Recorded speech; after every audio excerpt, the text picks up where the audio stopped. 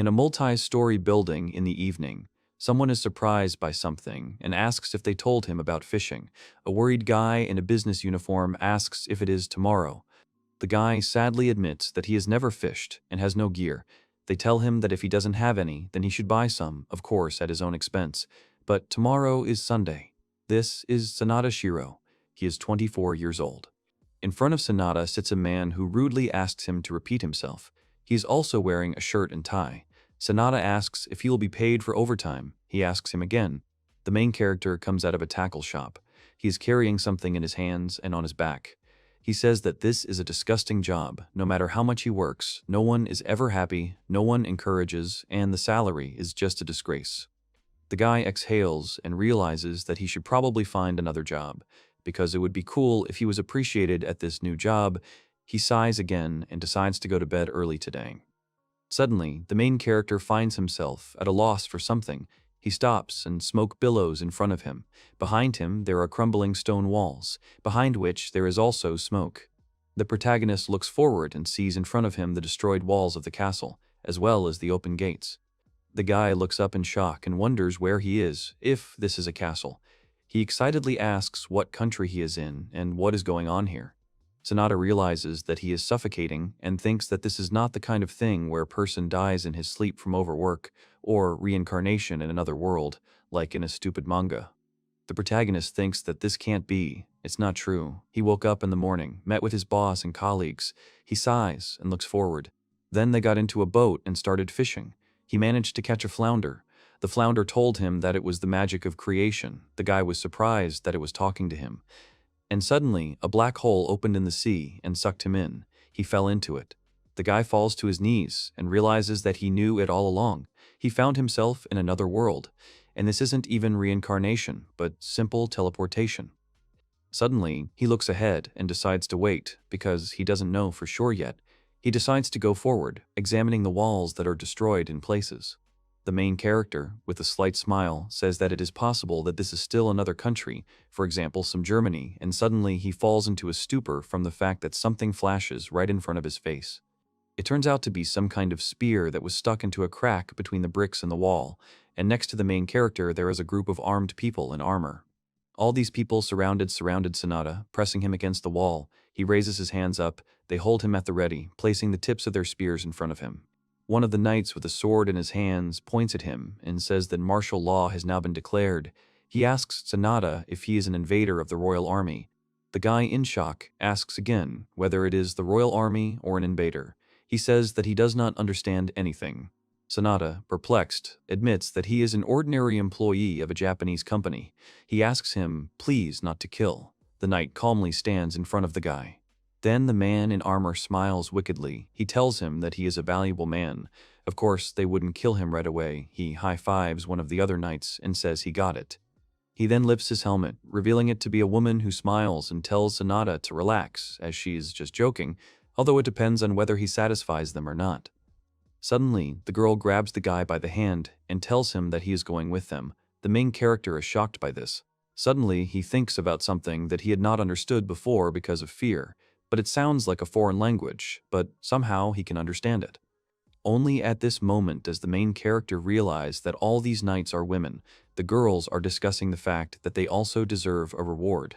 The guy understands that he will be able to find a way out. The captain is asked if they will do it, if one cell was empty, but the main character was grabbed very tightly and they do not let him go. Sanada tries to break free from this grip. He shakes his hand. The girl looks at him with a displeased face. He understands that he is in pain and looks at the girl in bewilderment. The girl sighs and asks the guy if he just tried to escape. She asks him to take it easy. She squeezes his hand harder, causing him to scream. The girl tells him that they won't do anything bad to him if he does what they say. The guy is shocked and thinks about whether she is really a woman. Otherwise, where would she get such strength from? Then the main character is locked in a cell with one window and a locked door. The girl appears above the guy in just a shirt and tells him what to do. Two other girls are watching and one of them tells the captain that she is next, but the second one objects and calls her name, saying that she is actually next. Both girls end up right in front of Sanada and are discussing how this guy's hair smells so good. Just like flowers, they want the same. Sanada realizes that they are talking about shampoo. The captain, smiling, orders him again about what he needs to do. She demands that he not keep her waiting. Later, the guy is asked about what happened. The main character thinks that he remembers that the equipment for kendo smelled strongly. It is a Japanese sport. Her armor is similar to kendo armor, but why does it have such a unique smell? Suddenly, the main character throws up right on the girl. She angrily tells him that he got into trouble. The girls understand that he got the captain dirty. The girls ask him not to do this, but the next moment, the girl kicks him right in the stomach, causing him to writhe. The main character lies on the floor and shakes, gasping for breath. One of the girls asks the captain not to break him ahead of time. She says that she wanted it the good way. Suddenly, she grabs him by the cheeks with one hand and furiously asks him if he dared to humiliate a woman. She says that she will beat him until he cries and asks for forgiveness. The girls gathered around a tied-up guy without clothes, and they discuss the fact that his face is like a 7, but his body is great. The protagonist reflects on the fact that they say whatever they want, although in high school he said something similar about one girl during swimming lessons. The guy mentally apologizes to Yoshida, now that he himself is in the same situation. He understands how important it was what he said to her then. The girls continue to discuss his physique. The girl asks the guy not to worry, because they will do this with the help of magic until she is satisfied. The guy thinks about what if he returned to his world. Then he takes into account the words about magic. He asks if she just said about magic. The girl points her hand with a glowing circle right at the guy. Suddenly, she grabs his head and tells him that it will be fun and he should try too. Suddenly, he feels magic running through his body. The main character understands that he has no choice at all, and whether it is the power of magic, he can only watch, and all because that flounder brought him to this world. Suddenly, a group of people runs up and bursts right into the cell. A man with a displeased face asks the girls what they are doing. One of the girls reports that he was wandering around the castle courtyard and they detained him. This is a routine interrogation. She gets angry and asks again about the interrogation, asking about the patrol. She calls them names, then orders them to take their posts, and the girls leave. The guy looks at her in surprise and she tells him to get dressed. The guy is relieved to realize that she doesn't seem to be going to torture him. The girl asks someone to come in. The one who enters turns out to be Princess Christia. She enters silently. The main character is amazed that she is a princess, and he notices that her hands are handcuffed. The protagonist ponders what such an important person is doing in prison, and is amazed by her uniform. He thinks that she is very beautiful and sophisticated. Her hair shines as if merging with the light. He is sure that she is from a different breed of people, with the typical rich girl vibes. Suddenly, the protagonist is surprised that the girl starts talking, asking how dare they keep her, a member of the royal family, in such a wretched place. Her face is very angry. The main character understands that she is very evil and has a capricious nature. The princess is informed that, on the contrary, it would be impolite to put the warrior princess of Regalta under house arrest. They must take all precautions. The princess says that the eastern garrison is still holding out, and that they should not think that this is the end.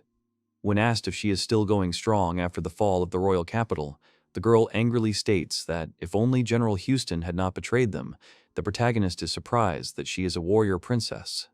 The girl is informed that there are only 3 days left before her execution.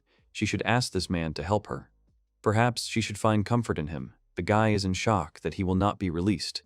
The girl sighs and says that things have gone very badly for her. The main character stands next to her in anticipation. The main character tells the girl that she seems to have a difficult situation. The girl gets scared by this, and the guy asks her what's wrong with her. He would like to ask her something. After that, the princess looks at him in surprise. The girl tells the guy that he can address her without formalities, because she is a princess in captivity, and there is no point in raising the issue of her social status. The main character says that, in this case, he has a few questions. The girl allows him to ask them, and the guy asks where they are now. She says that they are in prison, and she calls him stupid. Then the main character stands silently in front of her for a while, and the girl awkwardly apologizes. She tells him that they are in Regalta, the royal capital of Regalta. She asks him if he was brought here from somewhere else. The protagonist thinks that he was brought, or rather sent here, by a flounder, but he reports that the truth is that he is not from this world. The girl is surprised by this, and Sanada introduces himself as 24 years old. He works in a black company, and on the orders of his terrible boss, they went fishing. The guy talks about how he got into a fishing boat, struggling with seasickness. He caught a fish that Suddenly, the girl hugs the guy, and the main character, shocked by this, asks her about it. The girl suggests to Sanada that he stop, because the poor guy is delirious in reality. He probably had a terrible experience. The girl asks how they dared. Because he is 17 years old, he can't be older than her. The main character thinks about whether this is real, a world where magic exists, so he thought that she would believe him. The princess tells him that his clothes, his family, must be respectable. It is not surprising that this conflict will affect his psyche. She continues to hug him and tells him to sit like this until he calms down. The protagonist continues to enjoy himself in her arms and reflects on the fact that he thought she was quite hot-tempered, but she turned out to be a very kind person in reality. However, he still doesn't know how to feel about being treated like a child. The girl asks the guy if he's embarrassed. It's pretty cute. The girl with the sweet face asks him to calm down because she will not do anything like that to him. Then the main character takes a lying position and the guy thinks that he doesn't mind. He thinks that she would interrogate him. After this, the princess asks the main character about what happened to him. Sanada thinks about why he's worried. This is not the situation. Now he needs information, not lust. The main character tells the girl that he is calm. The main character asks the girl if there are any men here. He hasn't seen a single one since he arrived in this country. She admits that she thinks they are hiding, because otherwise they might be kidnapped by imperial soldiers, just like her. The guy is surprised that there are no male soldiers. The girl tells him that men cannot be soldiers, but he doesn't seem to know that either. She asks Sanada to listen to her. The guy agrees, and listens to her carefully. In their country, women serve as soldiers. The same applies to the Lurgot Empire, their enemy. She talks about how men cannot use magic. They are physically inferior to women. Here, a man is the weaker sex. The protagonist understands this and is surprised, thinking that he, as a weakling, is afraid that he will not be able to survive in this world. The captain girl angrily says that the interrogation is cancelled. They return to the patrol. The girls behind are thinking about how pathetic the captain looks, but the second girl likes it. The main character is Sanada Shirou. He is 24 years old and works in a black company. Here he is, fishing on a day off, on the orders of his boss. His boat is in the middle of the water. The guy sighs and thinks that this is stupid. The flounder asks him to help her. Sanada is shocked that she is talking. The main character announces that he is the first to catch a fish, and the fish announces that it will fulfill one of his wishes. The guy looks at his hands and thinks about the desire that he, for example, can become skilled, be able to do all sorts of things. It sounds funny.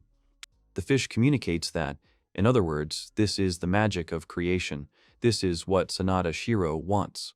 The main character, in shock, asks how she knows his name. He means what kind of magician he is. Suddenly, a black hole appears in the water, and the main character falls out of the ship. Right into it, he falls and screams. That's how he was transported to another world. The main character remembers the princess's words that men cannot use magic. They are physically inferior to women. Men are the weaker sex. The guy is shocked to realize that he has entered a world that, as it turns out, is dominated by women. The main character asks again and says that the flounder gave him magic and he is a man. She asks him where he is from, but let him not talk about another world. Sanada says that he is from a country called Japan. She says that she has not heard of such a thing. Where is it? The girl apologizes because it's probably too difficult for him. Let him talk about his country. Sanada understands that he is now backward to her. He will give her the most reasonable answer. The protagonist tells the girl that this is an island state surrounded by sea with a population of about 126 million people, an economic power with developed industry, science, and technology. The princess scoffs and asks again about the island country, but with a population 3 times larger than the empire, a funny story like the one about the other world. She starts laughing out loud. She thinks he was playing the fool to cheer her up. The guy tells her that no, she misunderstood. She apologizes. The girl says that there are 3 days left before her execution, and she is happy to spend them with him. The guy understands this, and the princess tells Sanada that he will not be killed, but will be forced to work and presented as a reward to the nobles, or sent to the border as a pioneer. Sanada asks the princess if she can use magic. If they use it, then to escape. She is certainly in the top 5 magic users, but not in these handcuffs, obviously. These are special handcuffs that block magic. He can't even use physical enhancement. Now he is no different from a weak man. The guy says that then, if they can remove these handcuffs, Then will they be able to escape from pursuit after their escape? It is difficult to say. The princess apologizes. As his current situation is partly due to the fact that they allowed the Empire to invade, she apologizes to him again. The main character waves his hands and says that the only ones to blame are those who captured him, and that fish. He suddenly remembers that the fish told him about the magic of creation. If he can use magic, he can help. What is this process? The girl reports that young people start with deep self-analysis and studying their characteristics. Everyone knows this. The guy thinks about deep self-analysis. If he calmly looks at himself, he mentally addresses the flounder and asks how to use magic. Maybe he can shout status open to him, like in a typical manga. Sanada starts talking, and suddenly a table opens with a list of his skills, as well as his skill level. The girl is surprised that the guy makes a surprised noise. He is shocked that the panel actually appeared. The main character, in shock, mentally asks if this is the magic of creation, meaning that the flounder did not lie to him. He is also surprised that there is a search function. He is curious if he can make something like panacea, but it seems he can't right now. He also pays attention to the production time. The main character is shocked by the fact that time is 247 years old. He will be long dead when he creates it. The princess anxiously asks Shirou how he feels. The main character exhales happily and tells the princess to look at this, pointing the girl at the board. But the board passes through the girl and she looks questioningly at the guy, asking what she needs to look at. Sanada looks at the girl in confusion and wonders if she can see the panel. He tells the girl that it looks like he can use magic too. The girl looks at him, and the main character thinks that she has taken on this pitiful look again. He wants to stop this already. Then, the princess hugs the protagonist tightly again, and he understands that this was expected. She asks him to stop talking nonsense with a serious face, because, as a man can use magic, she understands what it's like to want to escape from reality, but Sanada must pull himself together. He understands that if this continues, the princess will stop talking to him. She addresses him by name. The princess, with a calm face, asks the protagonist if he has calmed down, because it looks like the guy is becoming uncomfortable. The girl suggests that the guy rest a little. She will lie down now too. The guy agrees, and the girl lies down on her back, closing her eyes. The protagonist realizes that she has fallen asleep, standing right in front of her. He waves to her and says goodbye, thinking that he has taken up his act again. He needs to take a look while he has the opportunity. He opens the panel. A light is visible through the barred window. The protagonist looks at the panel and ponders what he has read is the simplest thing he can do. So this is water. The subject is water. The category is food production. It can be produced using oxygen and hydrogen contained in the air. It can also be produced as drinking fresh water. The production time can be reduced to 30 minutes per liter. The protagonist thinks about production time and the possibility of reducing it. He wants to try, puts his hands forward, and tries to realize his inner eye. The main character thinks that it is very similar to the feeling of a pulse, breathing, but not quite. He wonders if this is how magic is felt. The guy continues to hold his hands with his eyes closed. By the way, he doesn't even know any spells or other things, so he doesn't know if he can do it instinctively. He activates the magic of creation. Some energy appears around the guy. Then the guy looks at the panel again, where a few seconds have been subtracted from the water production time, and then this time continues to decrease. Behind lies a sleeping princess. The main character understands that the timer has started. There are 21 minutes left. The protagonist thinks that it looks like, after activation, the production magic happens automatically. The panel has become smaller. He may not participate further. The guy stands and looks down, realizing that his vomit is still there and the smell is getting pretty bad. All he can use to clean up. He sees a bucket in the corner. The main character looks at it and understands that it is not allowed because it is intended for natural needs. The guy thinks with discomfort that it is too unsanitary here. Although it was he who threw up, if he does not hurry, they can catch some contagious disease. He looks at the panel and thinks about whether there is something other than a panacea, for example, some vaccines or antibiotics. He suddenly understands that he can make penicillin. It says that it works for 47 hours, should he just eat it. The main character looks at the crossed-out drug production panel and thinks about what the conditions are for unlocking this opportunity. The remaining production time is 16 minutes. The guy understands that when the water is ready, he can make a rag or a mop. The production time of a rag is a whole 6 hours. He understands that without materials, it will take a lot of time. He would prefer to use something else. Sanada then turns around and looks at the sleeping princess and decides to take action. There are 8 minutes left until the water is produced. After this, the main character takes off his pants and thinks about what he is doing in such a place. There must be a commotion on the boat now. He disappeared so suddenly. Sanada wonders if this will be considered a marine accident. It was a day off, so it might not be covered by insurance. The main character holds his underwear in his hands and thinks that his parents are probably worried about whether he will be able to return to his world. The guy realizes with disgust that he really has to wipe up his vomit with his own underwear. Suddenly, after this, the princess wakes up and looks at the protagonist standing without clothes and asks if he is crying. The protagonist is surprised by this. The main character awkwardly tells the girl that it is not what she thought. The girl raises her hands with handcuffs up. Then, suddenly she comes up from behind and hugs the guy, which makes Sanada embarrassed. She calls him cute. A girl asks a guy if he tried to comfort her when death was looming over her, and he understands that this is how she interprets it. The princess tells him that there is no need for this. The main character thinks that he understood everything correctly, and he tells her that it is not difficult for him. He just feels sorry for her. The girl is surprised by this. The main character reflects on the fact that he tried to portray a nice guy as best he could, but what was he planning? The girl tells him that he is simply charming. The girl shyly tells Sanada to act, because she is not against it. The girl puts her hand under his shirt. The guy is surprised at what is about to happen. The protagonist turns to the princess in surprise and thinks that he never thought that this day would come. The girl looks at Sanada with embarrassment and says that it's a bit tight for her, so could he help her? The guy replies that he would be happy to. He receives a notification that the water production is complete. He needs to choose a place to appear. The main character nervously tries to remove this panel and decides that he will simply pour it out. He shows the place with his hand, and the water simply pours out onto the floor. Sanada understands that it means that when making water, some kind of container is required for it, but after that he tries to put his thoughts about magic aside. He is trying to focus on the present moment now, and looks at the embarrassed girl, thinking that now she is like a different person. After all this, the girl lies next to the guy and tells him that she liked everything, let him call her Chris. The guy lies silently. She calmly closes her eyes, hugs her, and says that now she does not regret anything. The guy gets up and looks at the girl, thinking that she is talking to him like a lover. It is impossible not to become attached after that. The main character cannot believe that she will be executed in 3 days. He looks at her sleeping.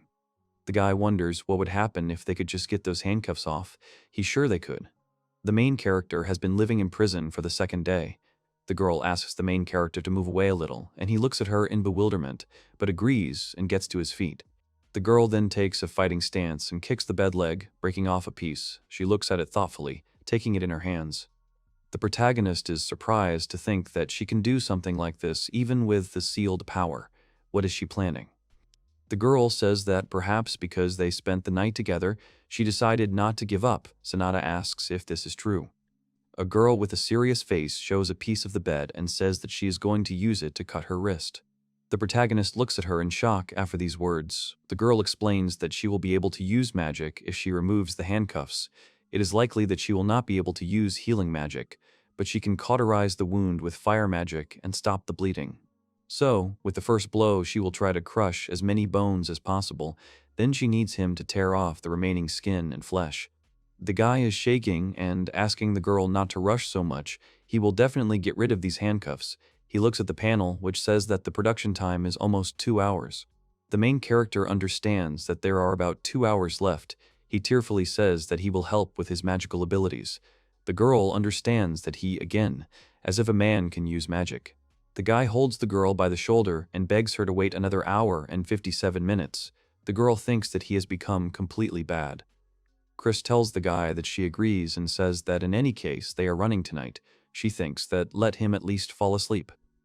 The girl tells Sanada that he has 2 hours and then they act according to her plan. The guy agrees and sighs. The girl tells the main character that 2 hours have already passed, but the guy says that it hasn't yet. Let him wait another 27 minutes. She asks him how he knows the time without hearing the bells. He can tell the time accurately by this watch, points to his wristwatch. The girl looks at it in bewilderment. Suddenly, she places the broken piece of wood on the surface and yells at the guy to finally stop messing around and give in already. Let him hold this sharp thing so that it doesn't move. However, the main character does not give up. and asks Chris to wait a little longer. He does not understand what to do, how to make her wait another 27 minutes. The girl screams that this is the only way out. A guy yells at a girl to spend another night with him. She asks him what he's talking about because now is not the time at all. The main character is shaking and tells Chris that he is scared. He can't do it, let her give him courage. The girl understands this. The princess confidently tells the guy that she will give him this courage, and Sanada understands that his method worked. The girl throws the guy on the floor and asks him if he minds. Because the bed is broken, the guy embarrassedly says that the stone is cold. Chris tells the guy that she will warm him up. The main character realizes that it really does get warm. Suddenly, he asks her to stop because it will end too quickly. He looks at the timer and realizes that he needs to hold on for another 22 minutes. Then the panel makes a notification sound and the guy lies there breathing heavily. He realizes that it was a good coincidence because everything ended with the timer. Good job. The girl asks him if he is done. He answers positively. Chris says it is time to get ready, but the guy interrupts the girl and asks to see. He puts out his palms, choosing them as the place of appearance. Metal object falls onto the protagonist's outstretched palms. The girl is very surprised by this and asks if it came out of thin air. Sanada thinks that she is stunned. In truth, the protagonist has been working on it since yesterday, using creation magic. He used the tool-making skill to cut thin grooves on the surface of the steel. A metal rod disappeared from the window. The guy tells the girl that he made it in order to throw off her handcuffs. What does she think about his magic of creation now? The girl is shocked by this. Suddenly, the girl takes on a serious look, realizing that this can only mean one thing. He is a woman, but the guy denies it, because she just checked it herself.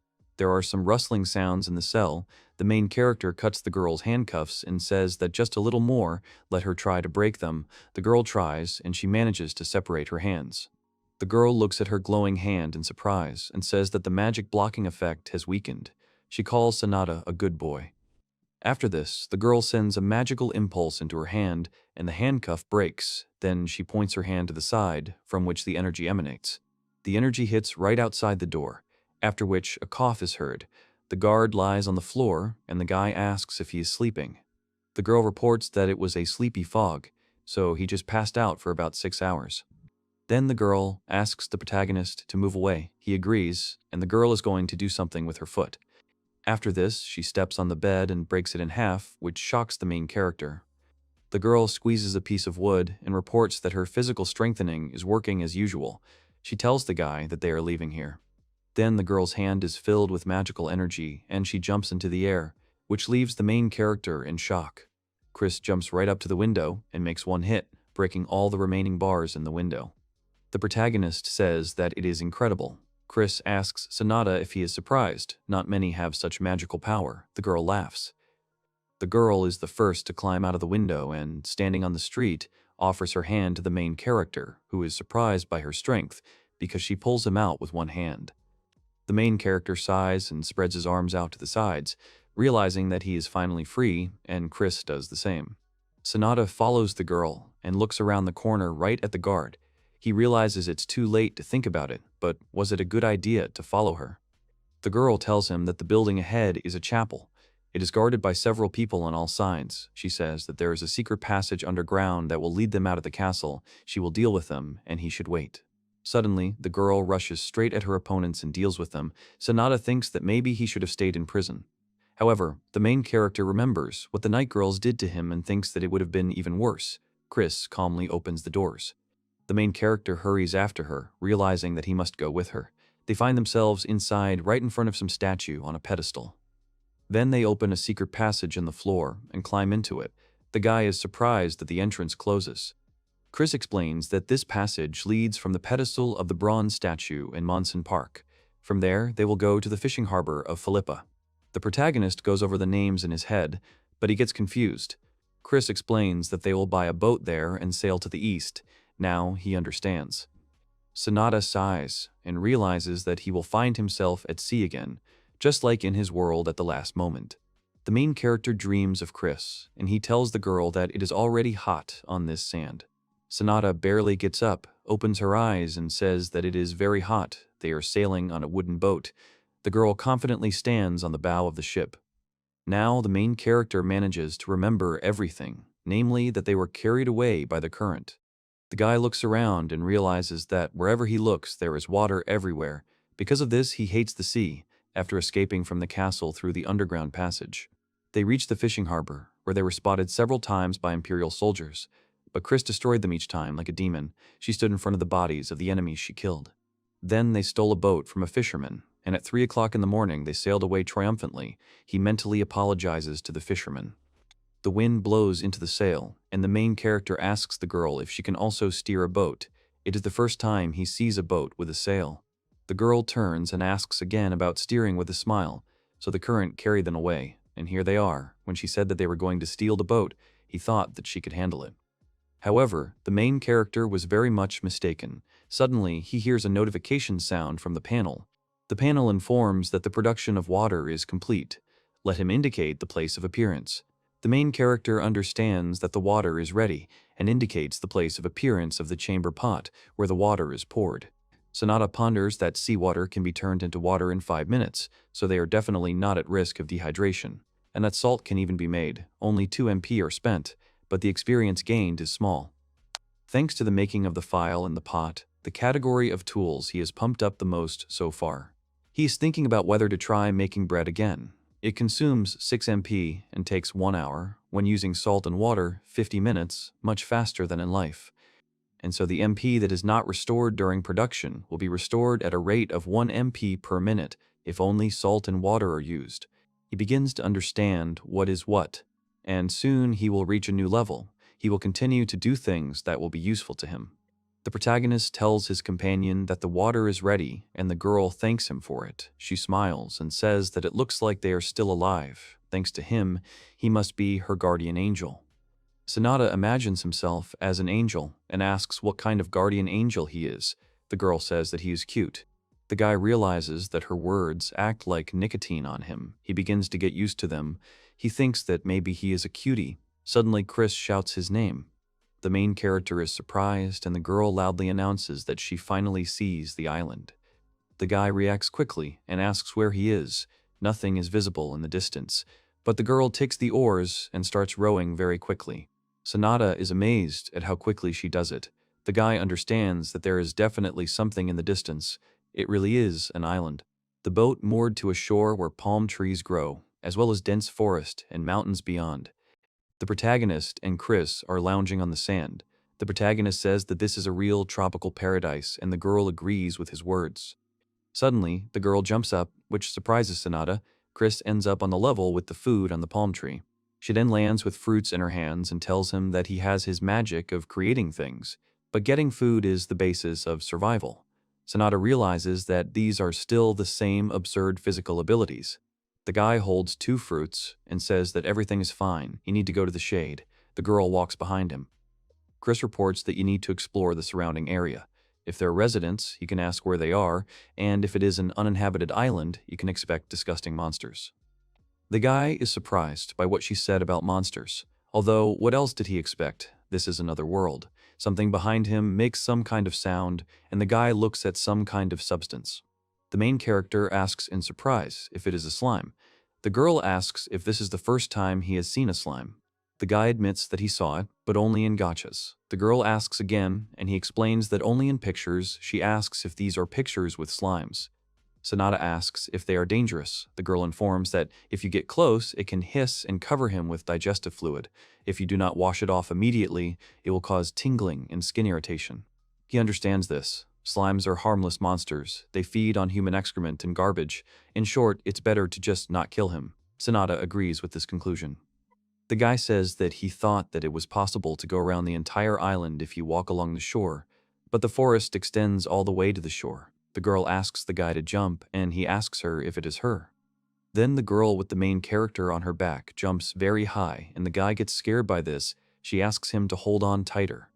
The protagonist, in horror, asks if they can't just walk on the ground, and the girl says that it will be faster that way. The guy wants to object, but for some reason he gets very scared and asks his companion to be more careful. The protagonist hits his head on something and falls back. Chris asks him what happened. Did he say anything? Suddenly, the guy grabs the girl tighter, which surprises her and calls the guy a naughty boy, telling him that it is too early for them to relax. The main character screams and removes his hands, apologizing to her. The girl smiles slyly. Then they are already walking. The main character reports that they just came out of the forest and there is a dense thicket. Chris fills both of her hands with magical energy and tells Sanada not to come near her. The girl then uses a slash and makes attacks with her hands. The guy thinks about whether it is a wind slash. He wonders if this is happening again. Then they find themselves in front of a cliff. The girl jumps over the walls again with the guy on her back. He realizes that she doesn't even use her hands. The main character thinks that her magic is cheating. He understands that they spent half a day going around all these monsters. He runs some kind of stick over something. If you put it all together, it turns out to be about 25 kilometers in circumference. An uninhabited island with no traces of human habitation. A small mountain in the center, less than 200 meters above sea level. No monsters except slimes, abundant vegetation. The girl offers to eat. She is already hungry. The guy asks in this case to look here and points to the food on the sheet of paper. The girl is surprised that it is bread. She asks if he made it with his magic too, which is pretty cool. The guy agrees and says that this is his first time, so he can't vouch for the taste, but he tried. Again, he plays the role of a nice and hardworking guy. The girl is shocked and says that it is very cute. He likes Chris's reaction. She says that once they finish eating, they will go explore the mountain. Sanada agrees to this. They walk along the mountain, and the girl says that the cave would be useful to them. They are at a sufficient distance from the river, so it should be convenient in terms of access to water. The main character says that there are only rocks here, and nothing resembling a cave. The girl fills her hand with energy and says that then they will have to do it themselves. She hits the mountain with her hand. Then the girl strikes one after another, destroying the mountain. The guy looks at this in shock and says that he is going to the beach for water and food. The girl screams that she understood. The protagonist carries fruits and thinks that it was a stone fist. Her magic is frightening. The girl looks at Sanada with a smile and tells him that he is fast. She also just finished. The main character goes inside what his companion has built and looks at it in shock. Benches and a table appeared in the room. Everything was very even. The girl asks the guy what he will say to this. She thinks that this place will be enough. The guy says that this is more than enough. There are more than 50 square meters. She also made a table, chairs, and even a bed out of stone in such a short time. The girl's cheeks turn red, and the main character understands that Chris is embarrassed by his words. Then the girl sits down, and the guy asks her what they plan to do next. She replies that it is what they discussed on the boat. She thinks they were washed up to the southeast, so if they sailed east, land should appear, and then they would join the border garrison at Bavanda Castle, although she is not sure. The latest information she has is that the Bavan Citadel forces have dealt a heavy blow to the Imperial Army, forcing them to retreat. They are on alert, but she can say with certainty that the standoff continues. She calmly tells them that behind the strong walls there are fertile fields, as well as supplies that will last for 10 years. If they go there, then nothing will threaten them. The main character understands that if Chris herself says this, it means that everything will definitely be fine. However, the guy thinks that now they need to go and get some leaves for their bed.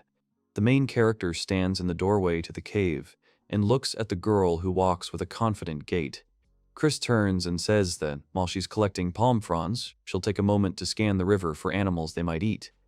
She tells us with a wry smile that in order to stay energetic, they need more than just fruit. The main character says with a smile that he will look for plants from which he will make bags for collecting fruit. So the main character after some time managed to find a vine. He's going to make a bag for harvesting, which can be worn on the shoulder or back. The production time is 8 hours. When the bread is ready, he will receive 6 experience points. After that, he will make a bag for harvesting and a little more before leveling up. The main character is very happy about this. Sanada understands that after this he will be able to do even more different things. He thinks about what will happen in the end. He thinks about it very much and looks at the sky. The main character tells his companion that he has returned. The girl is already in bed and tells him that they can sleep peacefully here. The guy understands that there is only one bed and that Chris had planned to sleep together from the very beginning, but the guy is happy about it. The girl says that this is a real bed, not like in prison, so she is very proud of it. A guy approaches a girl and wants to discuss something, but the girl abruptly interrupts him. She reports that she was unable to catch anyone. She apologizes for giving hope for dinner. The girl informs that as soon as they leave the island, fights will be inevitable, so they must stay alert. Tomorrow she will definitely. The guy again addresses the girl by name. The main character asks the girl to leave him here. Chris is very surprised by these words. Suddenly, the meaning of his words dawns on the girl, and she asks Sanada what he is saying. The main character says that he is useless in battle. He will only hinder her. Chris is certainly strong, but even with such strength she was captured. If she has to take care of him, then at some point she may lose. If the guy improves his magic, he can make a good boat, or even other things that can be useful in battle, but she can't sit and wait for this. The main character promises the girl that he will cope. He will be able to make all the necessary items, so please let her not look back and go to the east, and then focus on her kingdom. Suddenly, the girl starts to tremble, pursing her lips. She calls the guy by name and is about to hug him. She grabs him tightly and apologizes in tears. The protagonist, with a calm face, hugs the girl back. Then night comes. The main character lies in bed without strength. The girl sits next to him and tells him that he's become very brave. What he did to her surprised her. The guy thinks that it is all thanks to her guidance, that his technique has advanced greatly over the past few months. The girl reports that she has never seen a man take the initiative before. She asks if this is too much. Suddenly, the guy receives an audio notification. Chris asks him what's going on. Sanada tells her that he just finished making a collection bag. Suddenly, another notification comes, and the guy says that he finally leveled up. That's great news, but he still can't see anything. He reflects on the fact that his MP supply has increased, and he will be able to produce the same things that he was not able to do before. But there are no new skills. The girl asks him about what he feels. The guy reports that it looks like the 6 loaves of bread planned for breakfast will turn into 9. The girl is happy that now they will have a normal breakfast. The girl tells the guy that there is no need to rush. Although probably in bed mana is restored faster, then they start laughing about it. Night falls. The main character and Chris are in a cave. The guy says that tomorrow will be a long day. He suggests going to bed, and she agrees. The protagonist cuts a branch from the fruit and places it in the full basket behind him, indicating that this should be quite enough. The guy thinks that they don't even know how far this place is from land. He is quite sure that she will have enough water and food for a week, considering that she needs at least 2 liters of water a day, then she will need 4 jugs. The guy also has one more thing that he learned just by picking fruits, that you can't do without a knife. It's hard to pick with bare hands, but he still doesn't have enough MP to make a knife. In this case, a knife made of split stone will do just fine. It makes his life much easier. He thinks that in order to improve the ease of use, he needs to change its class to a tool made of polished stone. The girl turns to the guy.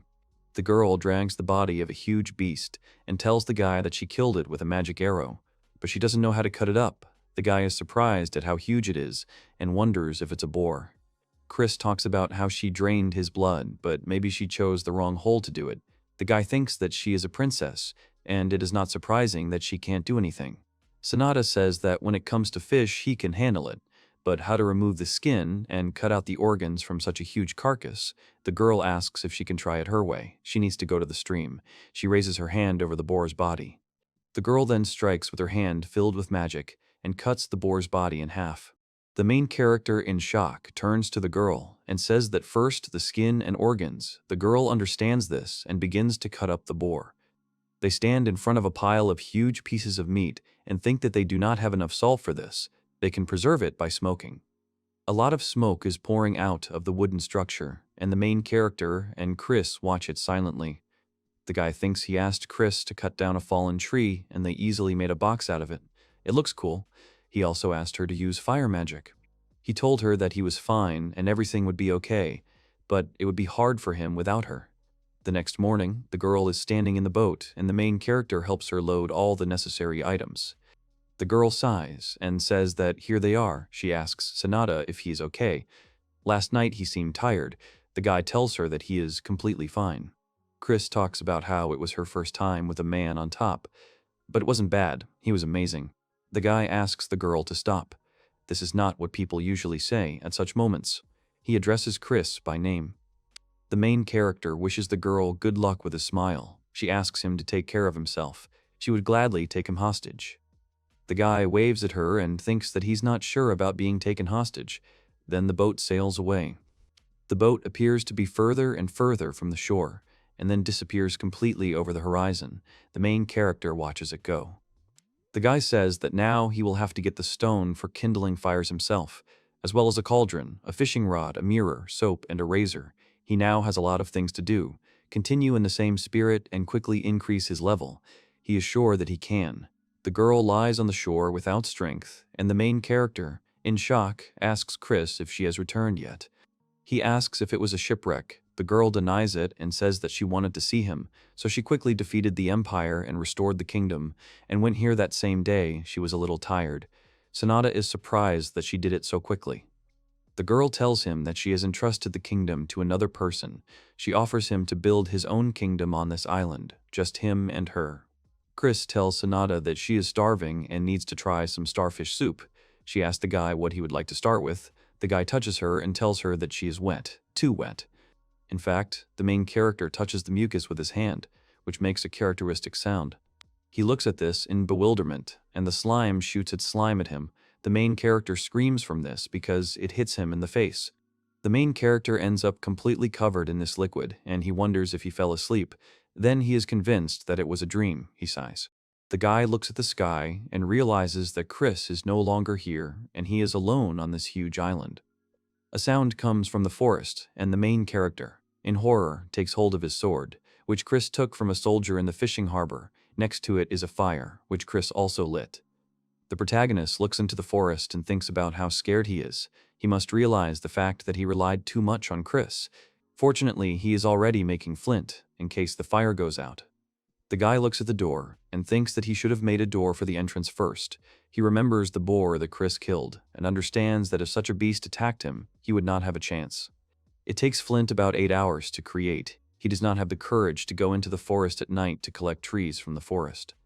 And the sword is too heavy for him to swing, but the fact that he has it calms him down, and he asks if it will be like this every night.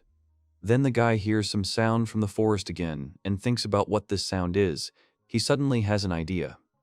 After all this, the morning comes. The guy wakes up from the notification. He stretches and says that it is already noon. He was so scared that he did not sleep until the morning. The main character begins to prepare from tonight. He will be able to sleep peacefully because the spear has completed its creation. Sanada looks at it and thinks that it is beautiful. A great piece of work, if you can say so. If the sword is heavy, they could just turn it into a spear. The sword is missing the tip that he used as a material. An amateur like him can't handle such a sword anyway. A light spear would be better for him. Sanada is training to use a new weapon. The main character is going to use it as a cane when he goes into the forest. There is one more unresolved issue.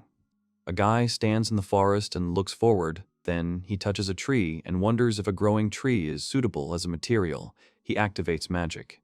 Then the protagonist is surprised that it has disappeared, but it falls on him from above. An hour later, the protagonist decides that from now on he will think before turning trees into material. Then the protagonist hears a notification and realizes that she is ready. He makes the doorway the place of appearance. Plywood is put in place of the door. This is a pseudo-door. The main character stands proudly in front of it. The guy opens it and thinks that it is fine, but he should have put it on the other side. The main character walks along the shore with a spear in his hands, eats a banana and looks at the sea, thinking about what else might be useful to him. Maybe he understands something. The main character looks at the sky and suddenly realizes that he hasn't eaten rice for a long time. He decides to look at the panels and realizes that he can make rice, but it requires more than bread. It takes 2 hours to cook. Suddenly, grass is washed ashore by the water, and the guy realizes that it is kombu, seaweed for sushi. He thinks that if he doesn't try it, he won't know. He decides that he will try it anyway. He thinks that he can make dashi out of it with magic. It is a Japanese broth. If so, then tonight he will have onigiri and kombu, finally Japanese cuisine. The guy also realizes that he really misses miso soup. It feels like he hasn't eaten it in his entire life. The protagonist thinks that Japan is very far away. 5 days pass. Sanada is still on the island. The guy laughs and says that just a little bit more, just a little bit. He has almost finished what he has been waiting for so long. 3 days after Chris left, he didn't do all sorts of things, and finally, his creation magic reaches the 3rd level. The main character is very happy about this and is pleased with himself. Now he was given not only more MP, but also a new category was opened. Golem production. He will immediately start producing, and in 48 hours it will be ready. He will no longer be alone. He asks his friend to go out, calls him a faithful assistant. Stone Golem appears in front of Sanada. This is a type of mass small production. Smoke comes out of the golem. The guy stands there waiting, and the golem starts to turn towards him with a stomp. The protagonist thinks that he imagined that he would look much more complicated. The guy looks at him, and then they stand together and look over the cliff straight at the sea, standing next to each other. He looks much better than his moai statue. His eyes sometimes glow green, and he can lift objects weighing up to 500 kilograms. The guy smiles. The protagonist thinks about what he needs to give a name to. Oiwa sounds like a curse. He also thinks about Ivastia and Stonisha. However, the main character understands that their golem is a man. From today on, his name will be Iwao. He asks the golem if this is a normal name. Sanada points to the cave where he lives. Now he is going to show him the whole island. He should go with him. The golem walks with a stomp, and the guy thinks that he is silent, but he is glad that he has someone who will listen to him. It is nice. They arrive at the place, and Sanada tells them that this is the Crescent Coast, a special place. This is the place where they separated from Chris. It's been about a week since he came here to this world, and he's just beginning to understand it. This is not Japan at all. He did some research, and now he knows enough about this place. He asks the golem if he is listening to him, but he goes somewhere, and the guy looks at it in bewilderment. The golem points his finger into the forest, and the guy asks him if he wants to go there, straight into the forest or in the other direction. He asks about the southern side of the island, and understands that they can't get there. They can go by boat or some other way, although they don't have one. Then he points to the sea, and Sanada realizes that he was just born, and he is probably interested in everything. Suddenly, the main character notices something on the horizon, and realizes that it is a ship that is moving straight towards them. He wonders if this is a coincidence. Because they are approaching their island, the ship is getting closer and closer. What kind of mysterious ship is this? Sanada notices a ship on the horizon, and thinks it's heading straight for them. The hero hopes that these are good people, and orders his friend Iwao to return immediately and defend the cave. The young man decides to stay and watch the ship. He urges his slow friend Iwao, who slowly moves away. Hiding in the bushes, the hero sees a boat being lowered from the ship and understands that they are planning a landing. The hero realizes that everyone in the boat is women. He notes that they are dressed not like soldiers, but rather like fishermen. Sanada is horrified to think that they might be pirates. The pirate has a serious and determined look. She looks at the shore with a slight smile, as if she has something in mind. The captain orders part of the crew to tie up the boat, and another to check the river, and she tells the rest to go with her. The mate tells the captain that they are lucky to have found an uncharted island. She agrees that it is the perfect hideout. Sanada is shocked to realize that they are indeed pirates looking for a new hideout. The hero thinks with alarm that now his neighbors will be criminals. The captain orders to go on reconnaissance. He starts to panic, thinking that they will eat all his fruit, and now he won't be able to go fishing. The young man realizes that his cave will soon be found, and suggests that Iwao set up an ambush on the mountain before the pirates sail away. Deciding to leave, the hero suddenly comes face to face with one of the female pirates. They are both completely shocked by the unexpected meeting, frozen in place. The entire pirate crew is shocked to see a real man in front of them because they thought the island was uninhabited. The pirates surround the hero. The hero panics and warns them not to approach, otherwise the stone golem will go berserk. The pirates are glad that he is a real man. The woman calls the man a real find and orders her team to attack the golem together. The captain delivers a powerful blow. One of the pirates flies to the side, instantly losing consciousness. The captain looks at his crew with displeasure. Her assistant stands nearby with a calm look. She yells furiously at her subordinates. The captain apologizes for frightening him and asks him to calm down, promising not to harm him. She says they will leave as soon as they collect water and meat. The hero thinks that the captain seems like a good person, but he is not so naive as to take her word for it. After all, he is a former employee of a black company. He says that water can be taken from the stream, and meat by hunting deer, goats, and wild boars. The captain thanks him, and again promises not to touch him. The stone golem Iwao stands in the cave entrance with relief, knowing that they are safe for now. The pirates recover from the fight. One complains of pain, the other asks if she is okay. One of the pirates gets angry at the captain, calling her a hysterical woman who is losing her temper because they just wanted to relax. They discuss how strong their captain is, but wonder why she needs to play pirate, since rumor has it that she is a former naval officer. One of them says with a grin that the guy wasn't that bad. The other laughs that she would have broken his neck.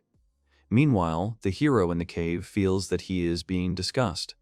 They say that the captain thinks he is better because of his pretty face. One of the pirates wonders if her friend is serious about this and asks who told her this. The friend laughs, hoping that the guy survived, and suggests that the captain only likes weaklings. Suddenly, their assistant Janice appears and reproachfully asks if they are calling themselves weaklings. The pirates jump up in horror when they see Janice, and babble in panic that they were just joking. Janice calls them idiots and asks what will happen if the captain hears them. She says she understands their feelings, since they finally managed to break away from the fleet, but she thinks the captain acted rudely. The pirates immediately agree with her, nodding that this was exactly how it was. Janice says the captain lacks flexibility, so she has her own secret plan. The hero commands his golem Iwawo to use the rock throw attack. The golem slowly lifts the stone, and the hero realizes that its movements are too slow to effectively attack from a distance. He concludes that Iwawo is a tank and needs a shield, but sees that creating a shield will take 18 hours and a lot of mana. Sanada decides to put off making the shield because if he needs anything else, he might get into trouble. He decides to create something simpler and makes 4 wooden torches. The young man lights one of the torches and is amazed that it burns much more powerfully than he thought. He orders Iwawo to stop the intruders and finds that although the lighting is primitive, it is quite useful. The hero receives a notification that his tool-making skill has reached level 3. The overall magic level is almost 4, and he thinks he would normally be happy. In this situation, he sits in his cave and can't wait for the pirates to finally sail away. Suddenly, he hears a loud sound outside. He looks out the window and sees that there has been an explosion on the shore. Sanada begins to panic, assuming that it might be pirates with a bomb or a cannon, and fears that he will be in trouble. He decides that he is not a clown and needs to at least improve his armor rating a little to protect himself. The hero sees a man, noticing someone outside the cave. The young man shouts, asking who is there. The pirate captain sleeps peacefully. One of the pirates bursts in on her, screaming that they are in big trouble. The captain asks Janice what happened. She looks serious, apologizes, and says that something terrible happened. Strange spots are visible on the hand of one of the pirates. The captain asks in horror what is wrong with him, assuming that it is some kind of disease. There are 4 sick people lying on the shore. The captain is alarmed that things are bad if the cause of the illness is on this island. The captain shouts that they can't just leave them and coldly orders Janice to shut up, saying that if they do, they will die here. Cecilia suggests converting one of the cabins into a hospital room and sealing it. She tells the patient to hold on and that she is in pain. She resolutely turns her back, ordering the patient to climb in, and says that she will carry her to the boat. The sick pirate, feeling guilty, quietly apologizes to her captain. A female pirate attacks the captain. She stabs the captain in the back with a dagger. Cecilia turns around in horror, asking the traitor what she is doing. Suddenly, she is thrown aside by an invisible attack, causing her to cry out in pain. She realizes that it was a wind slash, the only thing that could bypass her magical defense. Janice appears in front of her with a smirk and says her name. She says mockingly that they decided that Cecilia was not fit to be captain. Janice gleefully declares that the captain got it right, and now she's going to die here. But the captain, in a rage, asks if they really think they can defeat her, Cecilia, the explosive flame. She creates a powerful fireball in her hand. The traitors scream in horror that this is her signature technique. Cecilia unleashes the full power of her blast flame, creating a blinding explosion. The explosion raises a cloud of sand. The traitors cough and see nothing, having lost sight of the captain. Janice screams in rage at them not to attack because, in this confusion, they will only hurt each other. When the smoke clears, one of the pirates realizes with annoyance that their captain has escaped. But Janice says they beat her up pretty good and she's gonna die soon anyway, so it's best not to get into a fight. She orders them to return to the ship and tell the others that Cecilia and her dogs have contracted a mysterious illness. Janice smirks as she announces herself as the new captain and gives her first order. Her first order is to kill her allies. A stone golem with a torch in his hand looks out of the cave. The hero screams, asking who is there. A wounded pirate girl staggers out of the bushes. Sanada orders her to stop in a menacing voice and asks what she wants. The girl raises her head with difficulty. Cecilia admits that this is presumptuous, but being a pirate, she still asks him for help before falling. Before she could finish speaking, the girl fell to the ground unconscious. The golem notices that the girl is wounded because she is bleeding. The hero understands that this does not look like a trick. Casting aside all doubts and fears, the hero shouts out with determination that none of this matters. He asks Iwao to help him, deciding to take the wounded girl to his cave. In the cave, on the bed, the girl writhes in pain, clenching her fists. The hero sees that her wounds on her hip and back are much worse. The girl reluctantly admits that she was betrayed by her own subordinates. The young man panics and realizes that something needs to be done. He sees that bandages will take 35 minutes, and he hasn't yet discovered how to manufacture medicine.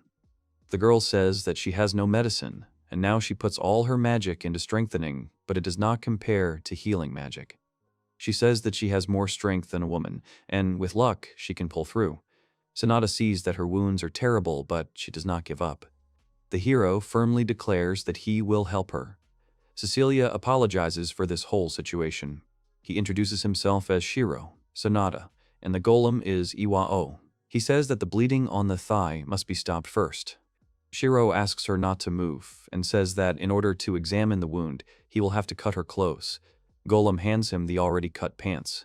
The hero sees in horror that the wound is more than 10 centimeters, but it is not bleeding much. Cecilia explains that this is because of her physical strengthening, otherwise she would have bled to death by now. She asks to bandage her thigh to stop the bleeding. He does the bandaging and says that's all he can do. Sanada is unsure about the quality of the makeshift bandage and thinks that the wound should be checked later. He is worried that she has lost consciousness. He creates another stone golem so that number 1 will guard the house and number 2 will collect food and water. His defense has doubled and his creation magic has reached level 4. He is happy, even though he only got more MP. He looks at the sleeping Cecilia, wondering if it's time for her to wake up already. Sanada thinks Cecilia is good. He can't stand to look at a traumatized man like that, so he decides to shave with his 3-bladed razor. Suddenly, he notices that she has woken up. She asks if he was peeping. He panics and tries to justify himself, saying that if she gets upset, her wound might open up. Cecilia blushes and hides her face in the blanket, and Sanada quietly asks if she's okay. Cecilia covers her mouth with her hand in embarrassment. She screams in embarrassment, covering her face with her hands, and asks for forgiveness several times. The girl apologizes for peeping and asks him not to come near her. The hero does not understand what she is talking about. Embarrassed, she says she didn't know he cared about unwanted body hair. The hero, with shaving foam on his face, repeats her strange words in complete bewilderment. It suddenly dawns on him that she meant shaving. He compares it to spying on a girl. He decides to quickly finish shaving, but Cecilia screams again, unable to bear such a sight. She yells at him to stop, saying he shouldn't do that in front of a woman. He thinks it's kind of cute for a pirate. Sanada hands her a glass, saying it's mango juice. She accepts the juice gratefully. He explains that she has not eaten for a long time and the juice is very nutritious. Cecilia says with delight that it is very tasty and feels the power penetrating her body. He adds with a smile that the mango was picked by the second Iwao. The boy asks her if it hurts. She replies that it hurts a little when she raises her hand. He offers to feed her. She refuses in embarrassment, but the young man says that the wounded were not allowed to speak. Cecilia says his name thoughtfully, saying that it is very beautiful. The hero says that he is hearing this for the first time, because his name is quite masculine, and he doubted that it matches it. He says she's hitting on him. The girl denies it, but Sanada thinks to himself that her reaction is great and that embarrassing her is very easy and funny. She, completely embarrassed, tries to say something incoherently. Sanada sees that she has fallen asleep and assumes that it is because of the juice and his jokes. He thinks that she needs it first. He decides that she won't be able to eat solid food and that he should make her porridge. He also thinks about making a chamber vase. The young man thinks with irony that he has become a nanny and checks his characteristics, which have noticeably increased. He is pleased with the good numbers and thinks that soon there will be a fifth level with new categories such as medicines. Sanada realizes that if he makes another Iwawo, his golem creation skill will rise and he will be able to create a different type of golem. He puts off making the golem because food is more important to Cecilia. He wants to go fishing. 6 days have passed since Cecilia found herself in the cave. The hero says it's time to change the bandages. Cecilia replies that the wound has already healed and the pain has completely gone. He sees that there is only a small scar left at the site of the wound, which, according to her, itches a little. The girl happily demonstrates to him that she can move freely, showing her strength. She says with a sincere smile that he helped her a lot, and she should thank him somehow. The hero sheepishly says that she doesn't need to thank him. It's enough for him that she promised not to touch or rob him. She replies with a grin that he doesn't have anything valuable anyway, and her principle is not to offend the poor. Cecilia offers to take him anywhere, and even share the hidden money.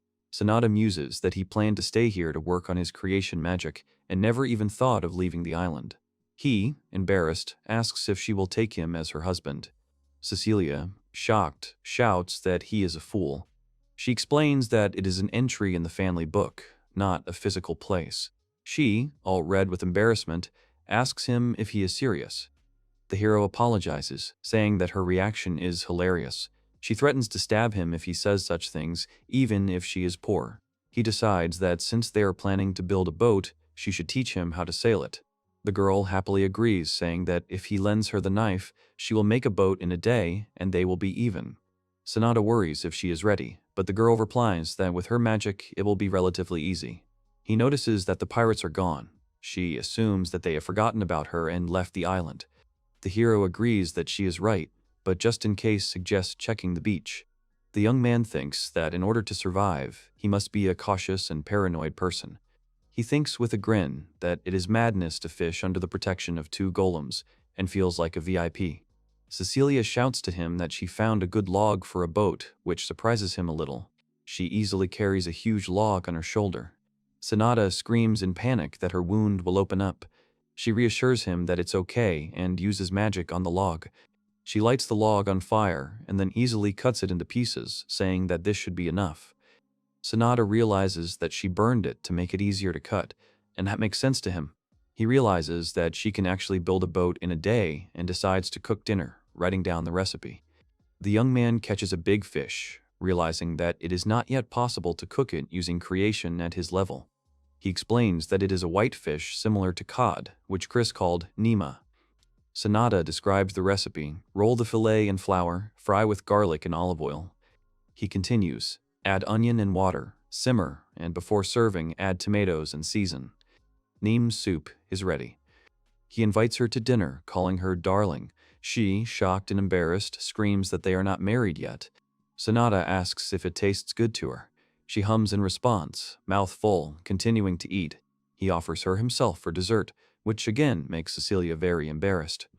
She blushes even more, unable to utter a word, completely confused. The young man had never seen anyone fall over with a bloody nose from excitement. He thinks that the people here are completely different and calls her innocent Cecilia. The hero's creation magic has reached level 5, and medicine production has been added to his list of abilities. He is disappointed that drug production is blocked by low levels, but is pleased with the improvement in bread production. A day later, Cecilia says with a smile that he now knows the basics and can continue. She enthusiastically announces that they are going to sea. The hero can't believe she built the boat in a day. Cecilia says the water is calm and they'll go around the island. He looks at the island with admiration, saying that this is the first time he has seen it so well. Cecilia asks if the island has a name. He replies that he doesn't know, as he just crashed there.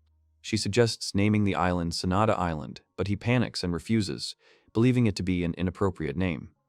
He remembers his friend and gives the island the name Monte Chris. Cecilia asks who Chris is. He replies that she is no longer here and had important things to do. She silently understands him. Sanada sadly hopes that everything is okay with her. They approach the rocks on the south side. Cecilia warns him not to go too close until he gets the hang of the oar. Cecilia remarks that it looks like a secret dock, and if the water were calmer, they could hide a boat there. Sanada asks what's wrong. She replies that she thought she saw something like a ladder deep in the cave. He thinks it's something man-made. She offers to check, warning that she'll be pumping. They swim into the cave and the water calms down. Cecilia lights a fire in her hand and points it forward. They see an old man-made staircase. The girl says decisively that they are going there. Cecilia says there are no signs of monsters here, but we need to be on our guard. Sanada grabs her in fear, saying he needs support. She smirks and calls him skittish and says it's okay, and they continue on their way. They reach the top. Shirou wonders where they are and guesses south of the cave. He thinks that if they go south, they will end up here. The young man has never gone so far into the forest. The young man suggests exploring the forest, assuming that there might be fruit trees there. The girl agrees, but asks to be on the alert and follow her. He sees something beyond the forest and is surprised to realize that there is something there. The hero looks at the huge structure in surprise, not understanding what it is. In front of them stands a huge, ancient entrance. Shirou doesn't believe that such a building was here and assumes that it is a South American ruin, but then realizes that this is not the case. Cecilia looks at the structure with wild delight and laughter. She screams in delight that it is a dungeon, and she never thought she would find an untouched dungeon in such a place. The girl explains that the dungeons contain many monsters, traps, and, most importantly, a huge amount of treasure. The hero asks how she knew it was a dungeon. She, trying to open the gate, replies that it was because of the magic it emitted. He asks her in a panic to wait, begging her not to say that she is going there. The captain replies that it would never occur to her to go alone. She says with a serious look that she needs to do something before that. Shirou assumes that she wants revenge. Cecilia agrees, saying that they will get what they deserve, since they have her ship. He thinks that revenge won't make her happy, but if that's what she needs to move on with her life. The hero says that, first, to escape the island, you need to build a ship. She agrees that this is true. He offers to make sails and return her to the sea. She asks him again in surprise. The young man thinks that she can build a ship, but she will not be able to make the sails that are necessary for long voyages. Shirou doesn't mind if she finds out about his magic, because she is a kind and sincere pirate lady, and I don't think she will do anything to him. The girl asks with a smile if she will be able to return to this island after she has taken revenge. He happily agrees. Cecilia suggests celebrating with mango juice. The girl says that she wants to gather companions and explore this thing as soon as possible, because the reward is huge. Sanada questions whether it is worth dying for. She replies that a woman would risk her life for treasure. He thinks it's disrespectful. She says she won't take anyone who tries to do weird things to her. Shirou says he appreciates her concern, but if that's his type of girl, he wouldn't mind if she tried. He says he likes beautiful women, but he wouldn't mind a less energetic lady in her 30s.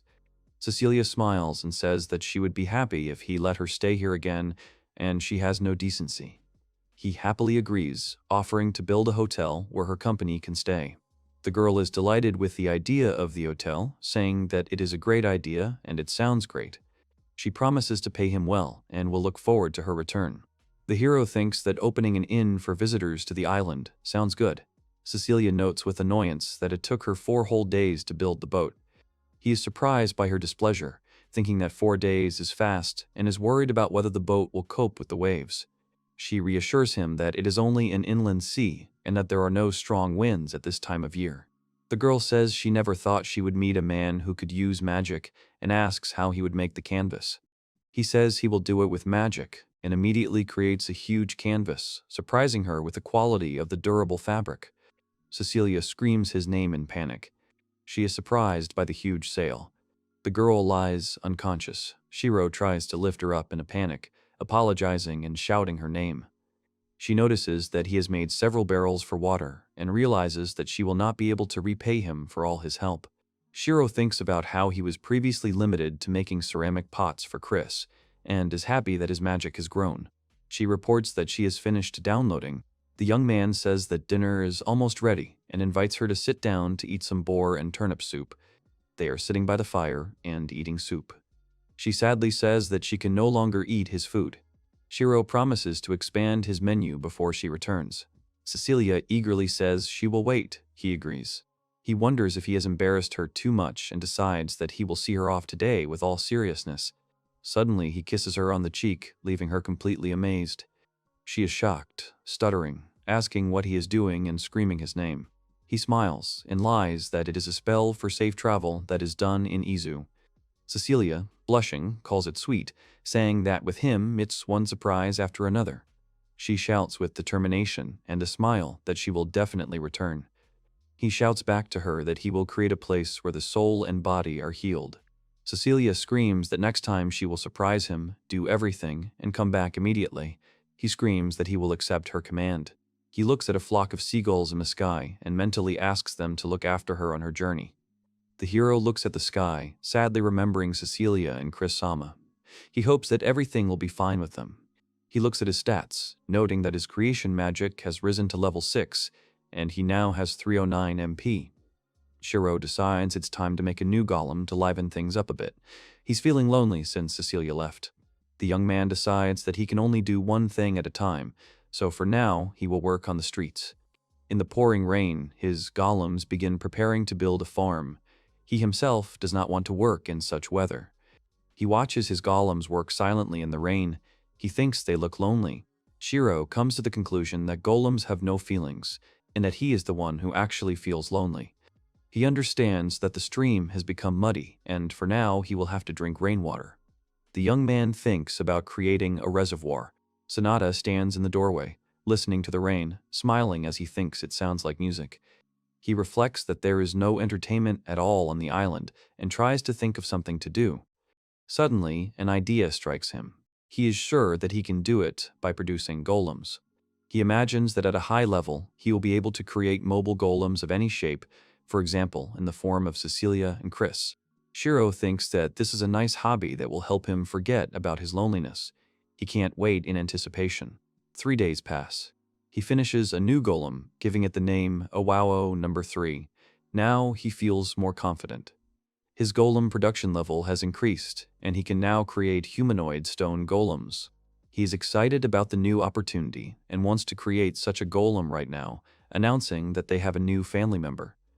A new type of golem, more humanoid, works hard on the field, helping others.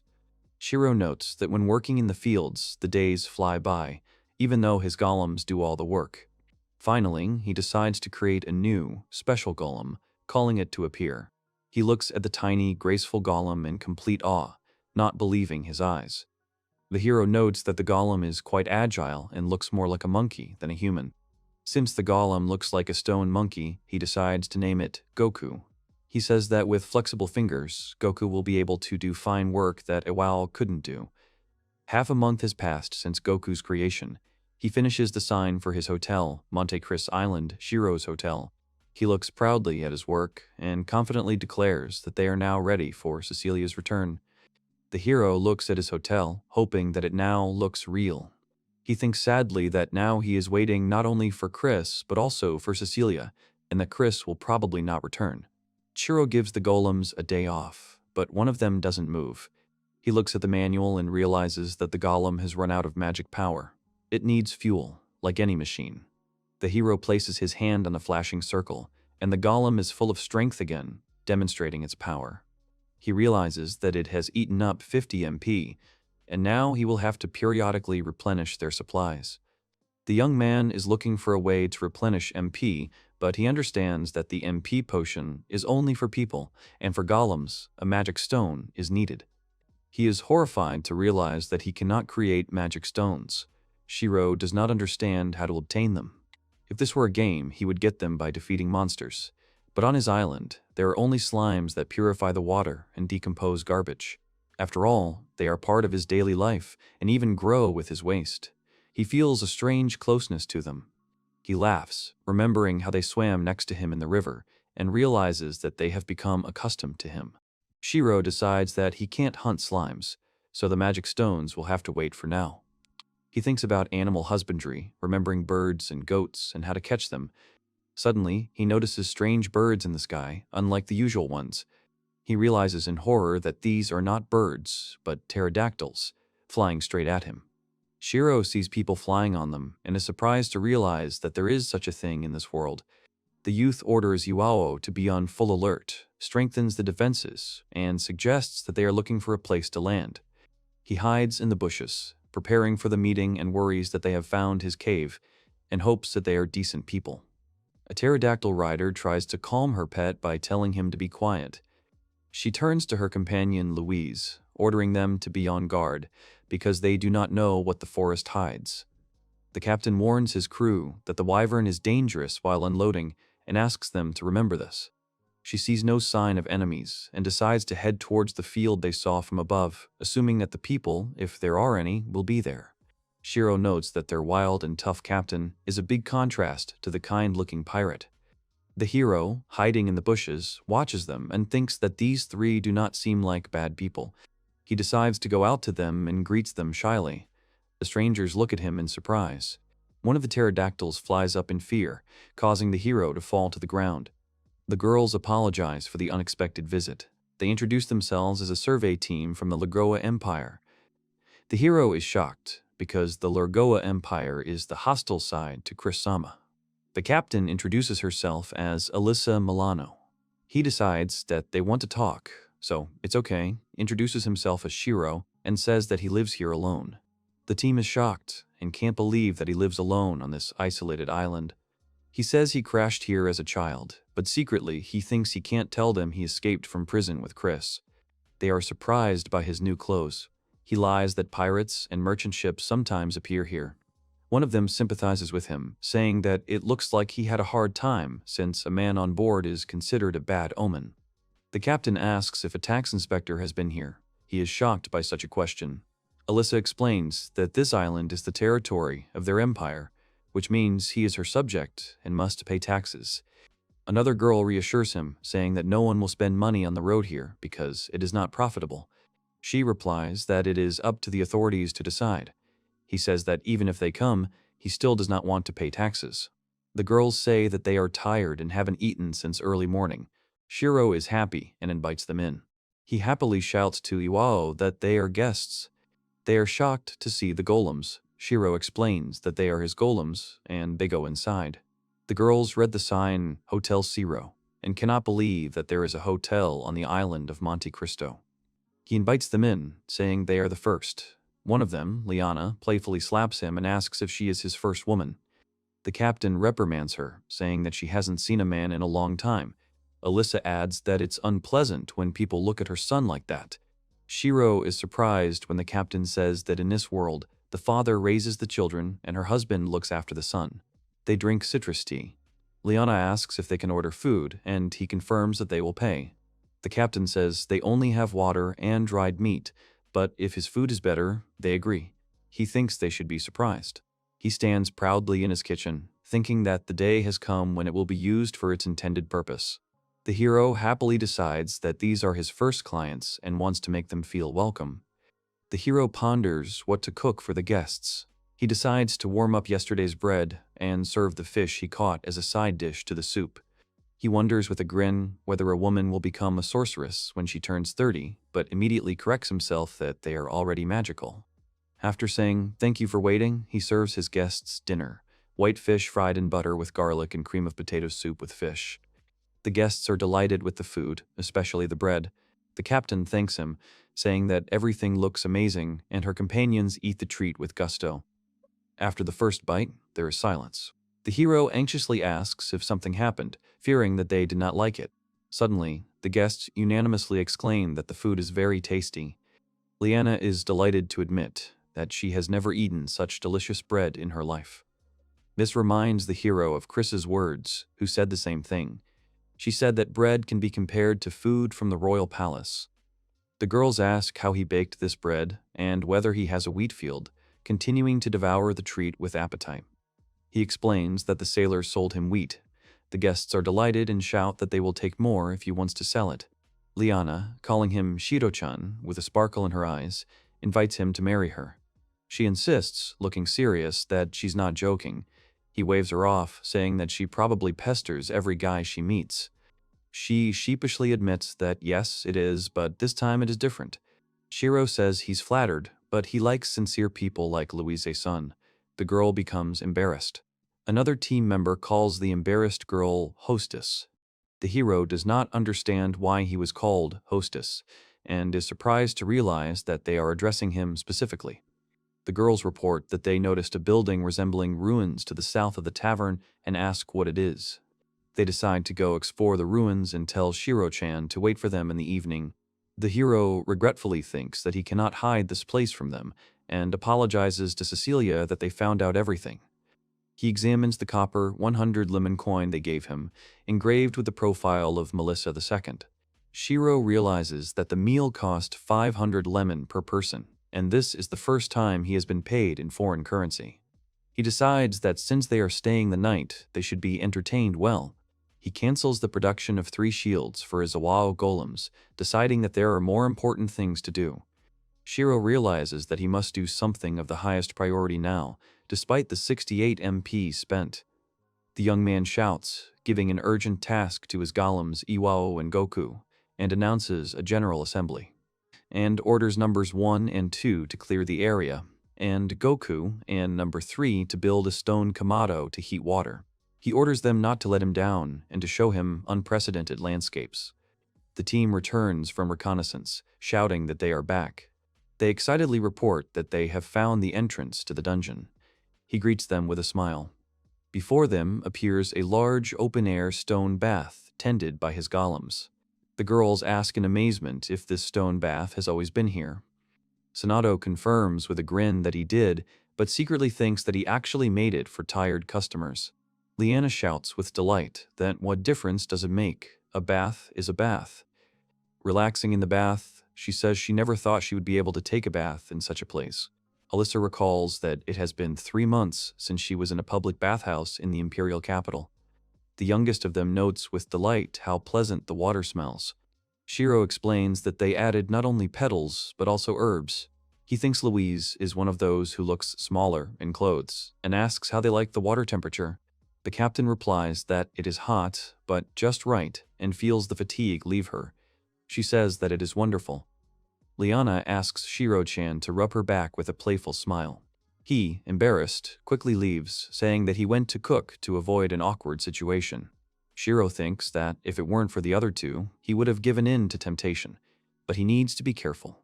The young man breathes a sigh of relief and realizes that everything is fine, no matter how he looks. He realizes that his eyes have been blessed. The young man assumes an imperturbable appearance. He tells himself that his composure has been restored and he needs to make dinner. The hero lies alone in his bed, his eyes wide open, unable to sleep. He thinks that dinner is over, everyone has gone to bed, and he is just lying there, but he is going to be completely honest. Shiro admits that he is waiting for someone to break into his room and tries to calm himself down in embarrassment. He hesitates, admitting to himself that he wouldn't refuse 3 girls at once. The young man looks at the sleeping girl, thinking what a cute sleeping face she has. In the morning, he is disappointed that no one has come and comes to the conclusion that they are all too serious. He decides to go wash himself and sees one of the girls who is already washing herself by the stream. Captain Milano wishes him good morning. He greets her back, and she comments on the good weather for flying. He asks if they are heading back yet. She confirms, explaining that the message about the dungeon is of the highest priority. She says she can go home before the end of the day because it's hard to be a working mother, and he understands that she's looking forward to meeting her son. Alyssa explains that she needs to make her existence known from time to time, otherwise her son will forget his mother's face. She informs him that the study will be followed by a research team of 100 people, which shocks him. Shiro panics, thinking that he only has room for 4. She reassures him that the soldiers will be staying in their camp. He says he can only cook what he served yesterday. Alyssa replies that it is quite enough to satisfy even the most demanding officers. She proudly says that she is a knight. He is delighted, thinking that dragon riders are the elite from another world. The hero assumes that Liana and Louise are also elite. Alyssa says it's hard for him to talk about it. He doesn't understand what he's talking about and asks in surprise what it is. The hero prepares a sumptuous breakfast for his guests, which consists of scrambled eggs, bread, pickled mushrooms, and sausages. Guests are delighted with the breakfast, which looks simply magnificent. He thinks they have a long journey ahead of them and they should be well fed. Shiro is glad they enjoyed it. After breakfast, The guests ask for more, and he realizes with a smile that he worried for nothing. The captain asks how much they owe for the hotel. One of the girls says that for a night and 2 meals, the price can be from 4 to 6,000 lemon. The hero panics and realizes that he doesn't have that much money and asks the captain for a loan, but immediately notices the magic stones. They explain to him that these are magic crystals that are used in the capital as money, serving as a source of energy. He learns that the price of stones depends on their size, 1,000, 500, and 100 lemon for tri, D, and mono, respectively. Shiro says with relief that in that case he doesn't mind accepting payment in magic stones. As soon as it touches the stones, the conditions for producing medicines and magical devices are met.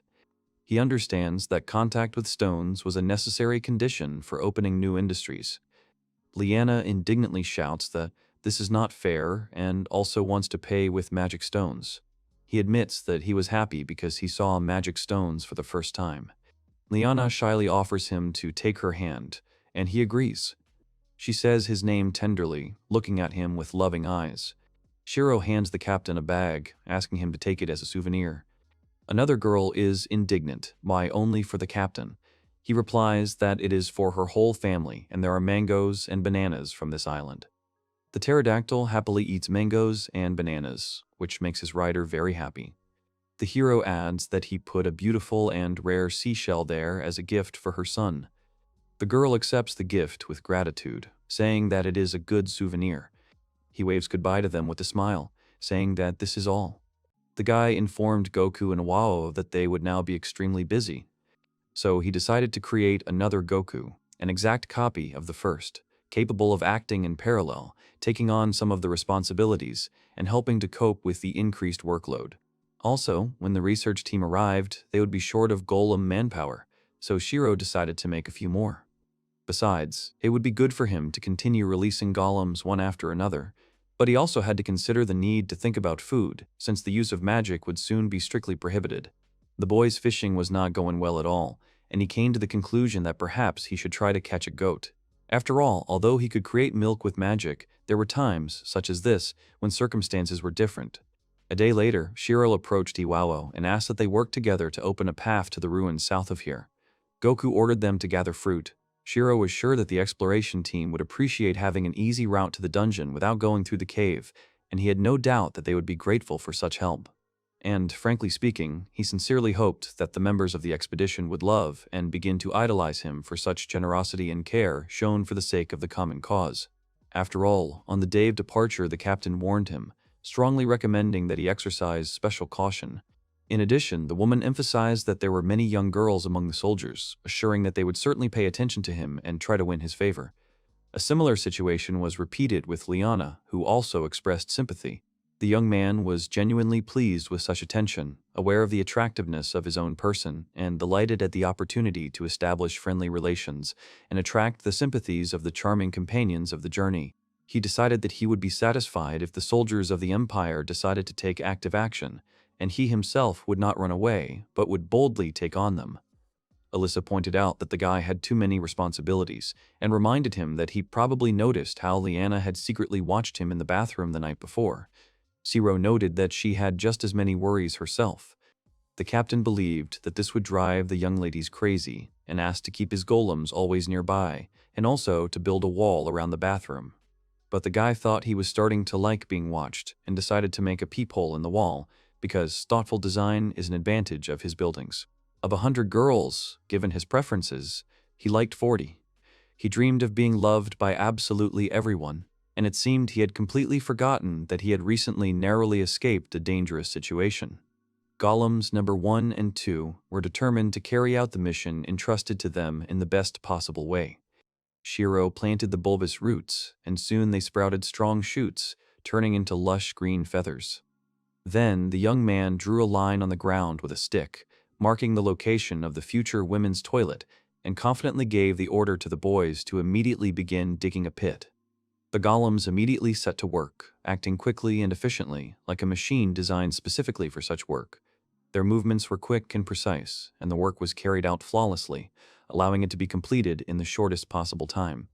The subordinates were sincerely happy that they had successfully completed the order, feeling satisfaction from the task completed and pride in their skills. Their faces were lit up with smiles, reflecting a feeling of joy and relief, because the mission was completed perfectly and on time. Shiro looked at the magic board and found that, after creating the third Goku, his golem production skill had risen to level 3. Delighted by this achievement, he decided to move on to the next important task. The guy went for a horse ride, enjoying the freedom of movement and the opportunity to enjoy nature and fresh air, taking a break from the daily hustle and bustle. He was glad that he could even create horses, greeting Silver warmly, and thanks to that, everything became much easier. A toilet, a well-equipped road, a bathhouse for officers, a wooden log cabin with a smokehouse. He achieved all this on his own. Moreover, the young man made many spices, significantly expanding his culinary arsenal. Preparations for the group's arrival had been in full swing for 10 days now since Captain Milano and the crew had left the island. He was also worried about when the research team would finally arrive, and then he suddenly noticed a wyvern flying in the sky. Shiro saw only one wyvern in the sky and wondered who exactly was riding the winged beast, Captain Milano or Louise. And he thought that he would rather see Louise, so he decided to take cover just in case. Suddenly, this rider was not a familiar girl at all. She landed and began to take off her helmet. It was Liana, who was genuinely happy to see the young man who had come to meet her. She hugged him tightly and admitted that thoughts of him were the only ones she had been living with lately. The girl solemnly announced that he now had an important message straight from the Empire, and effectively threw him a pre-prepared surprise, beaming with a satisfied smile and experiencing genuine joy.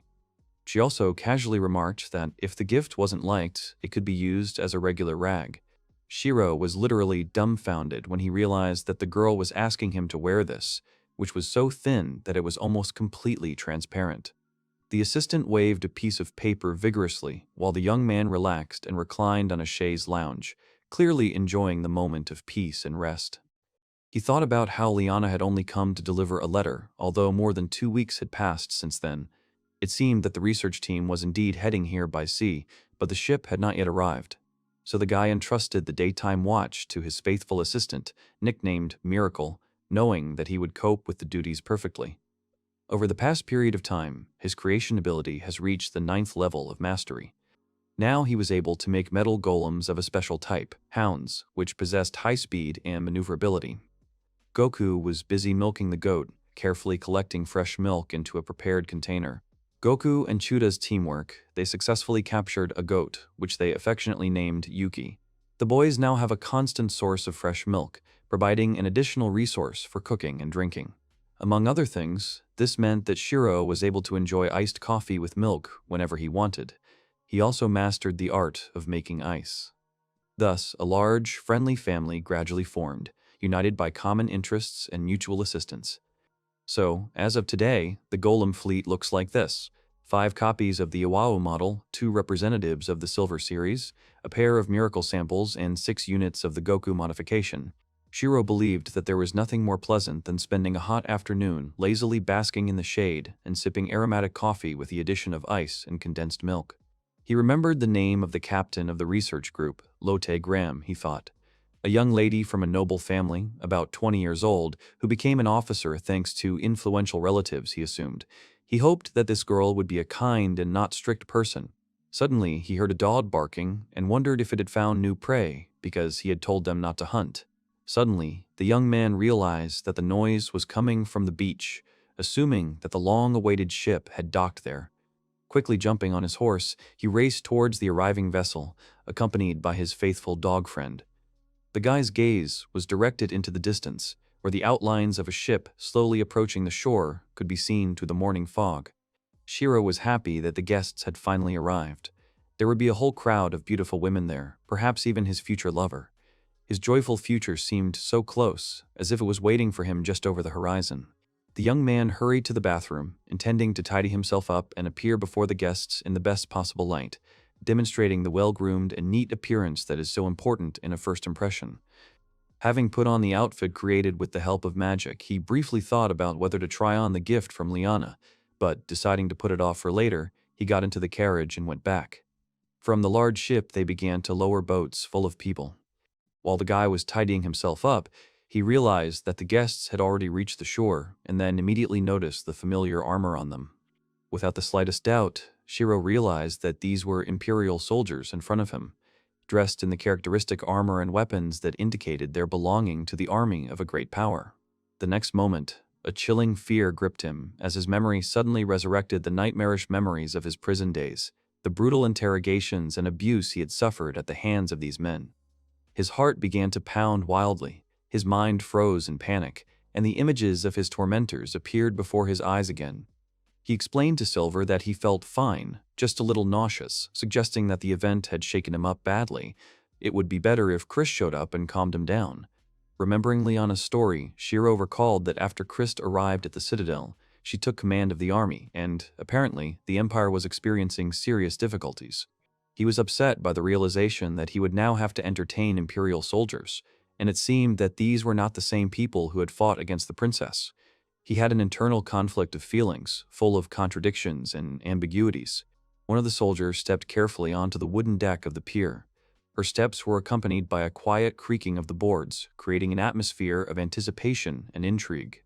Upon seeing the girl, the young man immediately appreciated her impressive height and fit figure, creating the image of a reliable and strong leader. He assumed that in front of him was either an experienced officer or Lotte Grom herself. He said that guests are welcome on the island of Monte Cristo. Introducing himself as a local resident named Shiro Sanada, the guy knew perfectly well that the girl was about 20 years old, although her appearance gave away that she was 30. The girl warmly thanked him for his attention and warm welcome. Behind her stood another, extremely attractive girl, radiating charm and attraction, forcing everyone to pay attention to her with her gentle appearance and graceful movements. Shiro realized that a petite girl, about 150 centimeters tall, had suddenly appeared behind him, and he admitted that calling her a bun was wrong, although her figure was quite round and appetizing. He thought she was delightfully plump but quite slender, guessing that she was Gram-sama's escort, looking more like a peace-loving civilian than a military person. The tall lady, recognizing her interlocutor as Shiro himself, confirmed that she had received a report from Milladonna. She introduced herself by stating that the little girl was the captain of the research team, Lotte Gram-sama, and politely asked that she be addressed with due respect. The young man froze in place, feeling the ground slipping away from under his feet. Shock rolled through his body, his heart began to beat faster, his eyes widened in surprise. It seemed as if the whole world had turned upside down, and reality had lost its usual outlines. A soft girl's voice introduced itself as Diana Lane, the captain's aide-de-camp. She informed him that the commander was tired from the long journey and requested permission to rest at a local inn.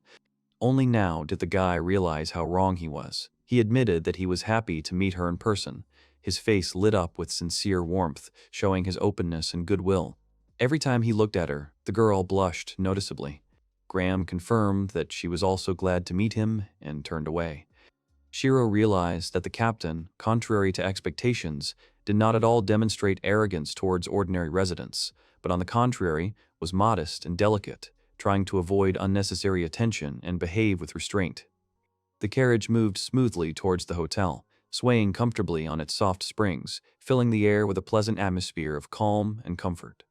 As the carriage drove, Diana turned to the captain and reported that the report mentioned golems, but no one could have imagined that a local boy would provide a suitable place for a camp, and assumed that the mission would be relatively easy. The girl expressed agreement with the adjutant's opinion. Shiro wondered if she was simply unused to interacting with men, or if she felt awkward, but given her high position, it was likely that she didn't want to go to this remote island at all. However, he found her behavior to be pleasant and sweet, so he let the situation slide. Arriving at their destination, the young man noticed that it was hot outside and suggested that the soldiers take advantage of this to cool off and wash off the accumulated sweat. The girls were puzzled as to how the proposed cooling method worked. The guy guessed that, apparently, wet towels were not in use in the Lurgoa Empire. The captain, touching her face with a wet cloth, felt a pleasant cooling. Diana got the gist of the method and approved, saying that the sensation was quite pleasant. Graham added that it seemed as if the sweat evaporated faster. To Shiro, it was like the head of the General Affairs Department, Mr. Suzuki, wiping himself with a damp towel. He invited the girls to try some refreshments, offering iced coffee and various syrups, adding that there was no need to be shy. The captain immediately took advantage of the offer, taking a large sip of the drink. The young man asked if his guest wanted more, receiving an affirmative, "Yep," and a compliment on the taste of the drink. He then noted with surprise that he rarely heard her speak beyond monosyllabic answers, and assumed that gastronomic pleasures were her weakness. However, he understood that he had to observe moderation so as not to accidentally overfeed the girl. Diana asked how he got ice alone and where the cool towels came from. The guy answered that it had previously been brought by sailors visiting the island, and he kept supplies in the cellar. Indeed, there was a cellar here, and the ice was kept in a special double barrel. The adjutant asked to warn her if an additional batch of ice was needed, promising to make the necessary amount using ice magic. Shiro expressed his gratitude and asked if he could ask for help later when he had some free time, receiving a clear confirmation. In addition, the officer made a favorable impression on him, and the overall development of events was encouraging. All the hard work and careful preparations paid off. His magical creation skills skyrocketed to level 10, opening up new possibilities and prospects for him. Shiro is now able to create a bird-type wooden golem, primarily for reconnaissance. The golem will be able to spy on prey and deliver letters like a carrier pigeon. Deciding to name his creation Cuckoo, he began creating the new design. Of the listed options, weapons production is the ability to create weapons that exist in his previous world: firearms, chemical, nuclear, and biological. The repair ability allows you to recreate any object, be it a broken plate or an exquisite watch, or even restore a car that is turned into a pile of scrap metal. Both abilities require a significant expenditure of mana, meaning Shiro is unlikely to be able to create or restore everything he wants. Apparently, he prefers a peaceful and measured life, although even with access to repair, he must carefully and economically use the available resources. The soldier did not hide her delight, amazed by the sight of a handsome man who turned out to be an inhabitant of this remote corner of the world. She could not believe that such a perfect specimen of masculinity lived and worked on a tiny island, like a hidden pearl. Diana sternly ordered her subordinates not to disturb Shiro, explaining that he was a valuable ally, and asked them to make sure that the others took the order seriously. The soldier added that there would be no obstacles if the young man himself agreed to the interaction. The adjutant added that love would not hurt anyone, but if it interfered with the performance of official duties, the culprits would be punished. Then she clarified whether this suited Lotte herself, to which the captain confirmed that she was fine with it. Having heard words of approval from her superiors, the first girl was delighted with the captain's order, and the second asked her not to seek special privileges. Looking at them, Graham felt sadly aware that she was a complete stranger in this sensitive dialogue about romantic attachment. Lost in her own thoughts, the girl looked out the window, immersing herself in melancholic contemplation of the endless expanses of heaven, and the captain realized that the problem was not at all a lack of interest in men. It is also true that at the balls she occasionally has to attend, there is not a single gentleman willing to ask her to dance, and the reason for this is her short stature. Moreover, when she finds herself in the presence of a man, her brain seems to stop functioning. The girl asked Yahoo if she would prefer an activity like horseback riding. Yahoo replied that she found the gentleman tender, so perhaps they would simply discuss music and other topics. The captain watched these conversations, slowly sipping her coffee, and she understood that these were typical topics of discussion for popular ladies, while she didn't understand anything like that. At least when it comes to hobbies, Graham will be able to tell little about his passion, creating model sailboats. Her imagination painted a graceful ship cutting through the waves of the open ocean, plowing through the sea with majestic confidence and grace, causing delight and inspiration at just one glance at the picture of heroic sailing. The girl reflected that reproducing the beauty of sea voyages in miniature is a surprisingly refined hobby, but for some reason it remains little known among members of the opposite sex. But she realized that sooner or later she would still end up in a marriage of convenience, but soon realized that even this might not happen, and then she would be alone forever. Suddenly, she was distracted by worried voices asking her what to do next. Diana explained in detail that the detachment had decided to stay at this hospitable inn, settling in for the night, and asked Lode if she would join the others, wanting to make sure that the commander agreed with the chosen stopping place. The captain is convinced that a separate house for accommodating large groups is much more convenient and practical than the cramped deck of a ship or the precariousness of camping tents, where it is impossible to fully relax and gain strength. She suddenly realized that she had forgotten the boy's name and added that she did not suffer from an inability to communicate or hatred of the opposite sex. On the contrary, Graham suggested that perhaps events would occur that could bring positive emotions and impressions. Straightening up abruptly, the girl shouted loudly that she too intended to stay here, straightening her shoulders. The decision was made firmly and finally, no uncertainty or hesitation, only a pure intention to follow her own choice and interests. Meanwhile, events unfold in the house, where grand events are being prepared to receive high-ranking guests. Shiro officially announced that the honored guests, the captain and Lane, as well as 6 loyal assistants, would receive separate housing in a spacious house equipped with all the amenities and luxuries necessary for a comfortable stay. He explained that dinner would take place at exactly 6 o'clock in the evening, and that the Goku Golem team would first inspect each room, making sure that there were comfortable beds. Iwao's Golem team will be busy preparing the bath just before dinner. Shiro himself will be heading out to gather fresh flowers and medicinal herbs for a relaxing bath, and he has ordered the Miracle Group to follow him, helping to gather natural ingredients. Looking around at those gathered, the young man noticed how different the guests were. Some were openly looking at him with interest, like a child who had seen an exotic animal for the first time. Others were behaving quietly and politely, and still others resembled playful animals who did not observe subordination. Shiro realized that such a spectacle was unpleasant to watch, but he tolerated what was happening, believing that everyone's behavior was individual and free. The main thing is that they behave within the bounds of decency. No one shows aggression or mockery, and the eccentric group of weirdos makes up only a small part of the total mass of quite adequate and well-mannered guests. The young man reported that the bath was ready.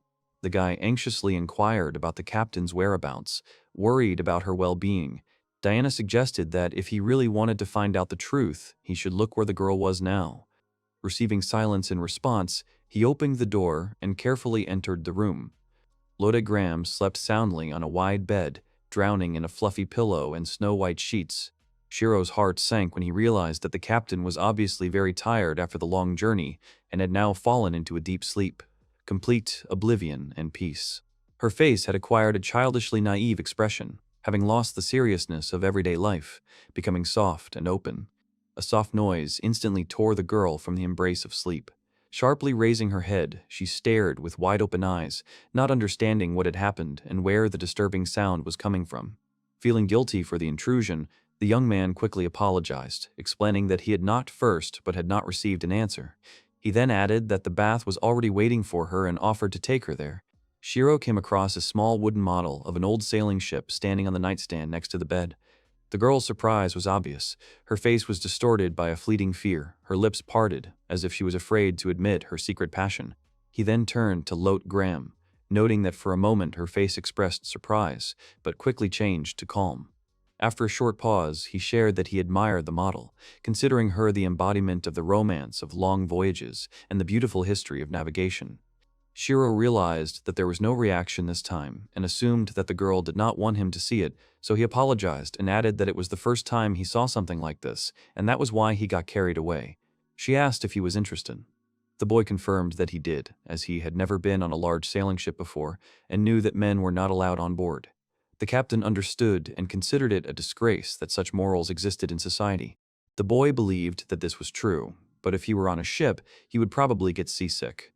A storm is scary, and he might not be able to stand the rolling, but he likes to look at ships. Graham confirmed that she likes it too. The guy continued that in this sense, models are great. You can enjoy romance right in your room, even tastefully displaying them as interior decoration. The captain agreed with this statement. Shiro wondered if he was talking too much, because the girl seemed indifferent all the time and probably now thinks that he is stupid. The young man apologized for his infatuation and offered to take her to the bathroom, politely trying to smooth over the awkwardness that had arisen. Graham agreed, making it clear that she held no grudge, and together they headed there. The girls were well aware that, of course, everything they had heard was true, and the bath also turned out to be a wonderful place to rest, giving comfort and relaxation after the eventful events of the day. They noticed the man's protruding leg and giggled merrily, genuinely enjoying such a funny sight, while the man himself was perplexed and embarrassedly tried to understand the reason for such a violent reaction of the soldiers. Diana was also in great confusion, trying to find the right words, but only helplessly opened her mouth, like a fish thrown ashore. Her cheeks were filled with a blush, betraying the confusion of feelings in front of such an unexpected turn of events. She strongly advised against stimulating the staff. but she herself involuntarily became the object of careful study, with a gaze sliding from the tips of her toes to her hairline, causing her mixed feelings of confusion. The young man sincerely believed that this girl possessed a very special beauty that distinguished her from all other representatives of the fair sex, enchanting with her unique sophistication and natural charm. While the others were drooling over his leg, he realized that in this world it was unacceptable for men to show off their calves, and he apologized and rolled up his pant leg. The girls quickly explained that they were the only women there and that they would have serious problems if the others noticed such liberties. Then the guy immediately blushed and immediately apologized for his inappropriate bare leg. The soldiers were embarrassed, and the captain hid under the water. Graham began to visibly tremble from the excitement that had gripped her. Her heart was pounding wildly, her hands were shaking slightly, her breathing quickened, her eyes widened with anxiety and uncertainty. Then her adjutant noticed that Lode was too nervous and lost consciousness. Shirou suddenly realized that it was his fault, probably because he rolled up his pants and stuck out his tongue. In any case, he believed that she needed to be pulled out of the water quickly and cooled down. The girls asked the owner not to bother her even more because of her wet clothes. The boy quickly ran away, shouting that he was going to change his clothes. One of the soldiers thought that he was either autistic or something like that. Diana doubted that he did it intentionally and did not believe that someone would consciously commit such a shameless act. She thought he was naive because he lived on an isolated island, so it could be inevitable, and asked the captain if she was okay. The girl replied that everything was fine, just a little surprised. Graham had never seen a man's leg so close before, white and sparsely haired, and he stuck his tongue out at her. And she barely had time to utter these words when she again felt weak, staggered, and again fell helplessly into a deep faint, frightening those around her with her sudden state. The soldiers were chatting animatedly at the table, heatedly discussing some important topic, gesturing with their hands. One of them announced that preparatory work would begin tomorrow. The captain agreed, ordering that the area be studied and defenses prepared. Shirou reflected on the fact that he had served them goat meat grilled on skewers for dinner, so that they could have something to eat during the meeting. Goat meat is a staple in the empire, and apparently it is also served as sashimi. He had heard that a certain part of the meat was especially tasty, but he didn't have the courage to cut it, and his pants were drying, so he put on a simple sheet. Yahoo read out that the size of the dungeon was as stated, and it wouldn't take long to prepare. The young man guessed that the soldiers would first probably put up protective barriers around the entrance, ensuring safety, and only then would they carefully proceed to open the passage itself, observing extreme caution. The captain asked how long it would take to dig the ditch. She was told that they had 50 earth mages and 46 water mages, so the job would take 2 days. The captain agreed and ordered the job to be completed within 2 days, asking if there were any questions. Shirou realized that they were going to use magic to build a moat, which would help them get rid of the monsters that were rushing out of the dungeon. He also thought that the calm Graham was actually very determined and stern when she got down to work, although being a shorestack was not bad in itself. He thought they had had a bit of an awkward moment in the bathroom, but he hoped they would be much closer now and asked if he wanted to get her another cup of coffee. Graham immediately declared that she would have another cup, turning away with a slight, embarrassed smile. The young man suddenly felt that some invisible force was keeping them at a distance, as if imposing a ban on getting closer, despite the outward closeness of the situation. Graham-sama shared food with him as gratitude for the stay: wheat flour, 10 kegs, butter, 1 kegs dry corn, 5 kegs eggs, 20 pieces, chickens, 6 pieces. It was very generous, and he felt he should give her something in return. Remembering that the captain liked sweets, the young man offered to bake a cake, but remembered the models of sailing ships and decided to do something cool, hoping that she would be pleased. The commander woke up, and her adjutant was getting ready, tying her hair. The soldiers gathered for breakfast in the spacious hall of the house, noisily chatting with each other, exchanging impressions and plans for the coming day, creating an atmosphere of warmth and friendliness. Shirou noticed that some soldiers start the day in uniform, while others don't. And while the uniform is the same for all privates and officers, their personalities are different. Lang-san is definitely one of the serious ones. He imagined the figure of a girl in front of him as a surprise. The adjutant asked what had happened to the master, for his eyes were darting about. The boy, slapping his cheeks, replied that he was simply glad to see the island so lively after so long. The captain ate pancakes. The young man, looking at her, thought that she was so cute, like a little hamster, and said that he still had some seeds. But the commander said that she did not want them. He asked Graham personally that since they were building a moat around the dungeon today, he was interested in seeing how it was done and asked permission to watch the process. The girl asked him in surprise why he needed it, but the guy said that he was really interested, but a questioning expression remained on her face. Shiro thought she was looking at him like he was some kind of strange animal, and wondered if men in this world weren't interested in such things. Graham called him strange. And then, when they set off, he sincerely wished them a safe and sound return home, mentally accompanying each with a kind word of support and care. The boy joyfully shouted that he would visit them as soon as he finished cleaning, to which the captain, smiling, approved the proposal, adding a note of lightness and cheerful anticipation to the general atmosphere of the morning. Now he decided that it was time for them to get to work too, and, glowing with energy, he gave out orders. Number 1 would clean up breakfast, numbers 2 and 3 would clean and make the beds, numbers 4 and 5 would clean the bathroom, and number 6 would be assigned to clean the toilet. And finally, the young man will prepare pudding for today's dessert, and the gift for the captain is ready. Pudding is a simple thing, easy to prepare for a large company, although it is difficult to achieve the right temperature. If you add vanilla beans, rum, or orange liqueur, it will be even tastier. He wondered if it would be possible to create vanilla with magic. He wanted to eat vanilla ice cream and decided to ask the officers to make ice. He planned to stay in the bathroom until the pudding was ready and ordered Iwao to prepare the dish. The boy lay in a bathtub with lavender essential oil made with magic. He wondered why morning baths were so pleasant, and he enjoyed the beautiful aroma of lavender. He felt like his level of femininity had increased since the guy came to this world, and he thought that it was also an effect of teleportation. Or rather, Shiro subconsciously adopts the image of the desired man in this world and acts accordingly. He told his subordinate that when the pudding is ready, let it cool down and then take it to the cellar to preserve its shape, and was about to visit their workplace. He also thought that if he were in Japan now, he would go to work. At first, he was curious about how everything would turn out, but now, having found himself in this world, he felt complete. Shiro couldn't explain the reasons exactly, but he felt an extraordinary comfort and harmony inside himself, perhaps simply having gotten used to the new environment and accepted it as his native habitat, becoming a part of this unusual world. While the soldiers walked to their workplace, the captain walked thoughtfully, immersed in thoughts about him. She found him homely, he was extremely handsome, and she wondered if such men really existed. The girl knew that he was a good cook, was not shy about cleaning and washing. Usually such men are distinguished by modesty and coziness, but Shiro is not like that. He also does not look like a businessman, abrupt and intrusive. Yet he was interested in model sailing ships.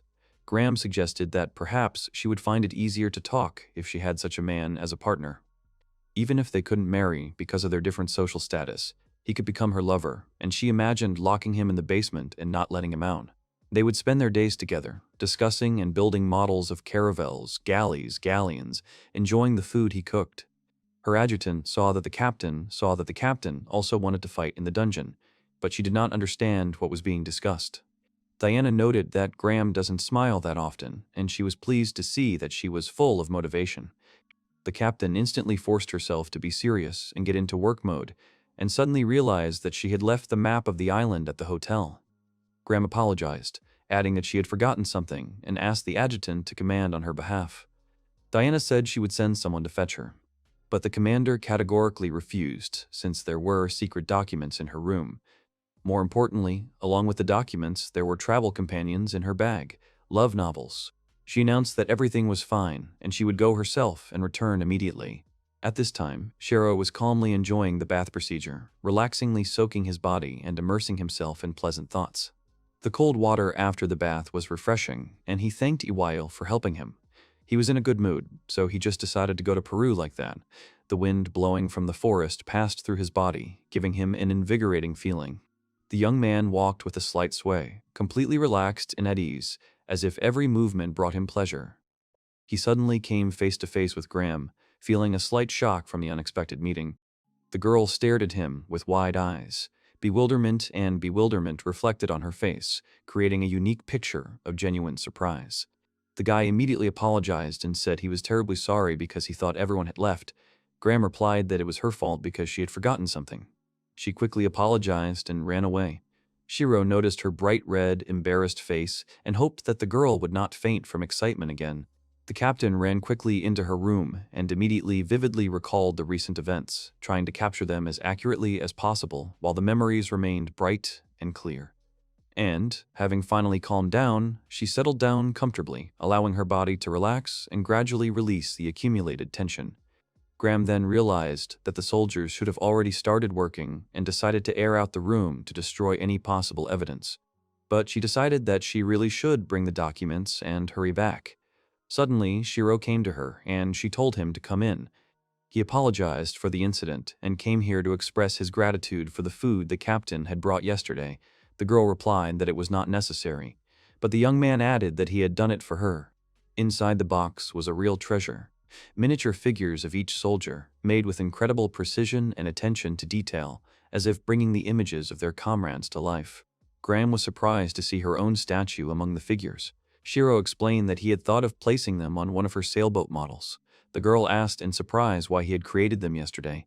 The guy replied that he had sculpted her figure the night before, and the others had been prepared in advance. She asked what material he used and was told it was clay. Then she asked him about paints, and he said he used pigments. Then he added that he had made his own figurine, but a man on board a ship was probably not the best idea. He also asked her if she thought it might look rather strange, and even a little creepy. The captain replied that she had nothing against it, and he was delighted, adding that the size of the figurine exactly corresponded to the scale of the model of the sailboat. Shiro apologized for taking up so much of her time and realized she was in a hurry, asking if she had gotten what she needed. The boys galloped back, sitting astride a fast horse, the wind blowing through their hair. Graham understood that she couldn't ride behind, imagining what her subordinates would say about her.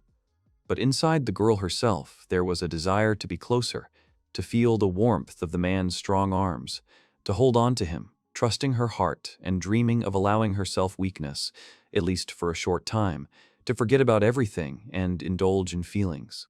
Shiro carefully wrapped his strong arms around her slender waist, gently pulling her towards him. The young man was glad that he had done this, and Operation Riding was a success.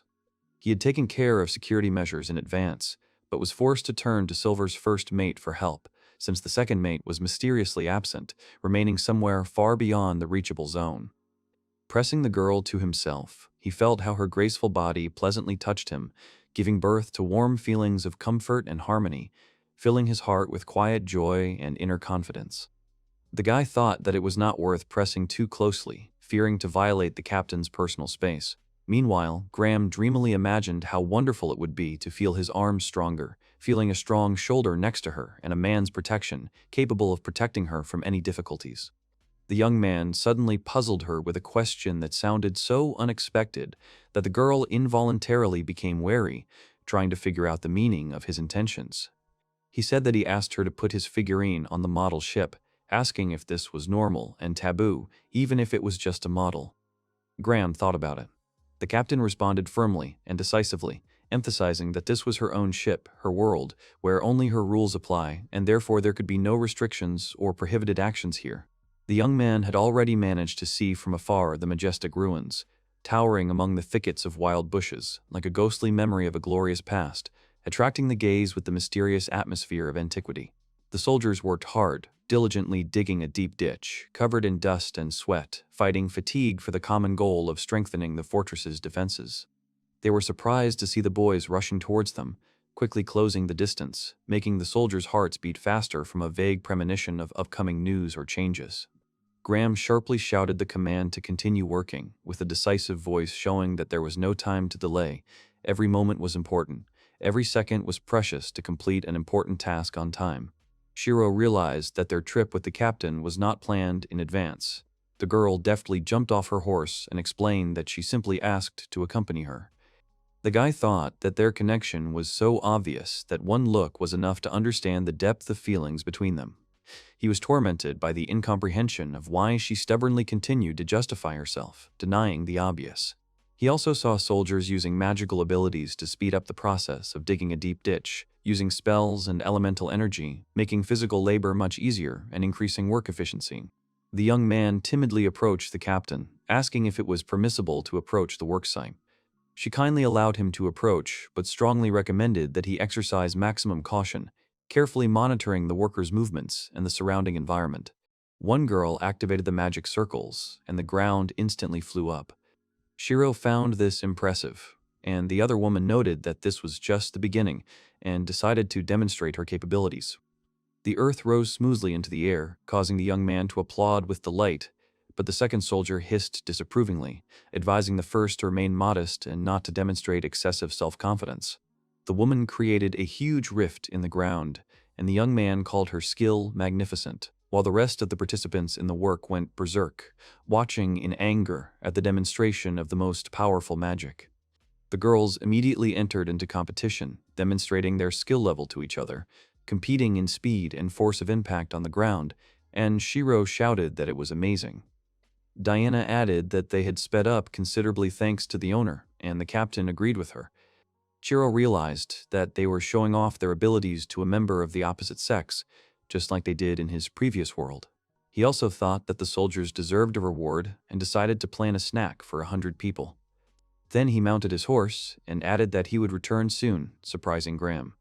The young man instructed Iwao to put a large pot on the fire, then explained that water, sugar, salt, and syrup would be added, and the mixture would be brought to a boil. Citrus essential oil would serve as a subtle seasoning. As soon as the liquid changes color and the bubbles begin to grow, remove the pan from the heat. Put another pan with cold water and cool the first pan in cold water. Once the mass is cool enough to touch with your hands, knead it with your hands, shape it into a cylindrical shape, divide it into pieces, and it's ready. Shiro shouted that he was back, brought them some salty candies, and heard earlier that it was good to take sodium supplements while working, and suggested that the captain try one. The girl added that it was delicious and smelled like lemon. The young man explained that he flavored them with citrus fruits. Graham thanked him for his concern. The boy decided to go and distribute sweets to the soldiers, who happily accepted the treat and thanked him heartily. Having finished distributing the treats, he went to look for the rest of the squad, wanting to make sure that no one was left behind. One lady he knew happened to be nearby and, seeing him return, broke into a wide smile, happy to see him. Shiro explained that these were salty candies, and that eating one on a hot day would give her energy. The soldier thanked him and decided to take one, but the boy noticed that her hands were dirty. He cheerfully and good-naturedly invited the girl to open her mouth and pronounce the cherished word am, hinting at a game, and at the same time offering a convenient way to taste the treat. He asked with interest if she liked the treat, receiving a confident affirmative answer, after which the rest of the girls were completely shocked. Cheerfully encouraging them, the young man announced that there would be enough treats for everyone, and began carefully putting small candies into each person's mouth, generously distributing a charge of positivity and joy. All the soldiers lined up, patiently waiting their turn to be among the lucky ones who would receive a sweet treat, handed directly into their open mouths. Shiro realized that he had already dealt everything, but then he discovered that there was still quite a bit left and suggested having a second round. Diana told the owner that they appreciated his attention, but that was enough, as the soldiers were too focused on him and neglecting their work. The young man asked if candy was such a rarity in the empire. The adjutant replied that candy was not a rarity, but she added that the ritual itself, when a man feeds a woman by hand, is a rare event because it is something special, worthy of the pages of novels. Shiro said he was very sorry. He grew up on the island and knew nothing, although in fact he knew everything. Diana knew he had only good intentions, but the young man realized that he had only slowed down the work. Deciding to act wisely, Shiro decided to leave the remaining treats to be distributed later once the work was completed, in order to avoid unnecessary interruptions and maintain the soldiers' fighting spirit. He asked to continue the work, convincingly promising that as soon as the digging of the ditch was completed, he would receive an even greater quantity of delicious sweets that would energize and lift his spirits. The girls willingly accepted the terms of the agreement, enthusiastically resuming their intensive activity, united by a common desire to complete the work mission and wait for a well-deserved reward, motivated by optimism and hope for a quick reward. Shiro hoped that this approach would compensate for the lost time, and the captain completely shared his opinion. The guy decided to offer Graham another candy, but she was noticeably embarrassed. But after some time, having gathered her strength, the girl hesitantly extended her hand, almost afraid to accept the gift, experiencing an internal conflict between embarrassment and the desire to enjoy the unusual experience. Shiro sincerely admired her touching shyness, finding in it a special charm and appeal that revealed new facets of her character. The soldiers quickly directed streams of water into the deep ditch, filling it with fresh moisture, creating a powerful protective barrier that provided the fortress with additional protection from enemies. The young man felt deep satisfaction when he saw the finished ditch and the girls enjoying the sweets, feeling the joy of the successful completion of the project and his own participation in the common cause. Iwao's team was helping build the towers, and Shiro decided that it was time for him to cook dinner, so he returned to the inn. Iwao's team finished helping and they received thanks for their help. The captain turned to the cook with an interested question, anticipating a gastronomic pleasure, wanting to know the details of the evening menu. The boy realized that this was the first time Graham had initiated a conversation on her own, and replied that the main dish was sea bream tempura. The girl had no idea what the term tempura meant. He explained that tempura is food dipped in batter and deep fried, and is especially delicious when fresh. When the guy went to the tavern, one of the ladies openly complained that she would like to take him home with her. Others also began to noisily express their agreement, declaring that they understood her perfectly. He was handsome in appearance, a wonderful cook, and this was incredibly attractive. Graham glared angrily, irritated by the open discussion of the subject of her interest. But they were afraid that he might cheat, because such men are in great demand. Another lady suggested declaring him a public husband for the duration of the official visit, and the captain was visibly nervous. Diana added that she had heard something from Milano Dono, that her subordinate had tried to marry him but had been rejected. Another soldier realized that they were talking about Liana, a girl who was constantly surrounded by male attention. And it was obviously her, because she said it was only the first round. Graham thought Shiro might seem like that, but she didn't think he would be unfaithful. She was looking for a way to take him home with her, and jokingly thought that if she were a rider like Alyssa Milano, would just fly with him on a wyvern. Laughing at her own fantasies, the girl caught herself thinking that sometimes she lets her imagination run wild, coming up with ridiculous scenarios that seem funny and naive, but bring joy and relief. Shiro knew he had established a relationship with the people of the Empire. No one could have imagined that he was connected to the warrior princess Regalta. The young man thought with interest about the fate of Chris-sama, warmly recalling the bright moments of their journey together, filling himself with bright memories and hopes for a meeting with his dear friend. The soldiers, huddled in a tight group, looked greedily at the prepared food, anticipating satiety and rest after a long day of work, rewarded with delicious food and the opportunity to restore strength. Shiro informed those present that it was sea bream tempura, specifically warning that the dish was hot, so care should be taken to avoid unpleasant consequences. The girls were literally swooning with delight, tasting for the first time an unusually delicious dish that opened up new horizons of culinary sensations, enhancing the overall festive mood of the evening.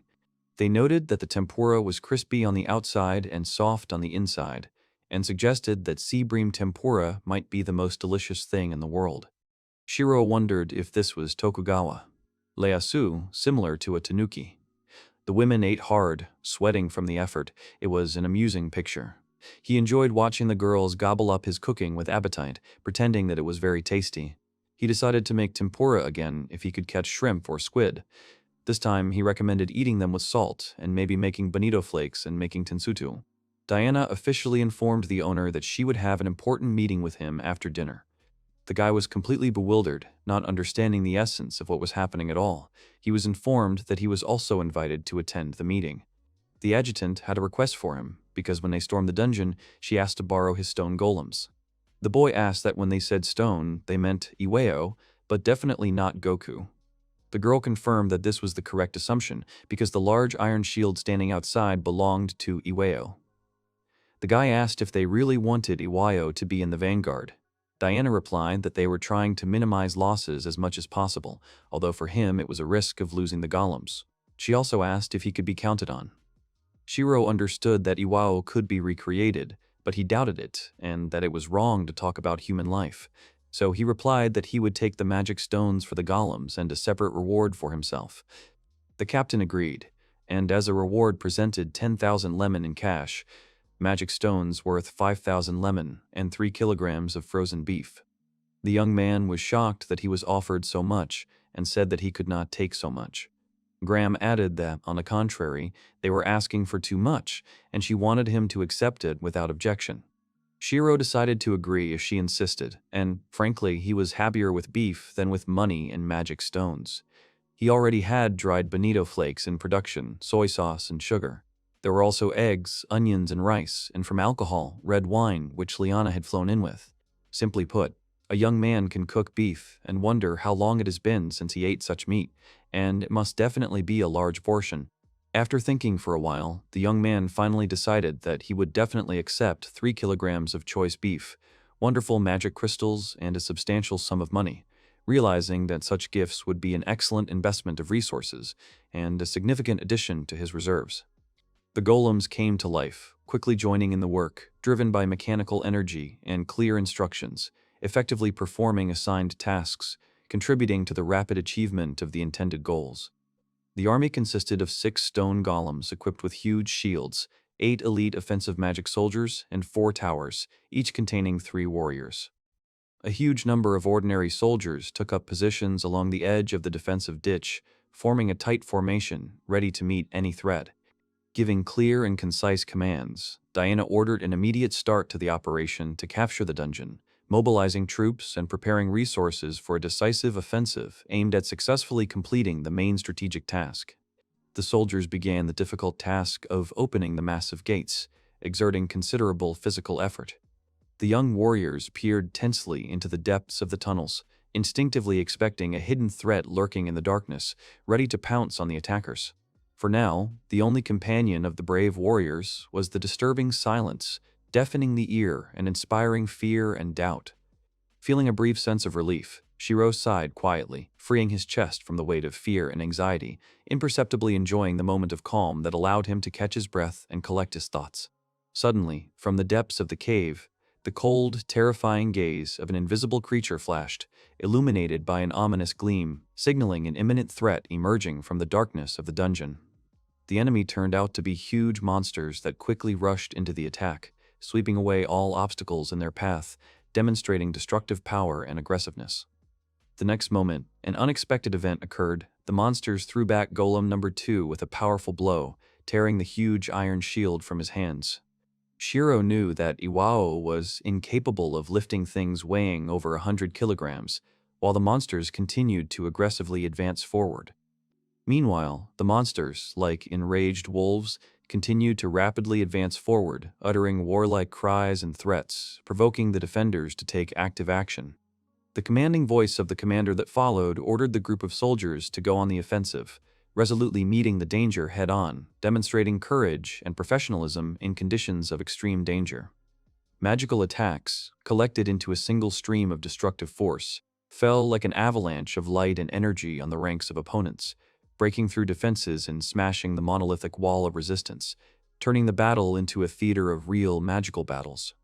The monsters instantly turned to ashes, symbolically securing the victory over the first attackers, proving the effectiveness of the strategy and the power of the weapons used by the army of defenders. Shiro was truly shocked to discover that his huge iron shields, which had seemed almost invulnerable, were damaged. Diana respectfully asked the owner to immediately get the golems into working order, deploy them along the perimeter of the battlefield, and make them move according to the battle plan. The young man, shuddering at his own reaction, clutched the captain's hand convulsively, instantly causing a shocked expression on the face of the adjutant, who was watching the scene with undisguised surprise and alarm.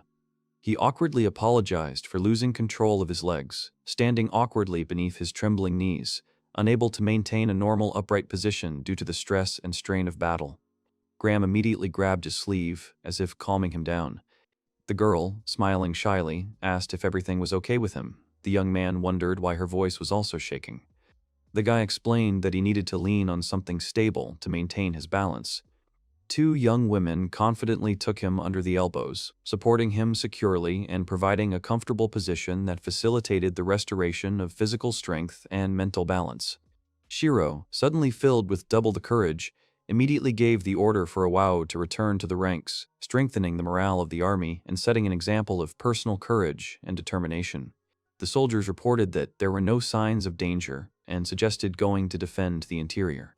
Diana asked the owner to let the golems inside and they would follow them.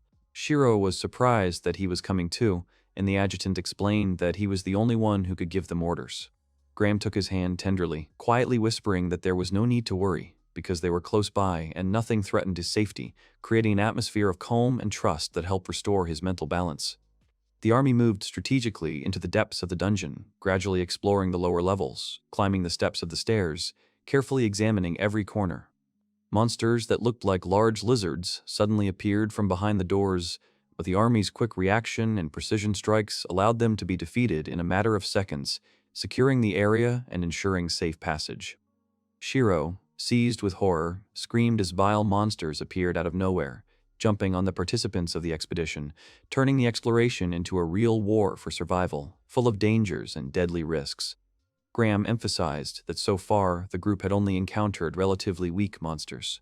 The boy was shocked by this news. The captain added that the monsters would become stronger as they moved deeper into the dungeon. Diana called the golems down the stairs in a firm voice, using their powerful limbs and stability to ensure the main group's advancement and the protection of the weaker members.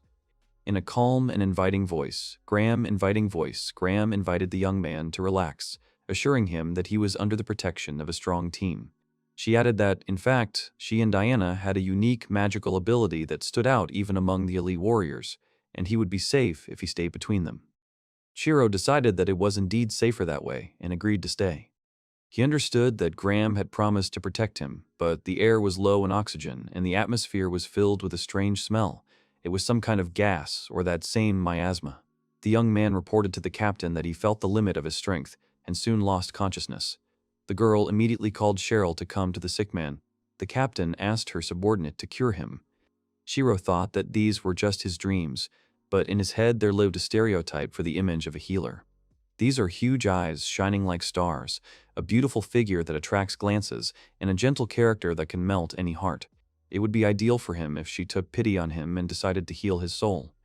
But reality is cruel, and that girl abruptly cut short his dream, rudely asking him to pull himself together and stop daydreaming, and she added that if she died, no one else would be able to control the golems.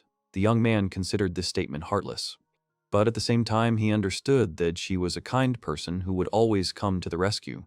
Cheryl said that it would get easier now, and her heartbeat seemed to be a little faster. Then the girl used Healing Hand, a restorative magic that increases a person's self-regeneration to the maximum. She asked him not to worry, because Shirou would immediately feel better. Graham asked her dismissively if it was really necessary to touch the patient. The healer replied that it was, as research had proven that magic was more effective when applied directly to the skin.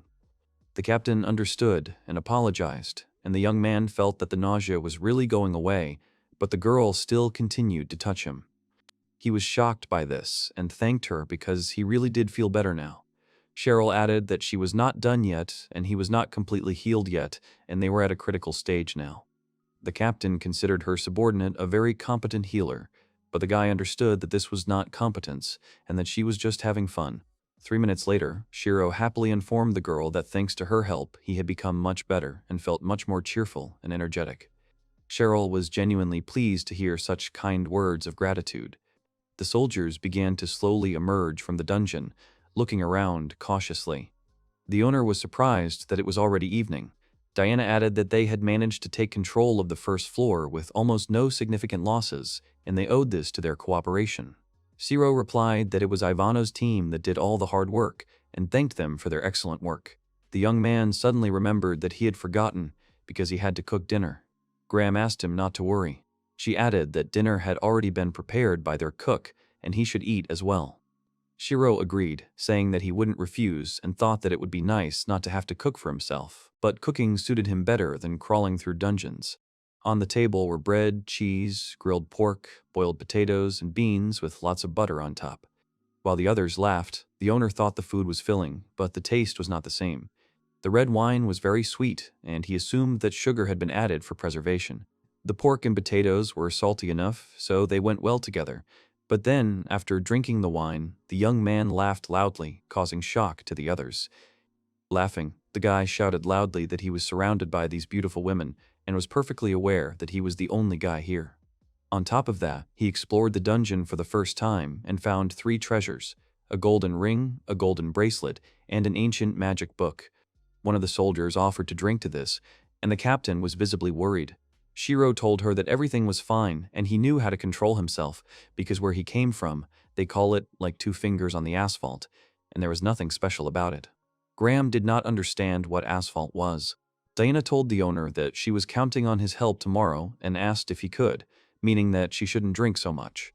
The young man grabbed her hand and added that if she asked, he would throw himself into fire, water, and even a dungeon. With a wild look, he shouted that Shiro Sanada would burst into anything. The girls asked if this meant that his favorite girl was the adjutant.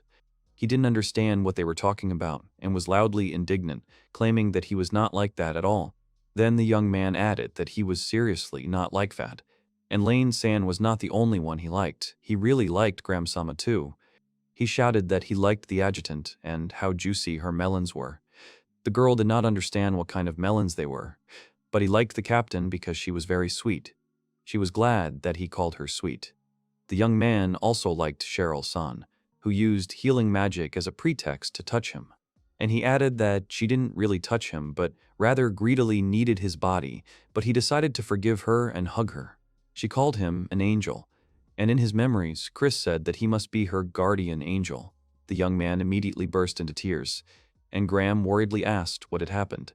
Shiro then drained the huge mug of wine in one gulp and asked the captain not to stop him, as he had one special reason to continue drinking. The girl asked him who is the special person in his heart, who he is thinking about right now when he says such words, and asked him to share a secret to show his true feeling. The young man continued to tell that he was confused when he came into this world, and she was the special one who guided him and gave him her love. Graham understood the word love and asked where the special woman was now. The young man sobbed and said that he would never see Chris-sama again. Shiro asked the captain if it was okay if he cried a little. The girl replied that it was completely normal and that he could allow himself to shed as many tears as he wanted. Continuing to sob, the young man sank into the captain's arms, feeling her warm hands gently stroking his hair, soothing and comforting him. Exhaling deeply, the boy felt how fatigue enveloped his consciousness with a soft blanket of calm. Slowly closing his eyes, he sank into a sweet sleep, forgetting about all the experiences of the past day.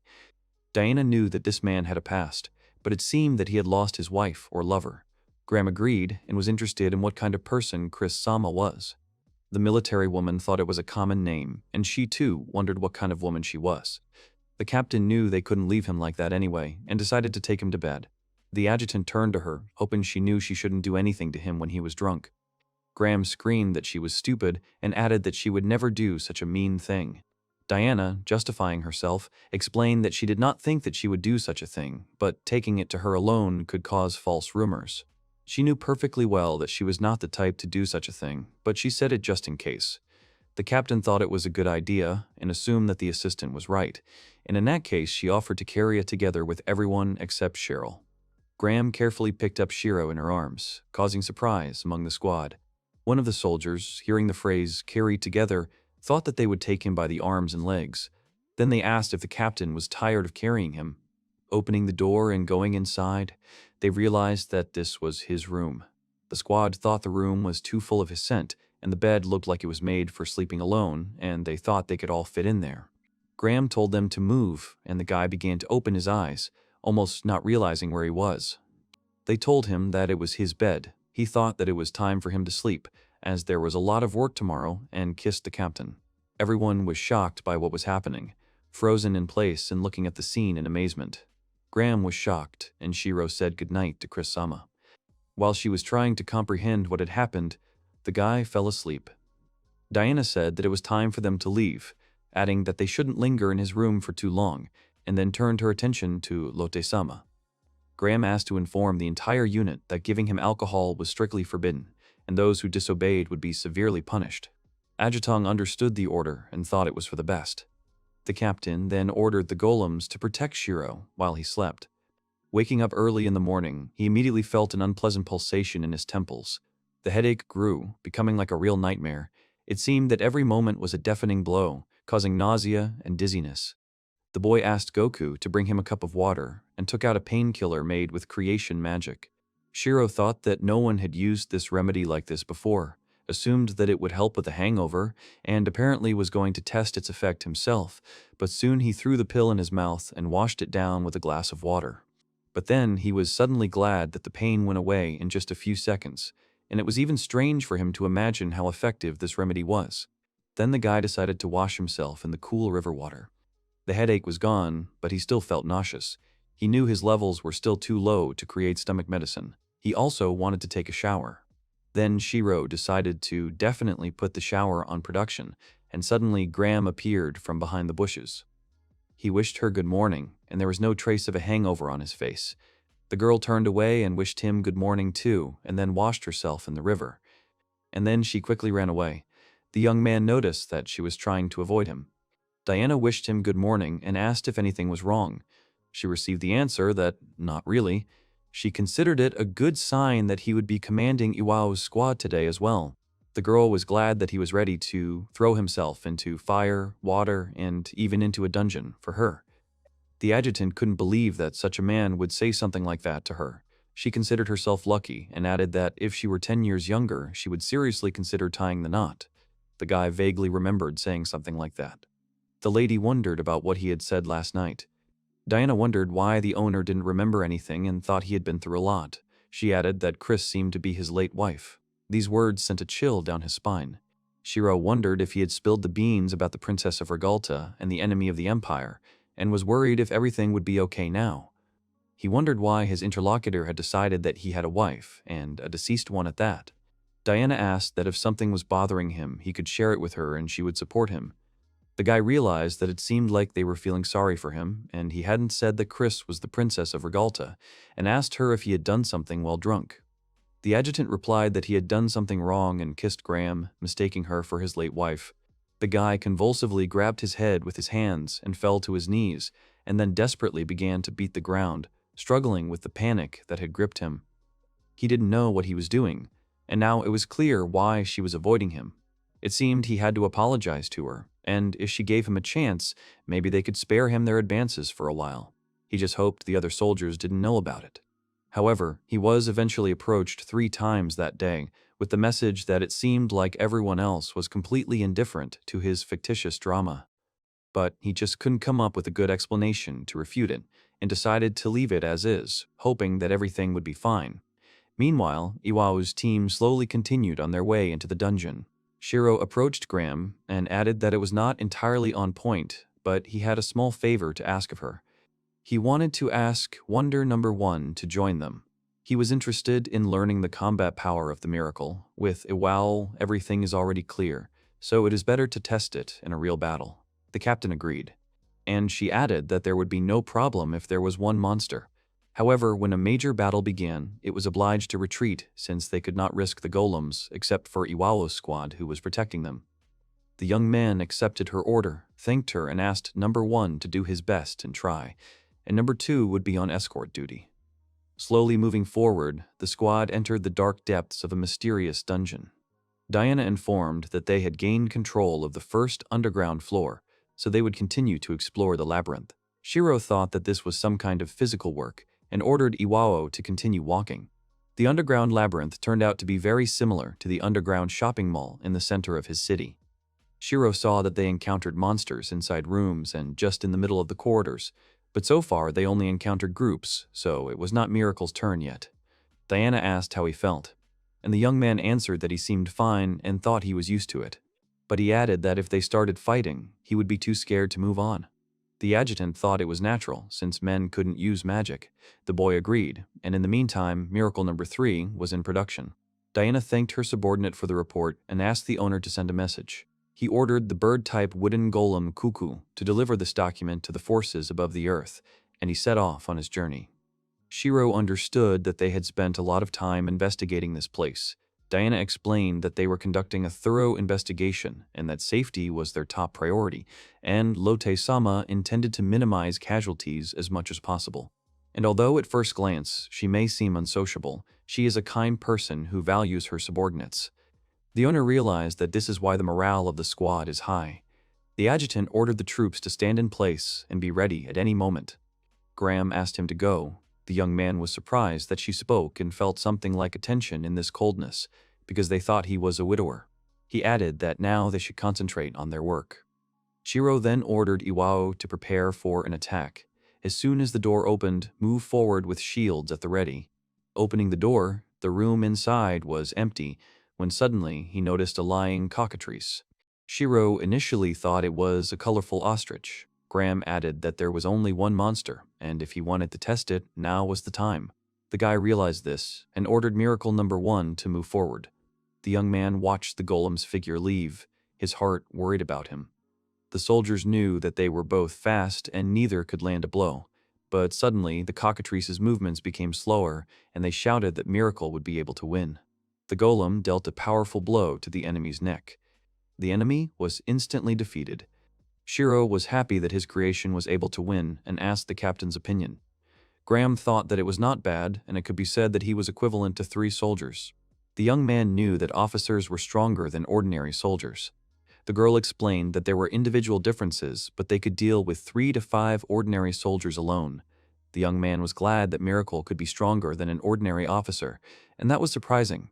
Shiro knew that while he had 2 miracles, if 2 officers attacked him, he would have no chance, and he decided to accept it, because the captain keeps the troops under control and everything is fine, but not so much that he completely trusts them. Among them, there are some strange ones, and he decided to promote the golems.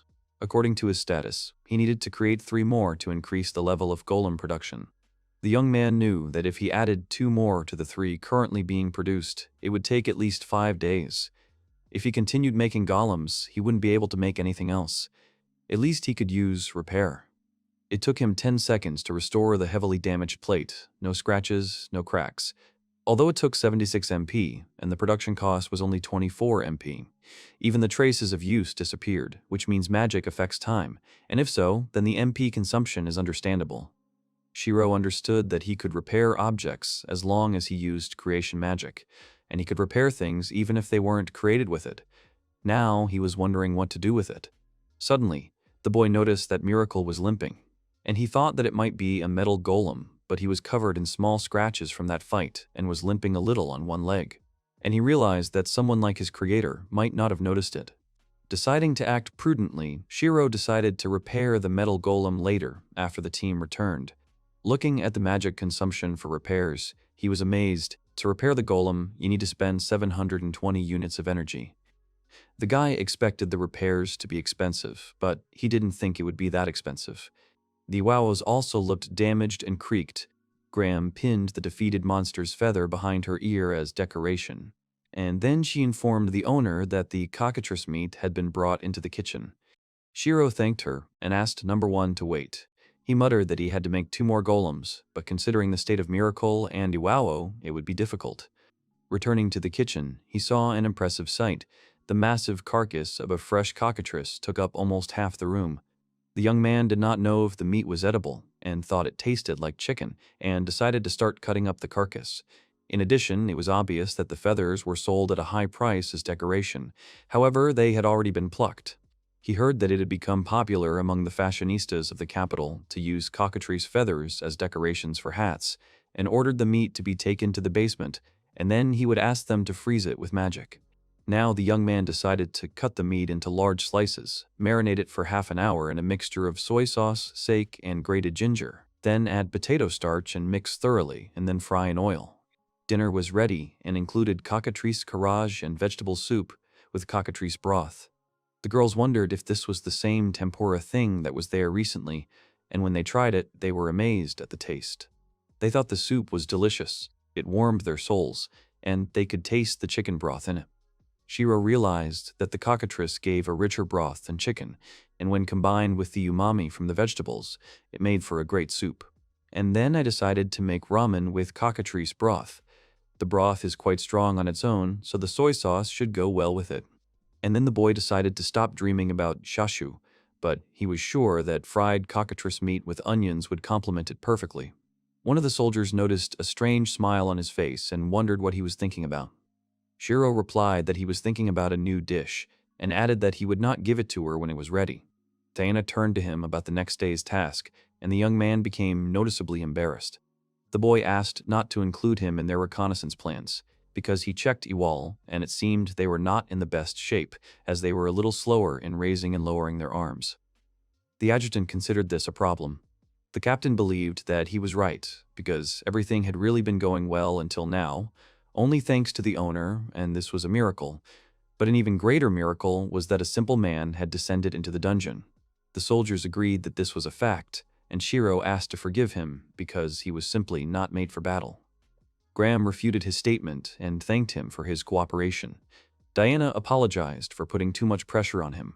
The guy asked not to worry about it, and the commander wanted to express gratitude on behalf of the entire squad. She stated that they do whatever he wants and decided to start taking active action. The soldiers began to actively build something, fulfilling the guy's request. Shirou thought it looked great, so they would have a chance to take a shower.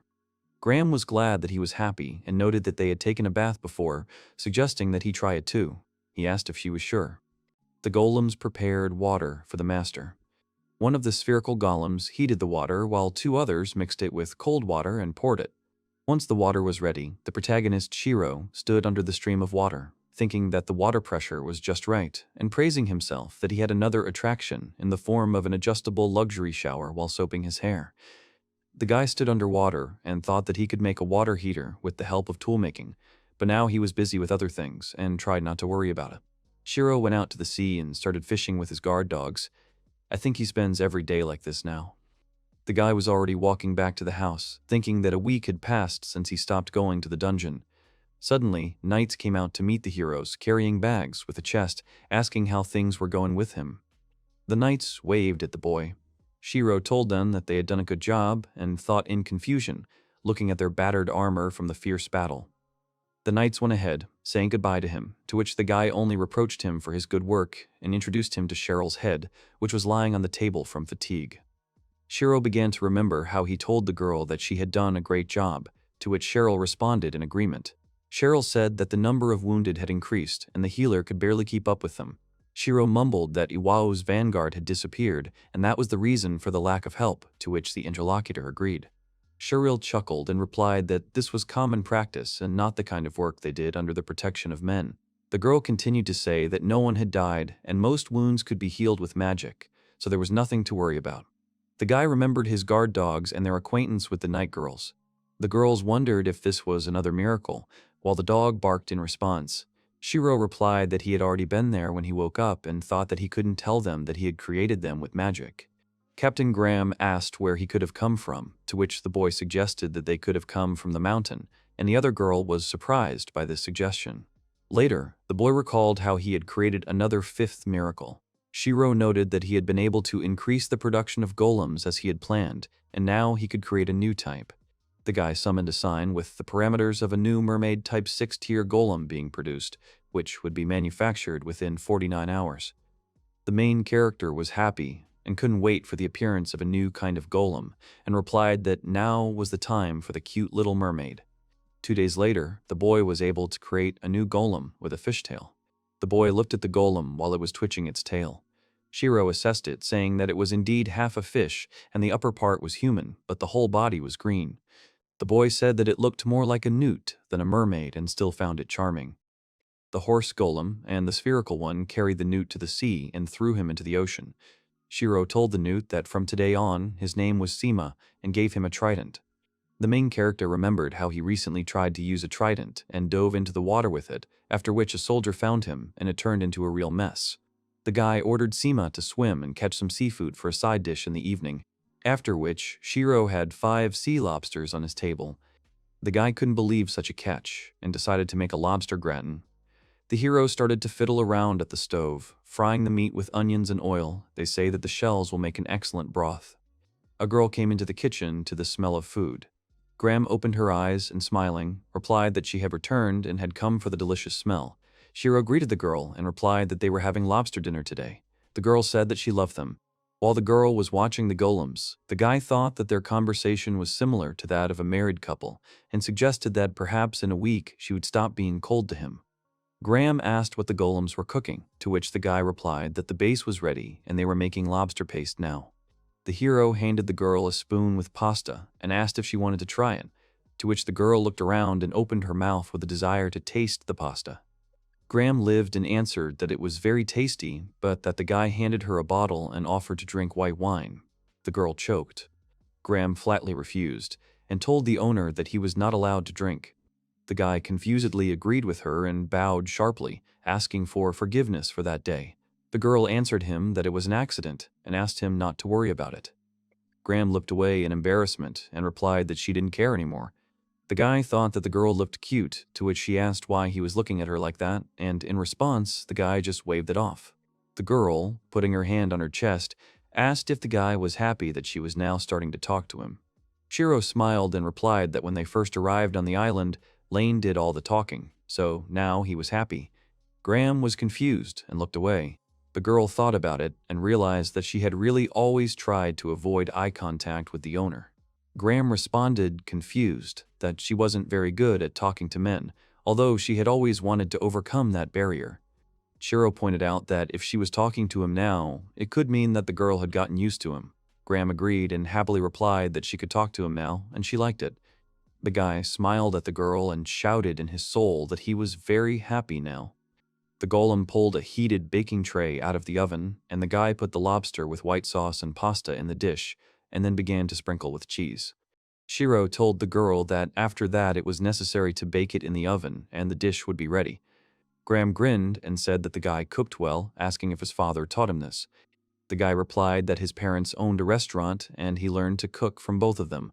The girl looked at the guy in surprise, wondering if he was telling the truth. The owner informed the girl that the bath was ready and offered to go in, asking if she wanted her back scrubbed. Graham was indignant. The girl asked him not to say that again because he had introduced a completely different business into his establishment. The young man apologized and brushed it off by saying that he was just joking. The owner said goodbye to the girl and wished her to enjoy the bath. The guy thought about Graham's honesty, which knows no bounds, and he wondered what Chris would say to his proposal. The hero began to imagine how he would luxuriate in the bathroom with the girl. The guy thought about how he hugged Chris and smiled. Shiro assumed that the girl had used it as a washcloth for bathing and imagined this picture. The guy was sure that everything would be exactly as he thought. The hero walked back to the kitchen and thought that Graham's attentiveness was pleasant, as was her aggressiveness. The hero remembered his previous world, where guys who were a little pushy were popular with girls. The hero remembered the girls and thought that the time spent with Chris was interesting and fun, but remembering Graham, he thought that he could fall in love with her. The guy smiled, raising his hand to his chin, and wondered what would happen if he were a Skinner or a local husband, but suddenly he came to his senses. The guy realized that Graham would never bother him at his post.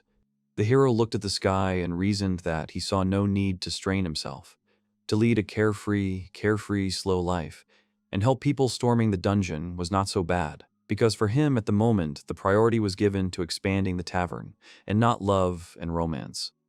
The guy used magic to grow new plants from the golem. Graham sat at the table with his eyes closed, smiling peacefully. The hero watched the girl and decided that she was tired. The guy started shaking and saying that half a month had passed since the arrival of the research team and there were no serious losses, but the exploration from the dungeon was clearly not going well. Today they came across a large door at the back of the first floor, and on the other side there were a large number of monsters, but he heard that they were all working, report, and defeated them. The girl, not understanding the owner's words, asked who he was talking to. The girl added that today they dealt with more than 100 insects. The young man imagined an insect in his head and shouted, asking to spare him the details because he did not want to hear it.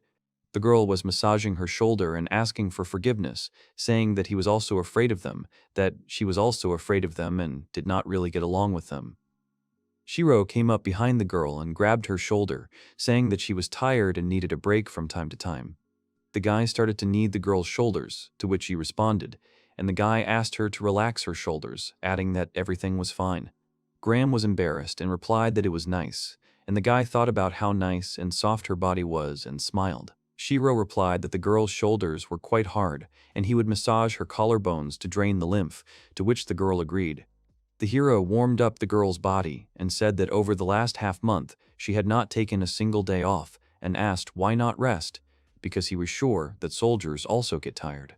Graham sheepishly agreed with the young man while he was doing the massage and thought about how he felt the softness with his fingers and enjoyed the process of applying the massage.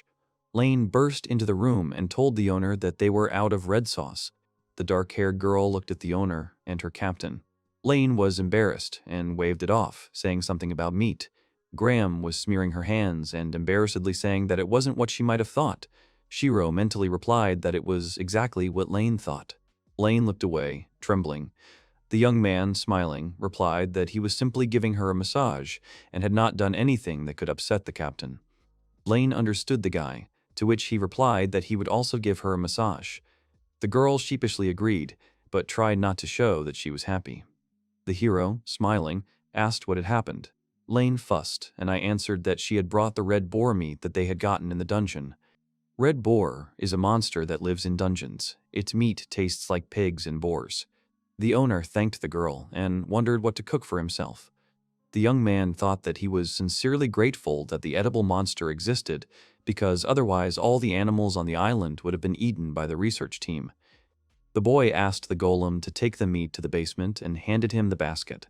The guy approached the commander and drew her attention to himself while she was thinking about the red boar dish. The young man replied that there was a back and calf massage next. Graham was embarrassed. Shiro suggested that they go to the end and replied that he had prepared dinner and time was not a problem for them, and also offered to use the bed in his room. The girl wanted to brush it off, but the guy added that it was a medical procedure. Graham asked Diana if it was true, to which she responded with consent. The guy praised himself for being able to persuade the girls and promised himself that he would give Lane a thorough massage. While the young man was offering to enter his room, he decided that he would cancel the Miracle No. 6, which was in production, and create something else. The night passed, the next day came. The guy enjoyed the rain. The young man thought that, even if the morning was dreary, he was glad to think that the body oil would be finished today, while the little golems were pulling out the weeds. The guy thought that he now had a lot of golems, including 6 spherical Iwao, 8 small Goku, 5 Chudo dogs, 2 Shiotver horses, 1 cuckoo duck, and 1 fish, like Sima. The hero did not want to stop there and remembered his other objects, such as the magic lantern, the lamp, and the stove. The guy was most interested in the production of magical devices in this world, where there is no electricity. Household magical devices, nurtured by magical power or magical stones, became an item of daily necessity. The young man thought about what to choose, a hand mixer or a blender, and came to his senses. The guy said that he was a little lost in his thoughts, and everything was ready. I add that he hoped for the girls to return soon. Graham sighed as she walked down the corridor and thought about yesterday's massage. I think it was very good. The girl remembered how the previous evening and continued to do the massage. Shiro replied that, as he thought, the girl was like a stone, but today he was going to relax her body completely. He lifted the girl and kneaded her spine. The girl was in pain, but at the same time she enjoyed the mashed bones. The main character offered the girl a break and replied that Lane would be next. Graham looked ahead, embarrassed. Lost in thought, the girl decided to see how things were going with Diana, because she was quite quiet. Diana Lane fell asleep with a happy face, to which the girl was surprised that she even drooled. The girls, returning, exchanged glances, thinking about their own things. Later, a raspberry pudding with red boar bone gelatin was displayed on the table. The night girls tasted the pudding and admired its taste. Shiro asked Graham and Lane for a minute and asked how they were doing after the massage. Graham replied that she had woken up refreshed this morning because of him. Lane replied that she had felt so good that she had fallen asleep. The guy put his hand to his mouth and whispered to keep it a secret from the others. While handing the girls the bottle, he replied that today he had something more special for them. Massage oil regulates the flow of body fluids and cleanses the skin, has the effect of herbal aromas, and enhances the relaxing effect. The girls began to ask, embarrassed, what kind of bottle it was and what kind of special services these were.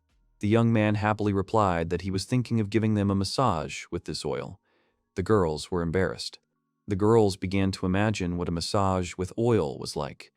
The girls began to deny it when the guy replied, so that you can be sure that there is nothing indecent in this medical procedure, because the aroma is a medicinal herb has a relaxing effect that relieves their fatigue. The girls' faces became serious, and they began to answer that it was certainly a pleasant and effective smell, and they liked it. The guy answered that he would wait for them in his room after dinner, suggesting to start later. The young man said that this would be the right treatment. I asked if they understand.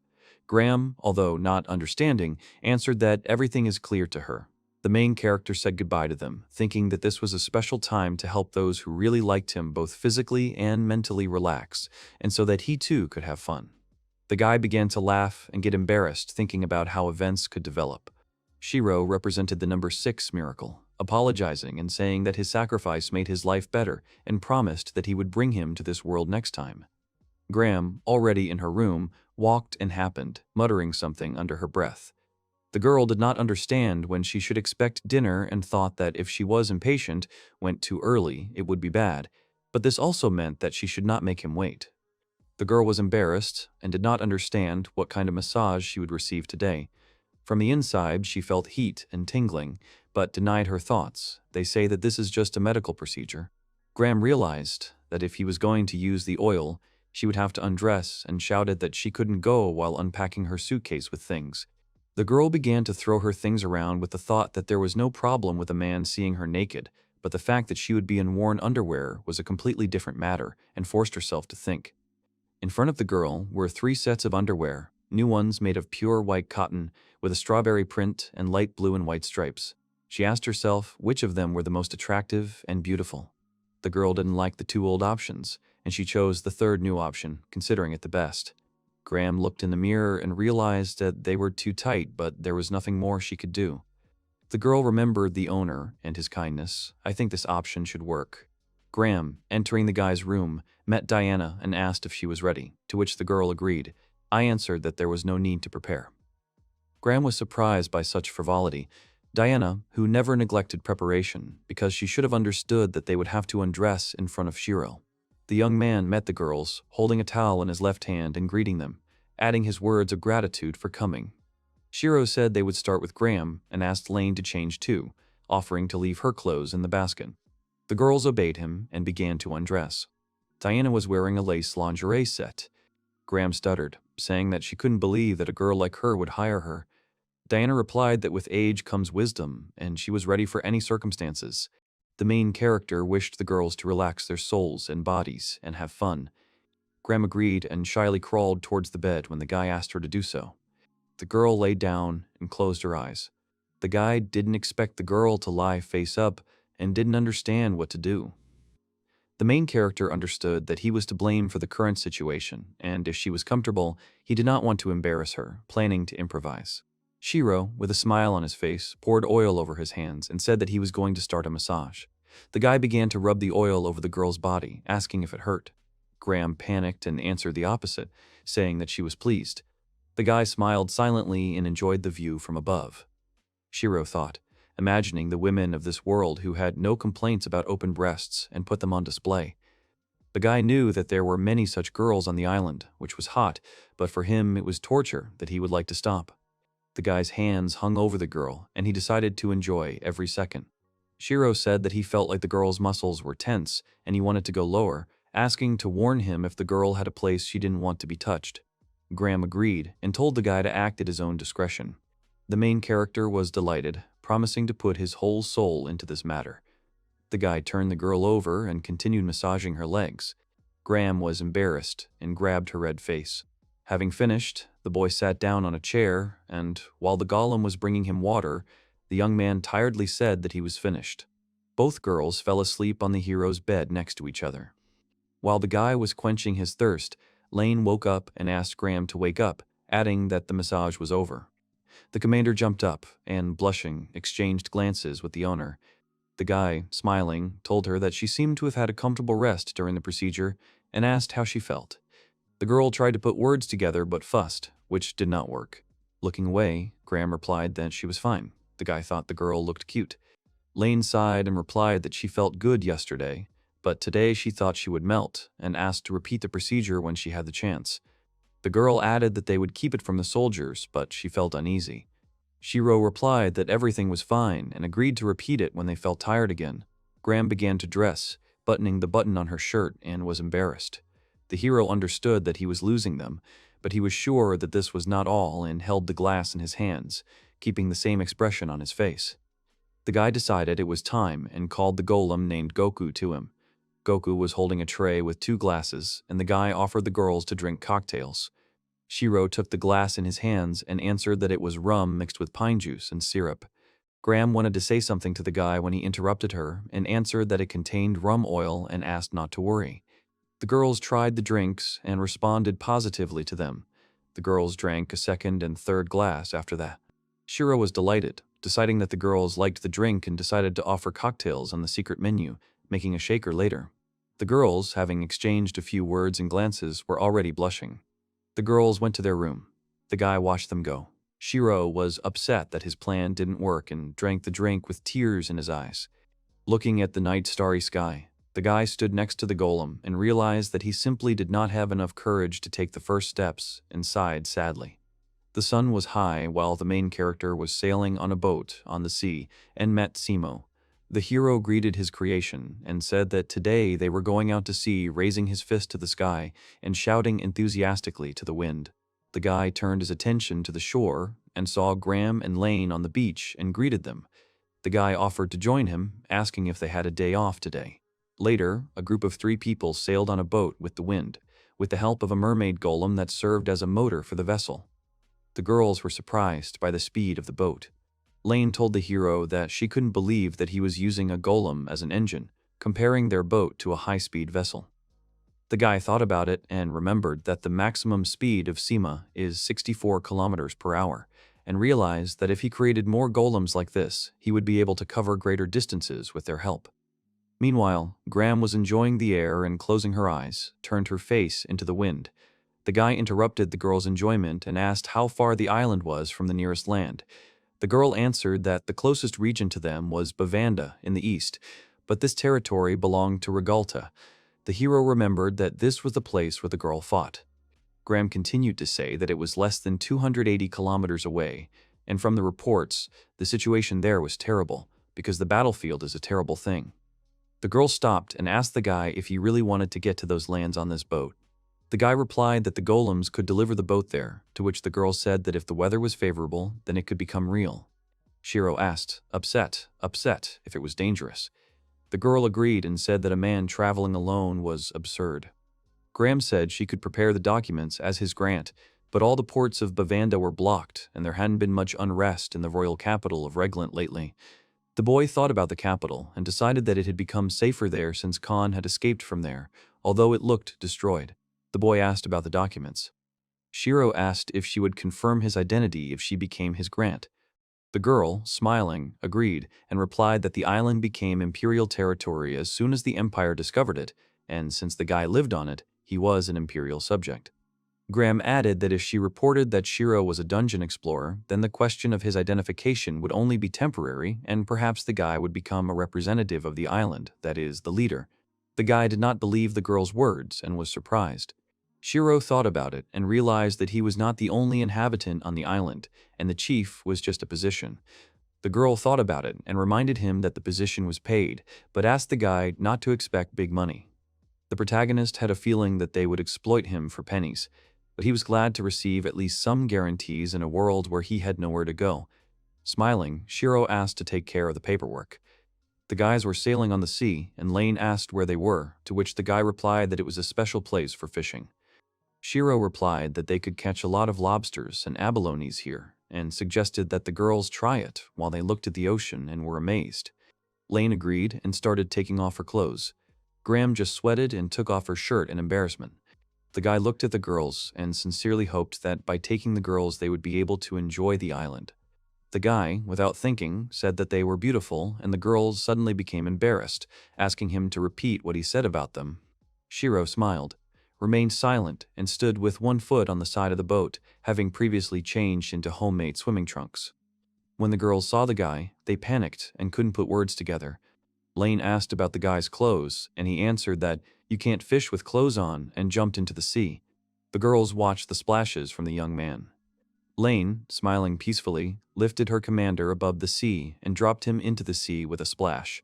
Graham, finding herself underwater, puffed out her cheeks and closed her eyes, pressing her hands to herself. The girl opened her eyes slightly and looked forward.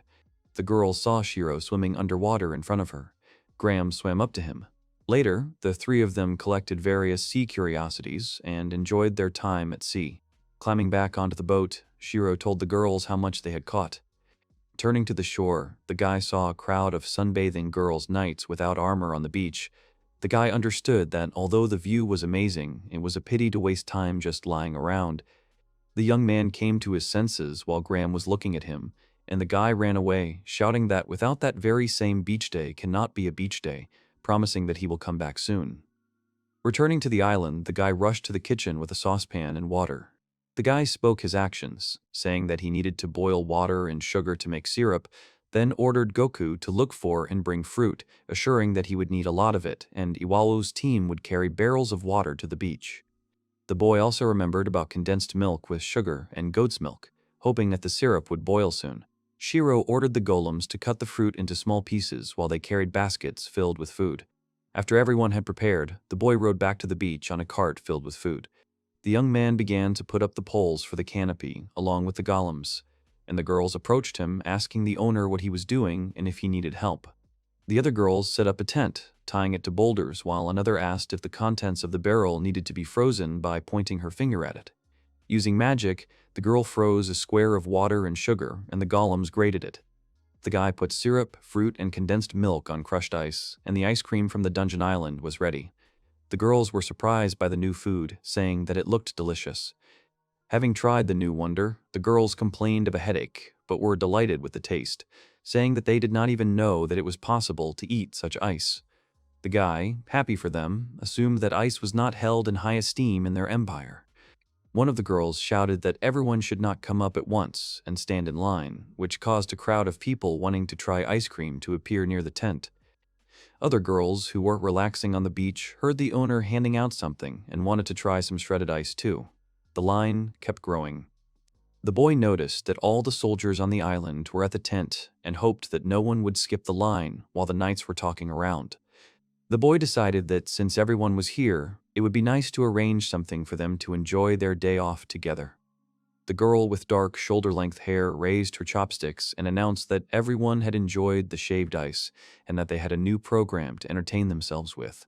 The girls screamed about the Shiro Sanada Cup and the beach flag tournament and assured that the winner would have the right to have the owner apply special tanning oil to them. The guy was embarrassed by this proposal and sat silently to the side. The guy understood why Lane and Ram didn't participate, because their physical body enhancement wouldn't give a chance to other knights. Meanwhile, one of the girls, Cheryl, used recovery magic, which made the others scold her. To stimulate the intestines of the stronger participants and cause them a slight stomachache, so the girl was disqualified. The girl cried from such a result because she just wanted to win a prize. The crowd of girls took off at the count and rushed past the guy like a typhoon. The boy stood silently as the wind and sand blew his hair away. The young man was amazed that although they were ordinary soldiers, they had amazing strength, comparing them to superheroes, when one of the girls tore out the flag, raising it up, proving her victory. The guy felt sorry for the girls who were trying to take first place and decided that the prize would go to the first 3 winners because it would be more interesting for him. Already in the evening at the hotel, the guy approached Graham and asked if the weekend was sluggish for her. The girl was silent and sipped juice while the guy leaned over, calling the girl. Shiro said that the girl looked a little depressed and came closer. Sitting down, the guy offered to have a drink together so that she would not be so lonely, while the girl tried to object to something. Graham said something about oil and drank the glass in one gulp. The guy was surprised while the girl tried to cough. Shiro patted the commander on the back. The girl lay down on her hands, leaning her elbows on the table, and sadly said that she envied the soldiers. The young man sighed, smiling, took the girl by the hand and dragged her to his room. Graham asked the guy where they were going. The guy, taking the bottle, replied that today he would give her a massage, which would be a special session just for her. The girl was embarrassed and agreed. 2 golems carried boulders, while the young man supervised the process. The protagonist thought about the fact that today they were laying the foundation for the soldiers' waiting area, because war was not his strong point, but the settings would gladly help, and this could bring several magic stones into his pocket. The guy looked at the tower and remembered that 25 days had passed since the research group arrived to him, and the young man understood that soon Graham with the knights would sail away. The young man continued to lead the process while Graham assisted him.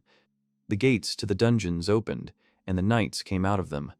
The girls greeted the owner and thanked him for the help he brought in the construction. The knights were indignant that there were too many monsters in the dungeon and very narrow corridors. The main character noted that the exploration in the dungeon was not going very smoothly.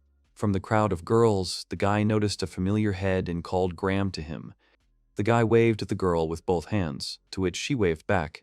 Shirou replied that they hadn't worked well today, to which Graham responded with gratitude. Lane warned that she was going to return to the hotel.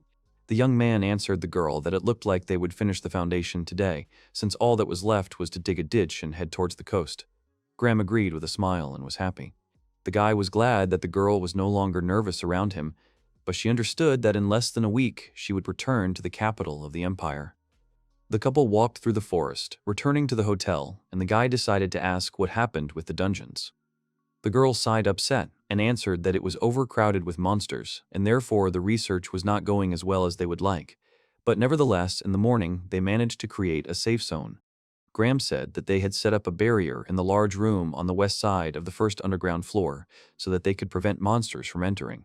The barrier consisted of pillars, about 4 meters high and about 50 centimeters thick, placed in the four corners of the room to create a defense. The boy remembered that these were the pillars that the knights showed him before they put him inside the dungeon.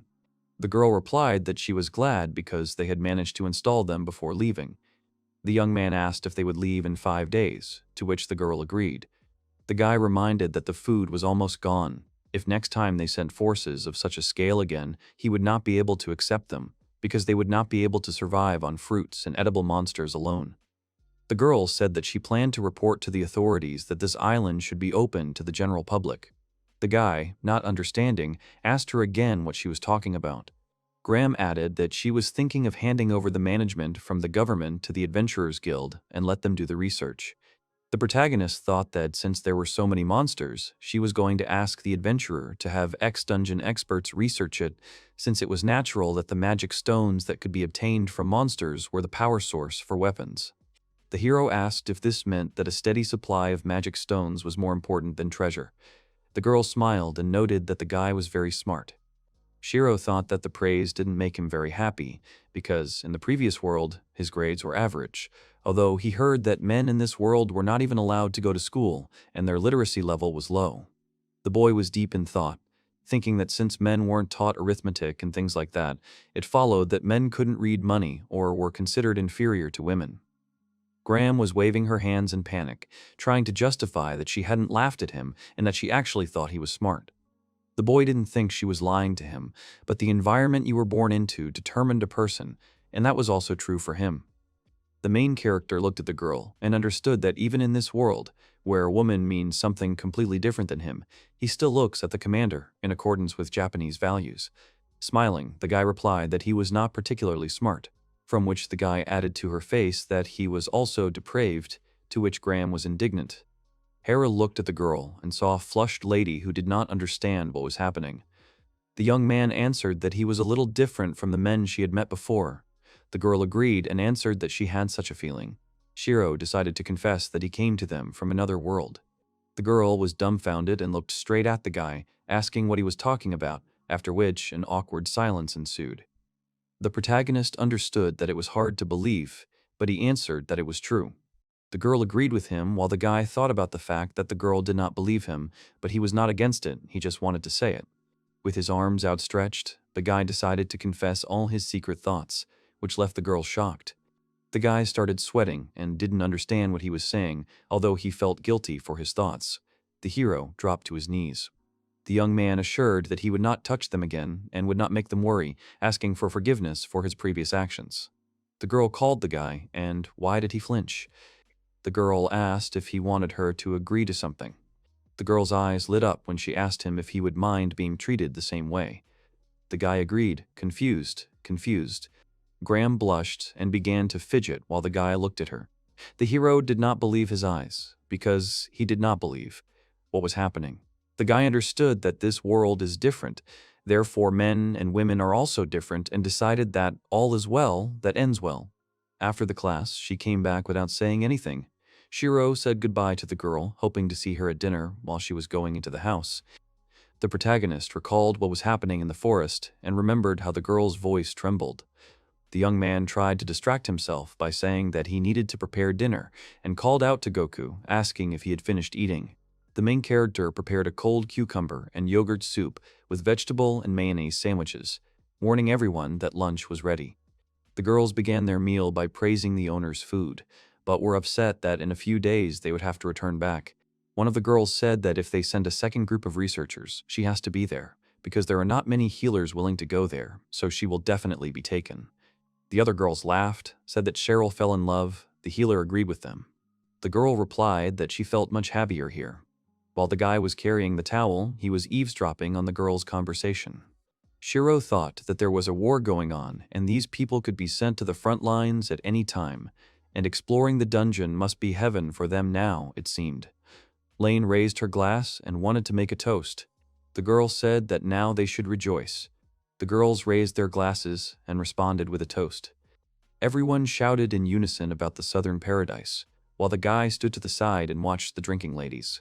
Graham took a sip of alcohol and exhaled. Later in the evening, the golems washed each other. The boy who washed the miracle answered the others that he wanted them to be clean. The boy was glad that the creation of the brushes was very simple, because he used coconuts as a material and also installed lanterns on the road bath. The main character opened the table with characteristics and was happy about the increase in his level. The guy said that after that he made 2 more mermaid golems and the third was on the way. Hopefully he could make a speedboat. The miracle suddenly jumped up and jumped forward while his owner asked what was going on. The boy asked if there was anyone there, to which a girl's voice responded. Shiro recognized Graham and asked to come in, assuring that he was dressed. The girl in the nightdress stood in front of him while the guy asked what happened because it was so late. The girl stood at the doorway and looked at the guy, placing one of her hands on the doorframe. Graham replied that she couldn't sleep, decided to take a walk, and heard noise from the bathroom. The girl looked away and replied that she was waiting for him to come out, after which she shook her head from side to side. Graham said she wanted to talk to him. The couple decided to take a walk, and the boy thought that there were so many stars that he could not distinguish a constellation, or did not even know what stars existed in this world. Shiro replied that where he comes from, you can't see so many stars. Graham asked Citro, pointing to the star, if he was from those places. The guy thought about it, because it could be possible that the Earth and this planet exist in the same universe, or they are the same universe, just different galaxies, which is why the guy could not answer the girl's question exactly. The young man answered that he did not know and asked if she believed his words, to which the girl agreed because she wanted to believe him. The girl smiled and looked at the guy, saying that it made sense to her. Smiling, the guy asked if this could mean that he was not just a man for her. The girl replied that thanks to him she could communicate so simply. Graham added that she had never talked to a man before and walked next to him like she did now. The guy looked at her and asked if she was a shy person, and he thought that she needed to be more confident. The girl remained silent to his remark and then asked what he thought of her, because she was not tall. The young man replied that where he came from, short girls were considered pretty and attracted a lot of attention. But here, apparently, everything was different, he asked. Graham agreed with him and said that short women were very unpopular there. The girl sighed and decided to admit that she still found it difficult to get close to women. Graham herself did not understand what she was talking about, but the guy did not answer her that sometimes this happens, to which the girl simply agreed. The girl replied that she had a feeling as if he was the person who could understand all her loneliness. The young man decided that she must have been through a lot. Shiro told her not to pay attention to other people personally. He finds her very charming both outside and inside. The girl was embarrassed by such words. There was silence. The young man became embarrassed and thoughtful. Shiro was thinking about how the girl was waiting for him outside to make the first move, and the night was very romantic, which is why the guy couldn't resist and grabbed the girl's hand, thinking what a coward she was. The boy led her into the thicket of the forest, and together they came to the gate. The girl realized that they were near the dungeon and asked the guy, to which he replied that they were alone here and the sea breeze was pleasant. Shiro reminded her that it was beautiful here and that it felt like they were falling into the night sky, to which the girl agreed. The young man looked at the girl and did not understand what her consent meant, because she should have hugged him already, but the girl left him no choice and he decided to act on his own. Shiro approached her in confusion. The guy hung over the girl, to which she called out to him, looking straight into his eyes. Shiro kissed Graham and grabbed the girl's hand. With his own hands, the guy forced Graham to hug him and hugged him back. The guy was mentally telling the girl that everything was okay and he would not reject her while they were kissing. The couple continued kissing against the backdrop of the night sea breeze. The kiss broke, but the girl asked to do it again. Afterwards, they kissed again and looked at each other shyly, while the guy thought, wanting the girl to act on her own. The girl blushed and sweated even more, which the guy noticed and was surprised. Shiro didn't know that she was even more yes to me than he thought, because she froze again, which forced the main character to take the initiative. The guy offered the girl some good memories with him. The girl asked the guy again what he was talking about. Shiro suggested having sex, which made the girl's eyes grow bigger, and she herself was surprised and confused. The girl blushed even more, while the guy thought about how a man in this world might not take such an initiative, and replied that he was just asking her because he wanted to. He reminded her that when she asked him in the forest, he answered that his answer to the question was sincere feelings now. The girl remained silent in response, to which the guy asked her if she was afraid, but she replied that she was not afraid. The guy said that after this, nothing cardinal changes in a person. The illusion about the opposite sex simply disappears. The girl clarified what illusions he was talking about, to which he replied that Graham was too complicated because they were not familiar with the opposite sex. Shiro gave a thumbs up and said that she would be able to better understand the relationship between a man and a woman, to which the girl hugged him tighter. The guy replied that it would not be his first time and that he might not be the most ideal partner. The young man had never taken a single step towards this before, but he believed that perhaps the psyche of women in this world was similar to the psyche of men from his world. The girl suddenly called out to the guy. Graham responded in a panic that she had absolutely no experience and whether the guy was sure about her. Shiro replied that it didn't matter to him and that he wasn't the type to sleep with anyone, to which the girl replied that she already knew that. The guy replied then he would fulfill all her requests within reason, to which the girl agreed. Graham asked what they should do now. Sipo started talking on her head, thinking how sulky her hair was. The guy suggested starting, to which the girl agreed. Morning came and the boy woke up in his room from the sound of his watch. Shiro looked at the time and it was 5 o'clock in the morning. The guy, yawning, thought that he had been able to sleep for 3 hours and decided that the previous night had been madness. The main character remembered the girl's face last night. The girl was on top, and the guy was tired and all disheveled. He replied that he was already on the verge of death. Graham asked not to make such a face, after which they changed positions. The guy believed that the girl's endurance in this world was also different, although it was difficult for him to compare, because before this he only had one. The guy walked tiredly towards the bathroom, wanting to wash up. On the way, he met Graham and the hero wished the girl a good morning. The girl buttoned her shirt and was surprised by the morning meeting. The girl said hesitantly to the guy with her hand. Shiro replied that the whole platoon would figure it out and asked to calm down. Graham resigned herself and agreed. Shiro asked if she was going to visit the bathroom too, but she replied that she just wanted to clear her sleepy head while avoiding his gaze. The guy thought that in some sense, the body had already been cleansed. Afterwards, the young man said goodbye, saying something about going to the bathroom. After that, the guy turned around and looked at the girl. Shiro decided that even after that, he was still hungry and smiled. Shiro looked tiredly at the sky with his mouth open, lost in his thoughts. The guy thought he needed sleep because all his energy had been drained, and he thought even a shower wouldn't help. Cheryl noticed the owner swaying back and forth and asked what was wrong. The girl used restoration magic on the guy. Cheryl asked the boy if he liked the recovery magic, to which he replied that he felt better. Shiro thought about how water was pouring into his body, and his head became clearer, and his body became lighter. After finishing the magic, the boy jumped and glowed. They say that he feels just great. Shiro, running away, said that he would go wash the dishes, since he had so much strength. The girl was a little confused and said goodbye to the guy. While the guy was walking back, a system notification window appeared. Shiro shouted with his golem that Sema was finished and he would go to the beach, assuring that the rest would be left to them. The guy with 2 golem dogs and a bird walked towards the sea, intending to take a day off, but refrained, surprised by the magic. On the beach, the sun was shining, and the weather was getting hotter. The guy thought about the fact that summer had already started and was planning to make sunglasses. The sim swam to the guy, and he decided it was time to start the tests. The young man got into the boat and, thanks to the golems, began to swim. The protagonist was surprised and praised his golems. The guy thought about what would be better, a carriage or a dog sled. Afterwards, the young man ordered the mermaids to swim to the cave at the entrance to the dungeon and asked the flying golem to tell the team Miracle to come to the exit from the stairs on the cliff by land. The young man swam to the cave and asked the mermaids to bring the boat back. The guy climbed up the ladder to the surface and shouted that he was there. Shirou saw Team Miracle and thought that if this route was faster, he would need a bigger boat to transport the other golems. As the boy was walking back, he saw the girl with the cart and told her that she had done a good job and asked if it was treasure. The knight replied that it was just trash and said that they had stumbled upon a pack of skeletons, asked if the guy had heard anything about them. The protagonist replied that these were the corpses of former soldiers, knights, and similar creatures that had turned into monsters. The girl replied that this was their equipment. The knight replied that sometimes there were balls and armors decorated with gold or precious stones, to which the boy said that this time it seemed like he was unlucky.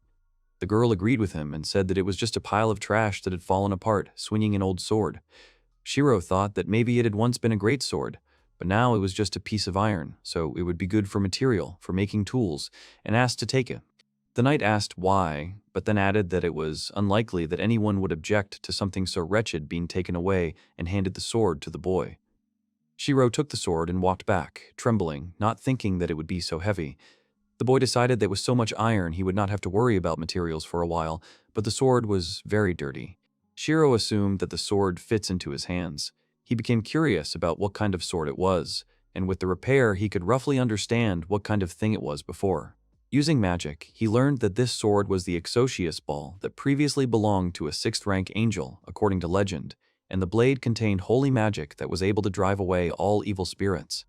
The guy was surprised by this find and decided to ask Graham about it. Today's dessert for dinner is creme brulee and iced coffee. The caramel was roasted by Helen, who is known for her subtle magical manipulations, and with the help of magic, she was able to create a dessert at a minimum firepower. Graham was the first to try it. The girl seemed to melt. They said it was very tasty, and the guy said that if she wanted another portion, there was an extra one. The girl shyly replied that she wanted to, but that the guy thought she was cute. Shirou remembered that he wanted to ask her about the 6th-level angel. The girl replied that it was a guardian angel, behind whom stood the Order of Holy Knights, and who bestowed his blessing on those who resisted evil. Graham added that many powerful light-based spells are used to enlist the power of this angel, among them the Thorny Light of Heaven, which can only be used by the High Clergy or Flower Knights, adding that their spell is capable of sending hundreds of undead into oblivion with one blow. The guy thought about the 6th rank in angels and asked if this angel could have a sword or something like that. The girl, stirring the caramel, clarified what he meant. Graham remembered that in all religious paintings, the angel holds his sword in his right hand, and it is said that this sword destroys the evil given by the archangel Labai. The boy thought about the facts and excitedly asked about the fact that this sword is now in the human realm.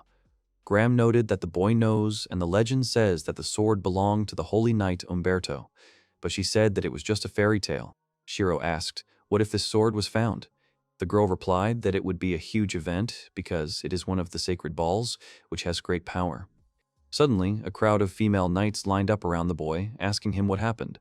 Shirou did not understand where the crowd came from. Under the pretext, the boy asked Graham to discuss the payment later. When everyone left, the guy started talking about the fee. He lied and apologized, saying that he wanted to talk about something completely different. Meanwhile, the golems were clearing the tables after a crowd of girls were dining. The protagonist took out his sword and said that the truth was that he wanted to talk about the ball. The girl asked about the rusty sword in the guy's hands, to which he replied that the sword belonged to an angel. The girl looked at the guy with an empty look. Shirou perked up at the sight of such eyes and thought that he hadn't seen such a look from Graham for a long time, as if she was looking at a fool, which made the guy blush. The main character asked if she believed him, to which you replied that even if he said it, it was a little strange. The guy with a smirk on his face began to talk about whether he had told about his abilities during yesterday's conversation, and that he had learned about the sword precisely with the help of magic, moving closer to Graham's face. The girl was embarrassed, and the guy replied that he could fix it with his magic if she gave him 32 hours. Graham replied that she believed him and asked him to try, but asked why he wanted to do that.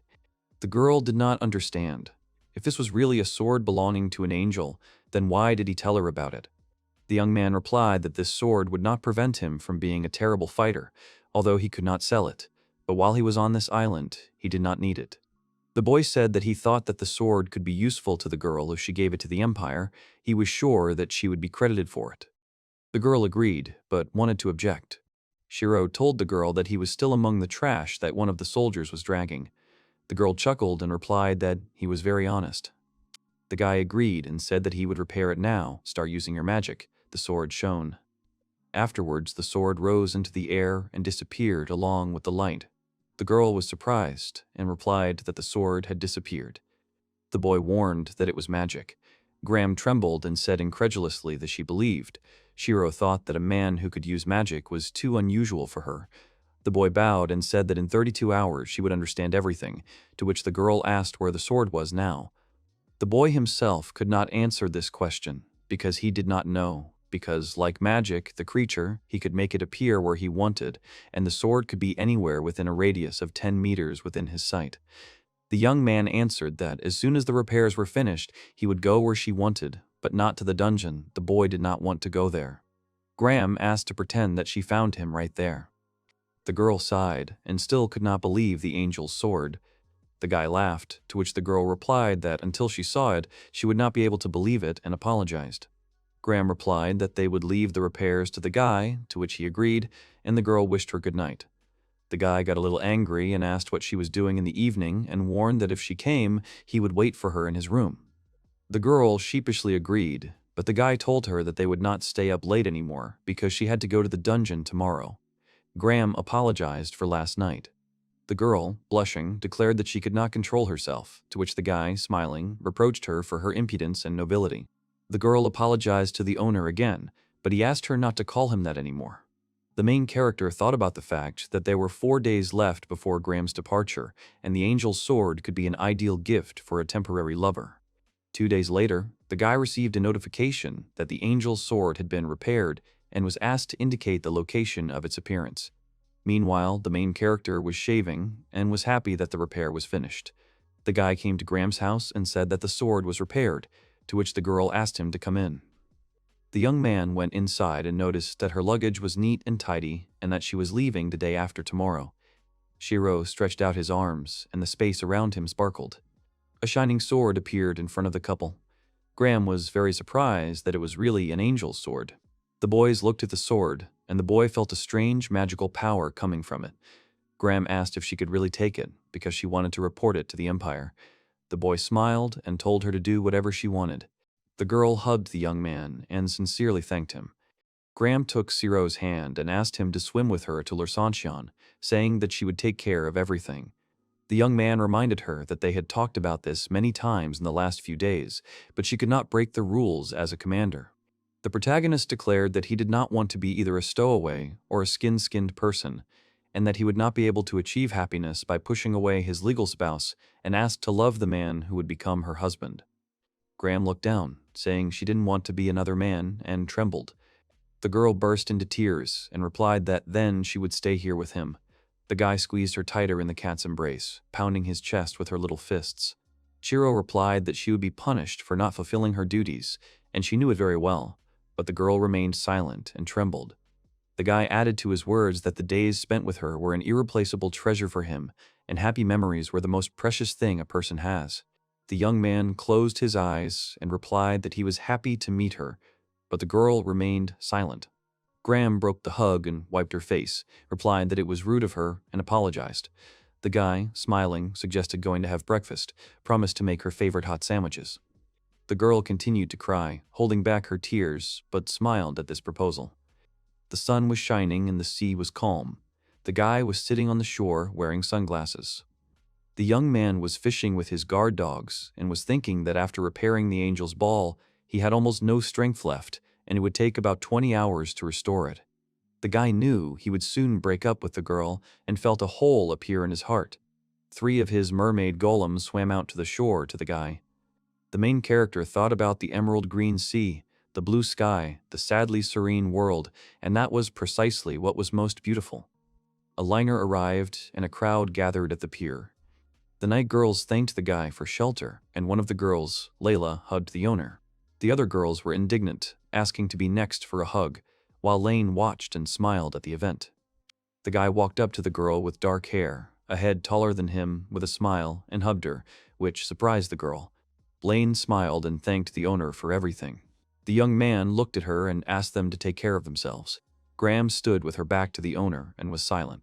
The young man looked at her and remembered that the real farewell was last night, but it was difficult for him to describe what he felt now when he thought that this could be the last time they saw each other, and he called out to the girl.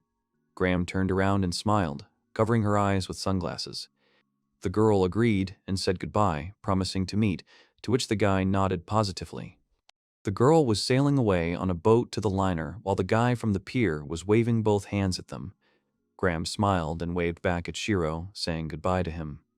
The girl was asked by her captain why she was wearing glasses, to which one of them noted that the sun had been very strong lately. But Graham herself did not answer the question and continued to smile silently. Shirou smiled and looked after the girls and thought about Graham, thinking that she acted much more decisively, but he was sure that she was very tense because of this. Last night, Graham was with Shirou and cried loudly while the boy wiped her tears with his finger. Shirou reminded her that she was crying again, without removing his hand from her cheek, which made her thank the guy. But as soon as she remembered and talked about the fact that she would have to say goodbye to the guy tomorrow, she made her cry and new tears appeared on the girl's cheeks. The guy told her that she cried so much that her eyes turned red, and the girl sobbed again from tears. Shirou answered that it was impossible to show such an owl face to subordinates, and the girl herself knows this very well. Remembering, the guy put sunglasses on the girl, which greatly surprised Graham. The girl replied that it should work and apologized for all this to the guy who was sitting opposite her. Shirou took off her glasses and began to speak. The guy answered her that now she could cry as much as she wanted, which made the girl smile sadly and cry, looking at Shirou. Shirou and all his golems gathered at the shore to say goodbye to the knights. The guy himself didn't notice how a tear rolled down his cheek, and he felt very sad. Shirou went back and sat outside looking at the sky and thought that suddenly his life had become empty and sighed. The guy couldn't imagine what would happen next, but he thought that a messenger would come to him again on a wyvern, because Graham said that someone from Milano's team would come and the guy was interested in which of the girls he would meet again. Shirou called the notification window and thought about how he made the fourth Sema and the golem production increased again, but there was a golem that the guy blocked. The young man saw that there was a flint golem of the earth type in the first level, which helped with rats and other vermin that destroyed crops because it could penetrate narrow places and cope well with secret theft. The guy noted that this meant that there was a golem made of flint. Before this, the guy used Goku and Miracle to destroy the rats in the fields, but they didn't do much, so he thinks to create about 5 earth golems and call the first one Wiggles. The guy smiled and looked up at the sky again. Sighing, Shirou admitted to himself that he felt like an empty shell right now and hoped that they wouldn't take too long to get ready.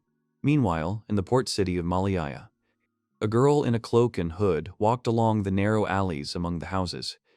The girl walked silently and thought about the path from captain to seeker of revenge, because she could not give up the thought that she should stay on that island. The girl opened her hood a little, thought for a moment, and said Shirou's name, remembering the main character. Covering her face again, the girl thought that she had managed to reach this city safely and that she had to thank Shirou and his magic, although she would have been happy to stay there. The girl's gaze changed to an even more angry one, and she decided that she had to settle the score. The girl thought about Janice. Meanwhile, another girl was walking along similar roads and was hurrying until she lost her breath. The girl in village clothes and with bags in her hands was bustling about, thinking that Janice would be angry if she didn't hurry. The girl in the cloak, in the center of Miltaya, on an indentation in the form of an engraving of a gargoyle, looked down on the city and its inhabitants. The girl managed to catch a glimpse of a passerby who looked like a man with tails, with the thought in her head that she had finally been caught. The girl rose from her observation point and thought that this city was the base of their pirate crew, but to the public they were a merchant ship, and she knew that the traders would come here to service the ship and recruit crew members. But the girl noticed that they were in no hurry and were trying to hunt guys. The girl in the cloak was sure that they thought she was dead while Booten was recruiting passers-by. The girl began to remember what happened on the ship, where she was stabbed in the back, and with anger and a hoarse voice gritting her teeth, she called the name Buten. The girl looked angrily at the passerby. They say that she is second on her black list after Jenny, unable to tear her eyes away from her. The girl watched as Bruton swaggered along with the cute and timid prostitute. She decided that they were going to the warehouse area to avoid paying for the room, and considered the girl a miser. Bruton sat down on the box with a thud and stretched her right leg forward. The guy didn't understand what they wanted from him, and the girl, with an evil smile on her face, ordered the guy to take off her shoe. The guy asked again what the girl was talking about, and after that she screamed for him to follow the order. The guy followed the order and took off his boot, after which he saw the commander's stinking foot. The guy asked what she wanted from him, to which the girl agreed and ordered her to lick her foot, cleaning it until it shined, and sighed, enjoying what was happening. The girl in the cloak watched this and grimaced in disgust. The guy wanted to object to the girl and offer an alternative, but she interrupted him, asking what he wanted to tell her that he would not follow the order. The cute guy got nervous and said that this was not quite what he meant when suddenly the girl's foot hit him between the legs. The girl in the raincoat continued to watch, thinking that nothing had changed. While that girl was screaming that she was paying, and he was doing what she ordered and continued to beat him, promising that she would make him lick her entire body.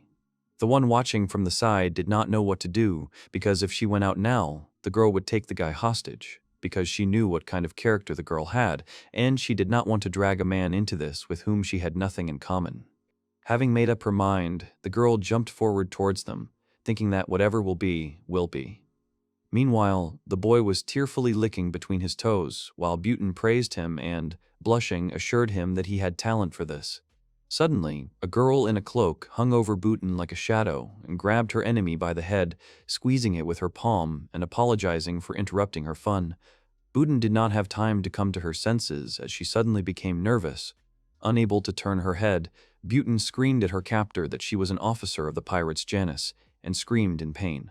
The girl in the cloak replied that someone like her could not possibly be an officer of Janus. Bruton asked if she needed money, and if so, she had it and she was ready to pay. The girl replied that it was a good idea and reached into the back pocket of Bruton's jacket and threw the bag of money to the boy who was already backing away. The girl ordered him to take the money and go home, to which the boy obeyed her and ran away in panic. The woman asked what they were going to do to her. The dark figure looming over her said that, stupid as she was, she might have recognized that voice, and asked if she would. The woman tried to remember. Realizing, she trembled and stuttered that it couldn't be, and then shouted out a question asking if it was the captain. The girl threw off her hood and hissed angrily that she was right in her guess. The woman opened her mouth in horror and asked him to wait in a trembling voice. Her face was wet with fear. She screamed that it wasn't her who did it, but the hand was still digging into her hair. Tightening her grip, the girl asked if it was true that it wasn't her, if someone else had betrayed her. The woman screamed that it wasn't that Janus had made them do it. The captain gasped and said it didn't matter now, and asked where Janus was. As she was being shaken, the woman tried to think of the best way to respond. She asked if she would be spared if she told. The captain was silent for a moment, but then replied that she would think about it. The woman said they were staying at the Three Blackbirds, a newly opened restaurant, that the owner of the restaurant was Janus's lover, and that they were going to play cards that day, so all the officers were drunk. The woman laughed, saying she just wanted to find a man. The captain told her to shut up and asked where the hotel was.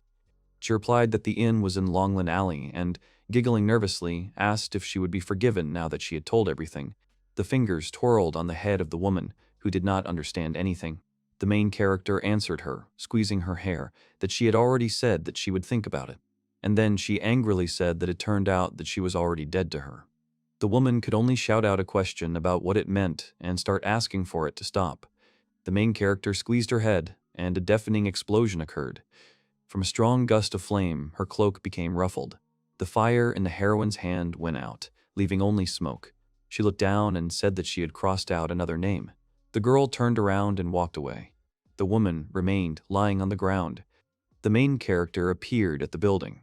She wondered if it was the same restaurant, Three Blackbirds, and the thought flashed through her mind that it did not look like the establishment was open today. The girl peered through the gap between the half-opened windows and saw a group sitting at a table, led by a black-haired woman. They were playing cards. The woman solemnly threw the cards on the table, saying that they were 7, and grinned. Someone shouted loudly that the captain was on another level today. Everyone laughed. The main character frowned when she heard the woman called captain. She called a man named Roy and told him to bring them another bottle of rum. The man asked if they needed another one. The main character, looking at him, asked herself if he was Janice's lover and thought he was quite cute, thinking that his face was nice, but he looked unhappy. Roy apologized to Janice and said that the bottle he gave them earlier was the last one. Janice frowned and asked if he was trying to make her look bad in front of her subordinates. Roy answered hesitantly that the liquor store was closed at that hour. Janice said it was the lover's duty to sort it out and asked if that was true. The young man replied that he would see what could be done and hurried away. The subordinate said that the captain should not be surprised if he ran away from her. She replied that the subordinate did not understand anything, that you have to be tough with a man. She added that the main thing is to put him in his place from the very beginning, both in everyday life and in other personal matters. The subordinate noticed that the captain was amazing. She grinned and said that she could tell him something. The main character looked at her distorted face and became angry when she said her name. Janice smirked and asked if her subordinates wanted to know what a well-mannered man was like. While everyone inside the building was laughing, the main character jumped onto the roof and hid. She reflected that after Janice's lover left, there were only 4 people left inside. They were Janice herself, Futch, Anna, and Hillary. The girl thought that Janice was being careful, so there might be traps. She thought about what would happen if she attacked suddenly using explosive magic, but she gave up on the idea, because they could easily sense it. She put her hand in her pocket and pulled out a magical artifact, saying that perhaps she had better use it in this situation. The heroine reflected that this was her loot from the merchant ship, that ancient lost gravity magic was sealed in this artifact, that legends say that it is so strong that it can crush anything. Having changed her position, the girl realized that she was now right below them, and thought that the artifact would activate in 3 seconds. It was worth giving it only a small amount of power so that she would not be noticed. She stood up and activated the magical artifact, thinking that she didn't have any last words, but she had some thoughts. The girl, while the wind fluttered her cloak, thought that, in the end, she felt that people without love cannot achieve happiness. Her mind was filled with the faces of those she was going to take revenge on, and she was thinking about how it seemed to her that Janice and the others, by living according to their desires, were refusing to be happy themselves. The heroine jumped off the roof. Her head was filled with thoughts that she had taken revenge, and after taking revenge, her life as a pirate and avenger had come to an end. Her cloak was thrown off and carried away by the wind. The heroine thought that she had already decided what her new way of life would be. She walked out of the alley thinking about becoming an adventurer and diving into the dungeon on Monte Cristo Island. The heroine thought that maybe this wasn't a very correct life, but at least this time she wouldn't be a criminal. She assumed that she would make a name for herself, save money, and perhaps start a normal family. The girl remembered the smiling young man, and a smile adorned her face. Meanwhile, the artifact was activated and began to expand, enveloping the building. It grew to enormous proportions. The girl walked forward without looking back. There was an explosion. A crowd of people gathered outside the restaurant, watching as part of the building collapsed in an instant, leaving a huge hole in the ground in its place. The girl went out to the embankment. Roy ran down the alley, breathing heavily. The young man thought that he had finally bought the rum, that he had forced the shop to open, and that he had been given a rather unpleasant reception. He had hardly had time to catch his breath. Sweat was pouring down his face. He thought it was nothing compared to what Janice could do. He hung his head down, wondering how long he had been with her. Roy remembered how they met, and she extended her hand to him with a smile.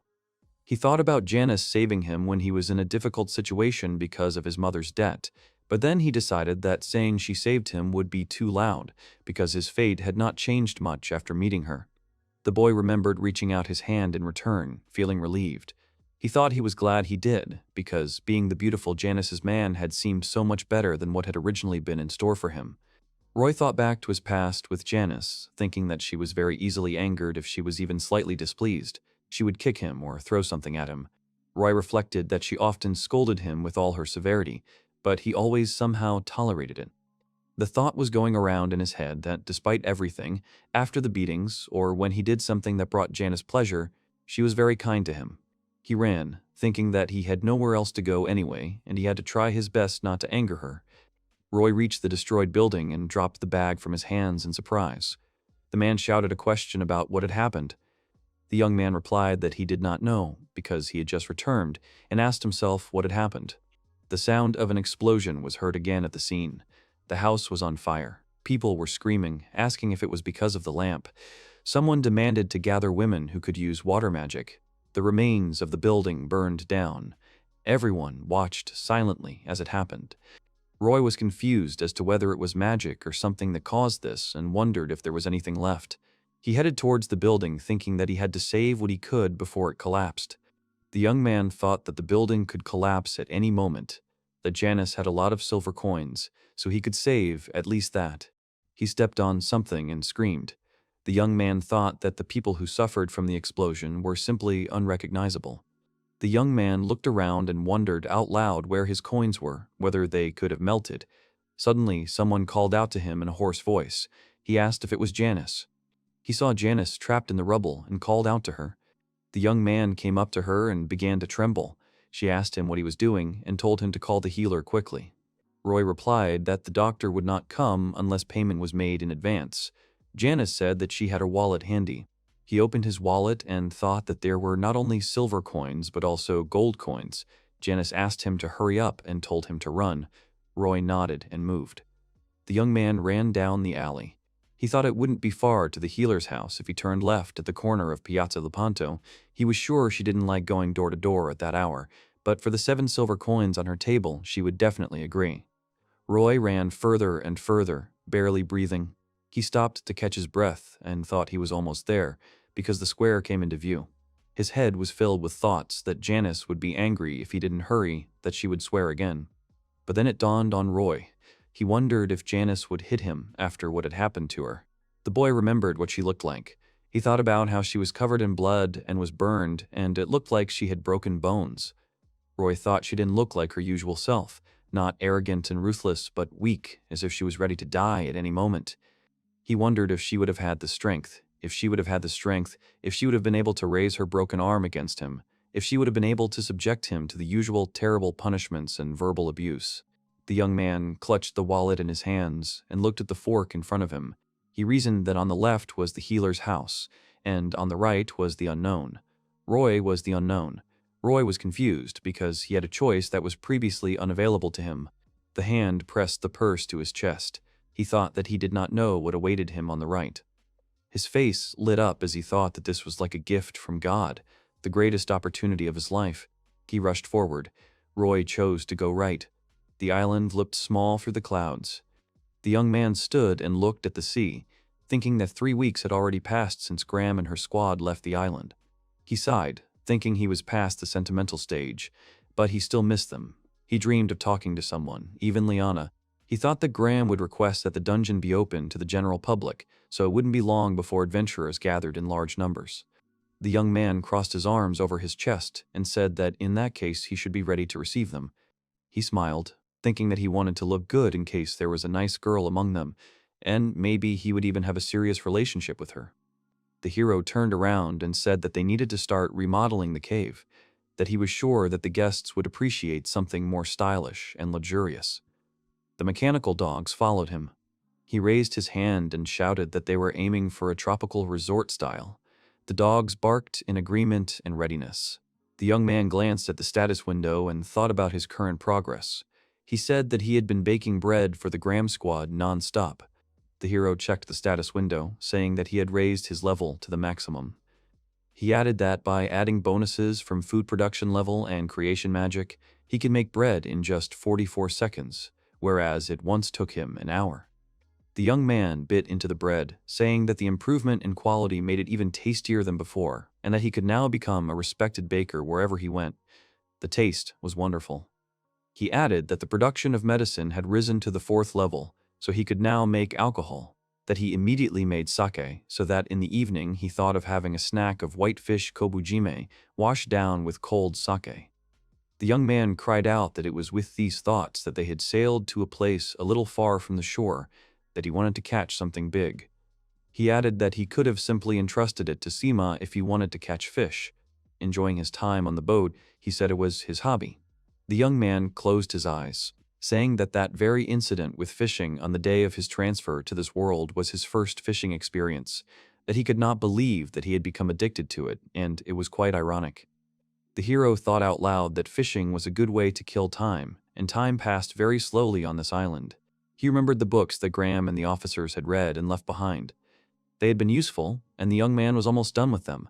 Little by little, he was beginning to get acquainted with the culture and faith of this world in terms of different genres. The hero was thinking about how he had found some adult novels, but he wasn't very fond of them, perhaps because the genders were reversed, and that these novels were all about men serving women. The young man said out loud that he thought that this was a fantasy in this world, and wondered out loud whether the officers had dreamed of this.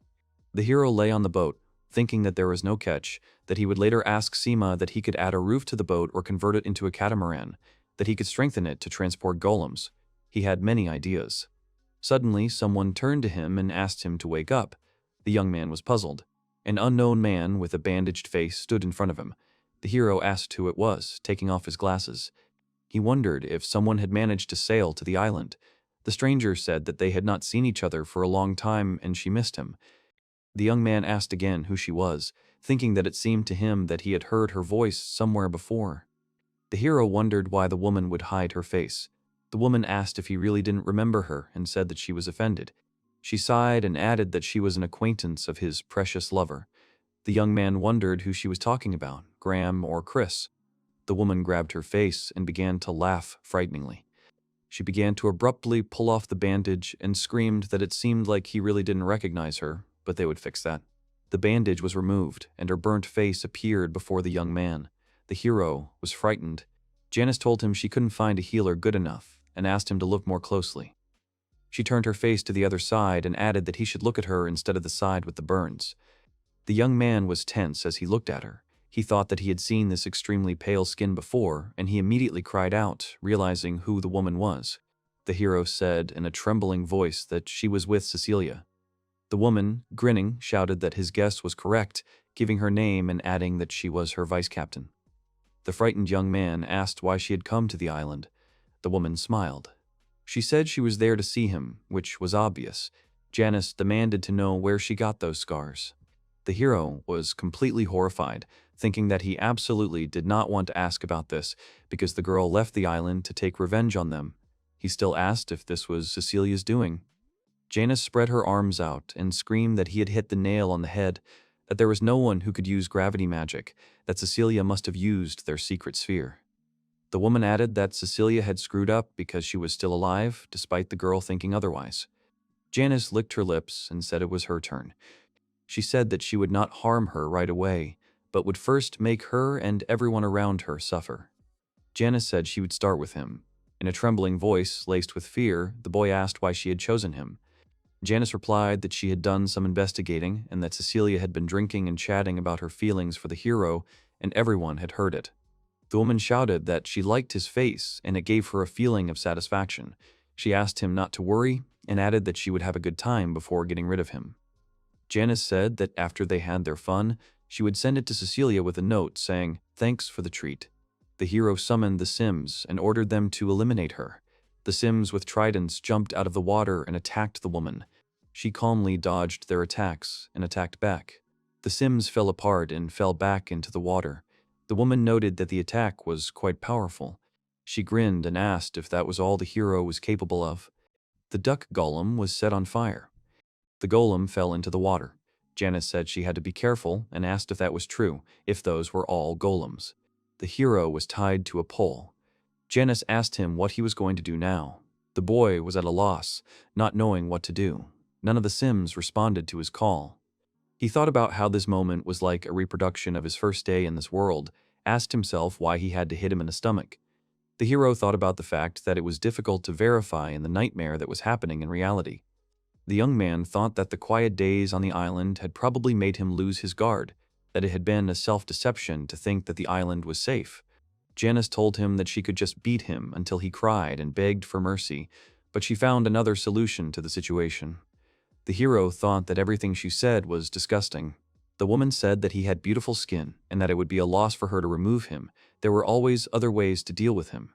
The young man could not find words and remained disappointedly silent. She asked what he thought of her, whether she was beautiful to him. The young man replied that Cecilia was more beautiful than she.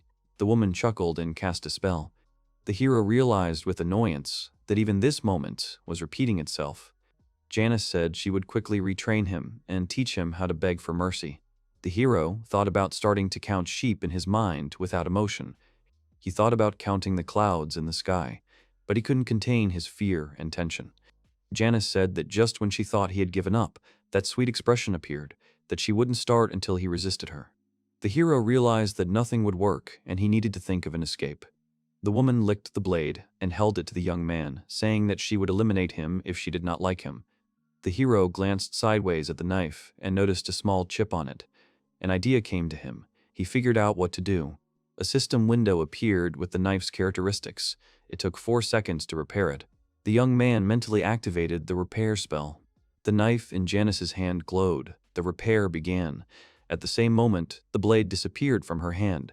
She was shocked by what was happening. Janice screamed and asked what was going on.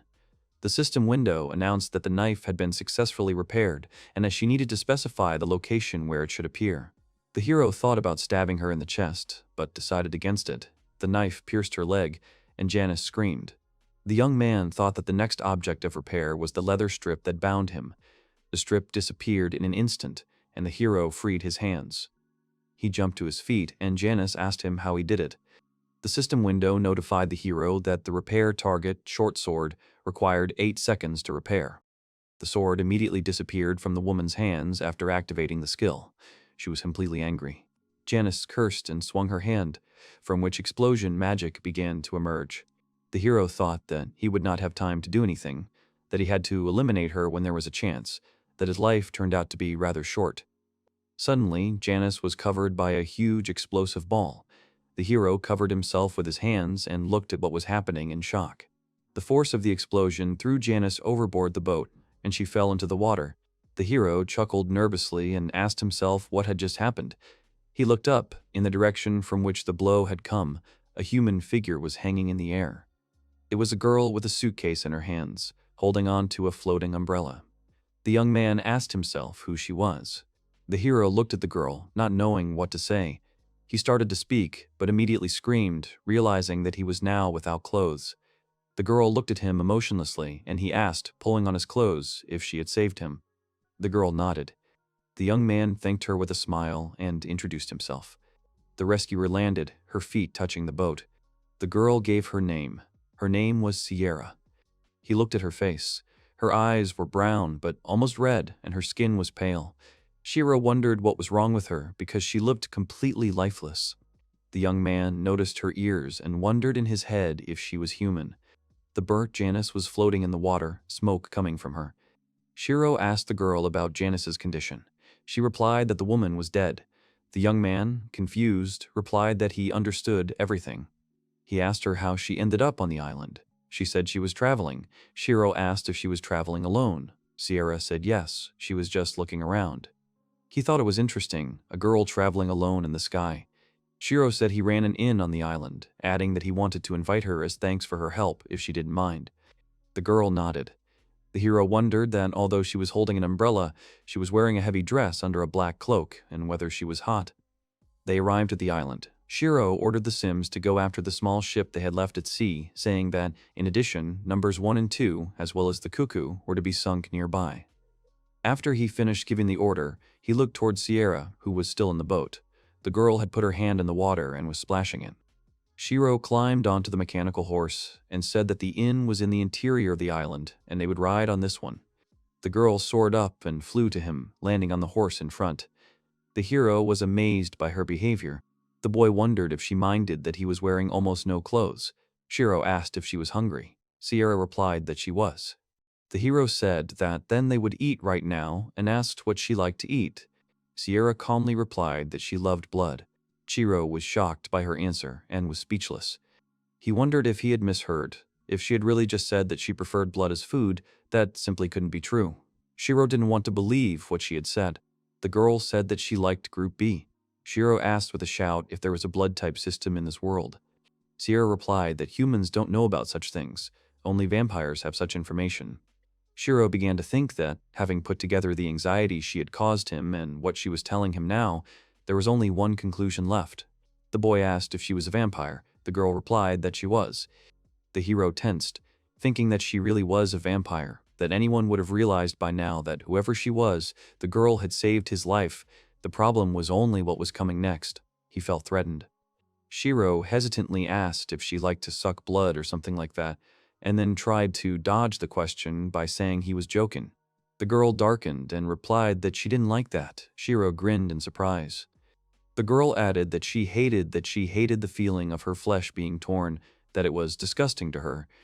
She said she doesn't like being bitten, cut, or having her head blown off with wind magic. Shiro asked how she drinks blood then. Sierra replied that she drinks from a mug whenever possible. The boy said that meant she was a vampire who was kind to humans. He breathed a sigh of relief. Sierra stated that this was not the case and that she would eliminate people without hesitation. Shiro became tense and nervous again. He did not understand her at all. The girl said that cutting was not her preference. She liked frying or freezing more, and clenched her hand into a fist. Shiro was horrified by her words. He asked her doubtfully if she wanted to kill him. Sierra asked why she would do that. The boy replied that she could do it to drink his blood. Sierra said with frustration that it was easy enough to eliminate someone, but it was physically impossible for her to squeeze out blood after that. The hero thought that everyone has their own problems in life.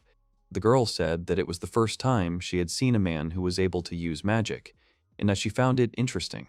Shiro wondered if she had seen him use repair, that it could be considered a victory if she was interested in him and had no intention of getting rid of him. The young man thought that he had to do everything possible to satisfy her.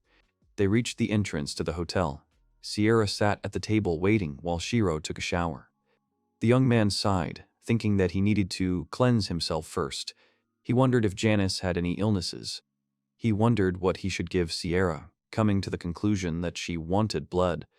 The young man thought that he was afraid of pain, but he had to do something. He wondered if it was possible to make blood with the help of creation magic. He opened the system window and realized that this was possible with the help of the medicine section, which allowed the creation of blood as a medicine for transfusion. Shiro mused out loud that he couldn't keep her waiting for too long, suggesting that he make just 50 milliliters and serve it as an aperitif, and then cook some dish using the blood. He looked into the room, apologizing for the wait. Sierra settled on the couch and looked at him with a calm face. Shiro extended his hand, saying that the dish was ready, and asked her to sit at the table. The girl flew up and landed on a chair. The boy said that we should start. He placed the glass with the drink on the table. Sierra's eyes widened in surprise. She couldn't believe it. The girl leaned down, peering into the contents of the glass. Shiro apologized and said that it was unexpected for him, so he did not have time to prepare, adding that the drink contained her favorite group, B. She asked if it was his blood. The boy replied that he had created the blood with magic and explained that he could use creation magic.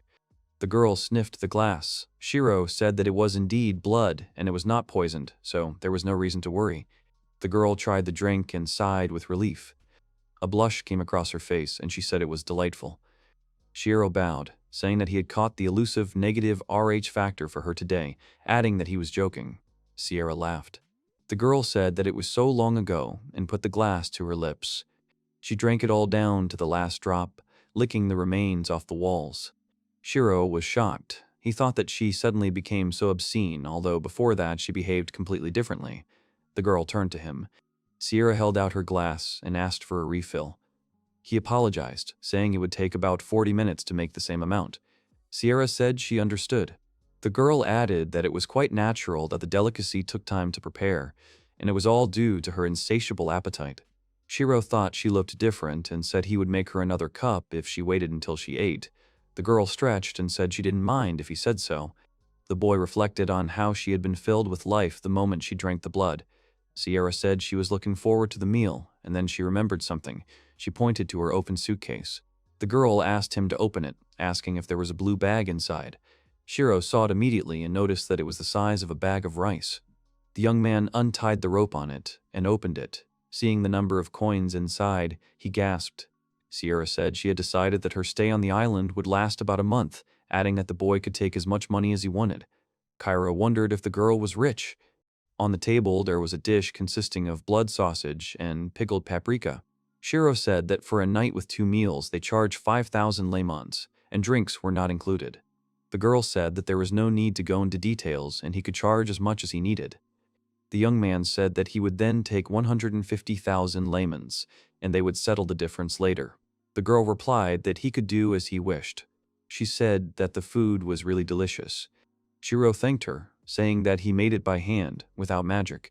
Sierra said that the only thing missing was alcohol with such a dish, and asked if there was any. The hero was confused. He looked at the girl and wondered how old she looked, whether he would be jailed for this.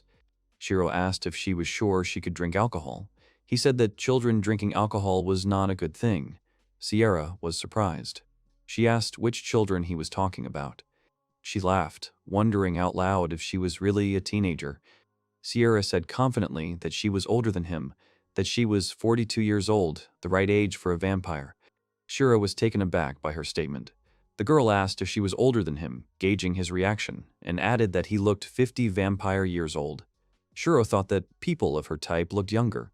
Shiro looked at the vampire sitting proudly on the stool and wondered if she was really 42 years old. She looked like a teenager. The young man said that she could drink alcohol without any problems then, if she was already an adult, adding that they had wine, beer, sake, rum, and much more. The girl cried out, asking what sake was, explaining that she had never heard of it. Shiro replied that the drink was from his homeland and was made from rice without any alcohol or sugar. Sierra said that the description sounded interesting and asked him to bring the drink. The young man turned to the golem named Goku and asked him to bring a jar of sake from the cellar. The golem nodded. Sierra watched as the creature walked away from the room. The girl said that Shiro had a lackey. The boy asked what a lackey was. The name seemed inappropriate to him. He said that Goku was a golem that he made. The boy asked what she meant by lackey. Sierra opened her mouth, beginning to explain what the title meant in vampire society.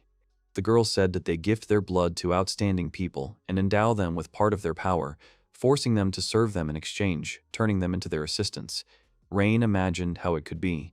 Sierra added that in order for all this to happen, a person would need to be bitten. Shiro gasped, imagining how he might be bitten. The young man thought about the girl not being able to bite people. Realizing that she could not have lackeys because of such a handicap, he began to ask about it. The girl agreed, and said with annoyance that she did not have a single footman. The room fell into a heavy silence. Sierra, having revealed her secret, was upset, and Shiro did not know how to support her. At that moment, a golem named Goku entered the room with a bottle. Shiro picked up the bottle and cup and cried out that it was at times like these that one needed to drink some sake to perk up, adding that one should not let the glasses rest. Sierra tried sake. A drop of the drink rolled down the edge of her lips. The girl said that this taste was new to her, and it was great. Shiro chuckled and thanked her for the compliment, saying that he was pleased to hear it. The girl, chewing, said that the drink went very well with blood sausage, and then asked what would happen if you tried mixing sake with blood. Shiro was hesitant, but replied that there was still some blood at the bottom of the glass. The young man asked the girl if she was sure she wanted to mix blood and sake. She said it was okay and asked him to just pour the drink. As the glass filled to the brim, the girl licked her lips, saying that it looked good. Shiro thought that what was happening looked very strange. Sierra tasted the drink and proudly said that, as she thought, it was safe to drink.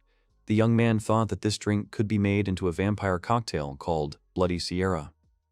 While he was pouring sake into the glass again, the girl said that she would like to make Shiro her lackey.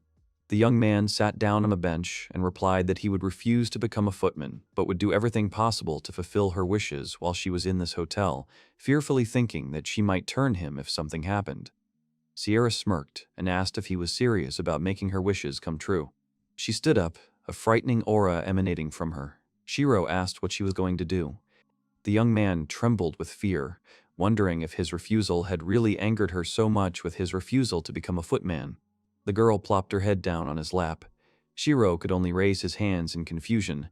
Sierra asked if he had just said that he would fulfill her desires, adding that today she wanted to indulge herself by lying on a man's lap. The girl added that girls have such days several times a year. She touched his chin, and Shiro thought that she was 42 years old. Sierra said she wanted him to spoil her like a little sister today. Shiro thought about how the younger sisters weren't exactly his area of expertise, but on the other hand, it might be nice. He told the girl that he would fulfill her fantasy. Her eyes widened when she noticed Shiro beaming. Sierra smiled and raised her hands up, saying that she never thought she would find such a paradise at the end of a long journey, that it didn't seem true. She picked up the bottle, stood up, and asked if the young man would join her. Shiro replied that he agreed as long as he drank just a little. He asked her if it was true that she had been to many places. Sierra answered in the affirmative. She told him that she had been traveling the world for the last 7 years or so. The hero asked her to tell him some stories, explaining that he knew nothing about this world. The girl asked what he meant by saying he knew nothing about this world. The boy said that he did, and explained that he had been transported here from another world using some sort of summoning magic. She stared at him in amazement, her mouth wide open. Her mouth wide open. Shiro thought that he saw that strange look again after those words, but he had already gotten used to it. The hero told the girls that no one believed him, but it was true. Sierra scratched her nose and chuckled. He told her that pretty girls shouldn't pick their noses, and that he didn't mind if she didn't believe him. Shiro returned to his request again, asking if she had any interesting stories from her travels. She pouted and asked him what he thought of the story about how she met a rare creature, adding that it happened in a small eastern country called Holland.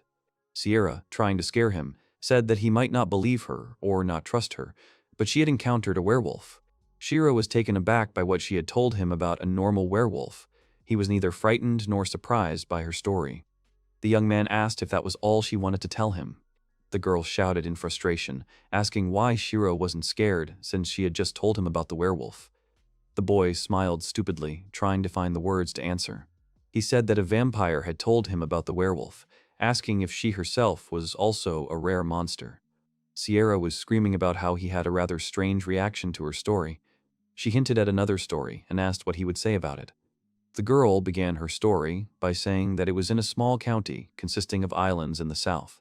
There were 2 empty sake bottles lying on the floor. Sierra tried to pour more, but only a tiny drop came out of the bottle. She said that now she understood why Janice attacked the protagonist and treated him badly. Her speech was barely understandable. Shiro noted with annoyance that he wished she had helped him right away instead of just watching.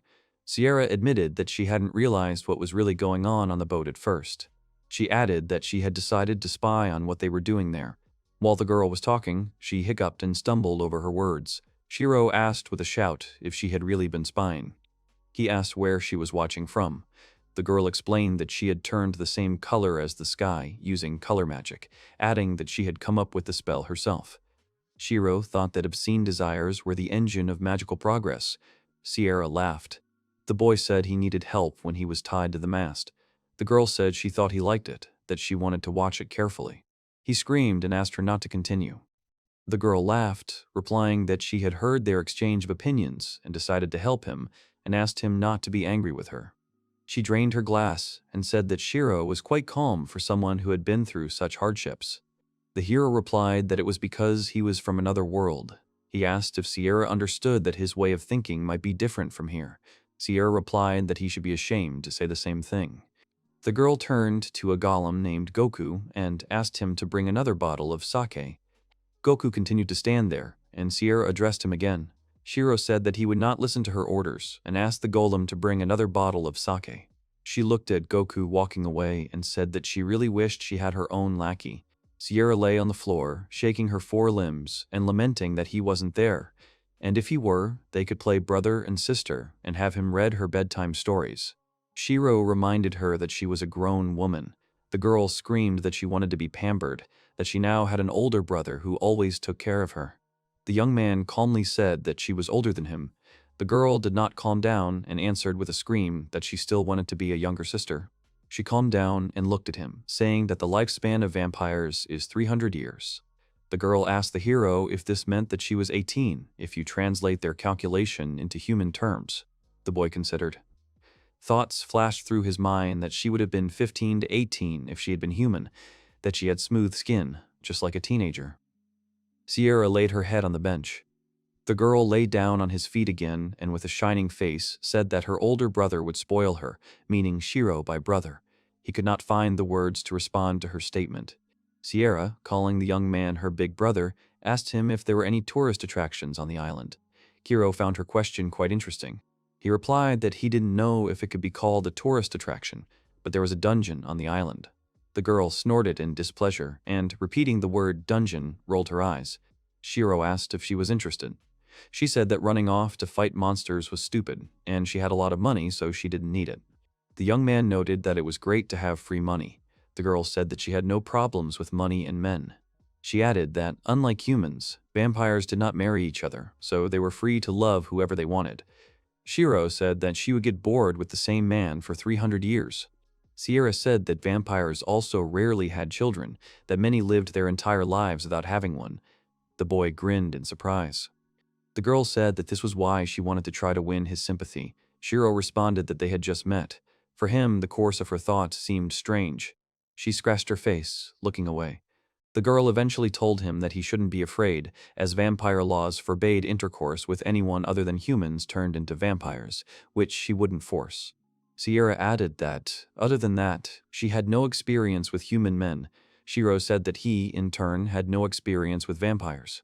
He asked if humans and vampires communicated normally. The girl answered that they worked in their world and coexisted well. Shirou asked what they did when they needed blood. She answered that they mostly bought it from humans. Sierra added that they also get blood from their lovers and lackeys, but she has no experience with that either, and that lackeys have the same lifespan as normal humans. Shirou said that was very educational. The young man said he was glad to learn that vampires and humans were not at odds, and admitted that he was afraid that she would come into conflict with the adventurers from the Empire who were soon to arrive on the island. She replied that he shouldn't worry, that they would be easy to crush, but that she had no intention of getting into an argument with them. Shirou replied that it was good that she said so. The girl bared her teeth, saying that it depended on their manners. The young man asked her if it was true that she was a good girl, if she could get along with everyone, and stroked her head. He tried to calm her down in advance to avoid possible conflicts. The girl closed her eyes and blissfully replied that she could, that she would get along with everyone. She easily succumbed to Shirou's influence. There were already 4 bottles of sake drained dry on the table. Sierra, half asleep, called the protagonist Big Brother and said she wanted another drink. The boy looked at her, thinking out loud that she had drunk 4 bottles and still called him Big Brother, despite the fact that she was supposed to be 17 years older than him. He sighed. The hero lifted the girl into his arms and noticed that she was very light. Sierra was completely asleep and snoring. Shirou voiced his thoughts that she was just an innocent girl if he looked at her like that. He carried the girl in his arms, and the golem followed him, lifting her suitcase above its artificial head. The hero carried her to the hotel's guest room and laid her on the bed. He looked at the peacefully sleeping girl and thought out loud that it had probably been a long time since she had last talked to anyone, that she had been overexcited and had drunk too much because of it. The hero opened a system window with words about the need to put 1 liter of blood for her to make, that he would divide it into 3 portions and freeze it. He looked at the sleeping girl one last time and thought that he was also pleased because he finally got his share of conversations that he had dreamed of so much. He thought about how Sierra was somehow easy to talk to, assuming it was because she was older. But he was also sure that another reason was their striking resemblance. He lay in bed and admitted to himself that he, too, had a secret desire. Shirou thought about wanting to play the younger brother, imagining how his older sister would babysit him. He reflected that having a younger sister was also good, but he was still from the camp of those who supported the older sisters. While Sierra was dreaming about her older brother, the hero thought that they were kindred spirits, but on different wavelengths. Before he fell asleep, the thought flashed through his mind that this strange relationship between them was funny after all. Sierra sat on the bench with a smile on her face, waiting for Shirou. The young man entered the room and was surprised to see her. The girl wished him good morning and said that the morning had been invigorating. She was very happy. Shirou was a little tense, thinking about the vampire wishing him a good morning and telling him that it was invigorating. Sierra looked at him questioningly, waiting for an answer. The hero asked her if she minded the morning sun, explaining that in his world vampires don't particularly like the sun. The girl said that he was talking about his world again, that in their world vampires are on first-name terms with the sun. She said that a genius vampire had developed a light protection magic about 300 years ago. A thin veil of dark magic enveloped the surface of the body like a barrier, protecting it from the sun, so there was nothing to fear. However, she added that many older vampires still preferred the nighttime, saying that living during the day was a disgrace. Sierra did not share their point of view and mocked them. Shirou thought that there was a generation gap among vampires too, which was quite interesting. He asked the girl if she was using light magic now. She answered in the negative, saying that she could use this magic, but she had another way to resist the sunlight, which she used. The girl stretched out her hand and showed the bracelet on her hand. She explained that light magic was cast automatically when she wore the item, saying that magical artifacts were in high demand lately. Shiro understood her and noted that it was quite convenient. Sierra added that this special artifact allowed even vampires to tan, but she wasn't very interested. Shiro was stunned and disappointed by the last sentence. He thought that it was unfair, since he would have happily looked at a tanned vampire, imagining how a tan would look on a girl. Shiro thought that a Gyaru vampire was a rare thing, although he liked completely different types of vampires. He thought that dark-skinned elves would also look quite interesting, and he began to daydream. The girl called out to him, knocking him out of his reverie. The young man cried out, asking what she wanted to know. The girl said she wanted to take a bath. He asked if she wanted hot water. Sierra said she could easily heat it with magic, so she just needed him to bring her a basin for it. Shiro approached the building that was used for the bath. He informed the girl that he had brought her a basin so that she could heat the water. The girl came out of the forest without clothes and thanked him. The young man turned away, thinking that he had imagined that he had just seen something he should not have. He was embarrassed. The girl tilted her head to the side in surprise. She asked what it meant, why he turned away. Sierra circled around him, asking what had happened. The boy replied that nothing had happened and that since he had brought her the basin, the rest was up to her. She chuckled and asked if the protagonist was embarrassed. Sierra chuckled, thinking. He glanced at her, asking what she meant. She called him brother and said she wanted him to help her wash her hair. He frowned, paused, and asked if she had started these family games again. The girl, smirking, replied that she was enjoying the situation and asked him not to be rude. The water in the basin boiled and thick steam came out of it. Shiro said he would simply pour water on the girl. She nodded in agreement and replied that she had not asked for more from him. The young man said that they would first wash her hair well with water and asked if this was the right thing to do. She said yes and closed her eyes. Shiro poured hot water on her. She started to wash her hair. He asked if her hair was washed now. The girl answered affirmatively. He brought the product to her, saying that she had beautiful hair, so he would use it on it. Detergent was poured on her hands, and Sierra asked what it was. Shiro said it was called shampoo, and told her to lather it up and apply it to her hair. Sierra sniffed the shampoo and said it smelled nice. Cairo explained that the shampoo was made with a rose scent just for her, adding that there were also berry and tropical scents. The boy thought that Graham loved the scent of berries, while Lane preferred the scent of lavender. Shiro warned the girl that she needed to be careful because the shampoo could get into her eyes and then they would start to sting. Sierra replied that she understood everything. He had told her beforehand that he was pouring water, and he did so. The young man thought that the slimes must have liked the scent of roses too, because they looked happy, basking in the foam of the shampoo. Sierra finished washing her hair, and Shiro said that everything was fine, calling her a sparkling young lady. The girl smiled and thanked him for his help. Shiro took out a towel and called her over, saying that he would help her dry her head. She asked if he was sure about that. The young man asked her not to be shy. The girl threw herself into his arms, calling him brother. Shiro turned her around and smiled. He wiped his head and said that he would be careful not to damage her hair. The girl said she was ticklish, but then she felt something, and her eyes narrowed in suspicion. The girl threw the towel off her head and looked towards the forest. Shiro was shocked, not understanding why she was acting like that. He turned to her with a question. The girl called his name with seriousness. Sierra said she felt someone's presence. The young man was confused and asked where she felt him. She answered that he was almost where they were. Shiro began to worry, wondering if they were guests or pirates like Janice. He tried to calm himself by thinking that he had Sierra and the Six Wonders on his side. They looked out from the tree, looking at the path. An unknown shadow was approaching them. Shiro exhaled, recognizing the man, and told Sierra to look who had arrived. He happily called out Louise's name. The girl beamed and said that they hadn't seen each other for a long time. Sierra asked him who the girl was. Shiro replied that her name was Louise, and that she was a dragon rider from the Institute of Land Management and Geodesy.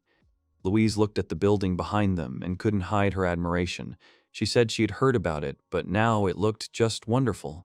The dragon rider asked if this place was a bathroom. Shiro thought about how he had dreamed of building a stone bath for Captain Milano, Liana, and Louise, how it was those dreams that had started his inn, and how it sounded rather stupid now. Louise turned to Shiro and asked what happened to him.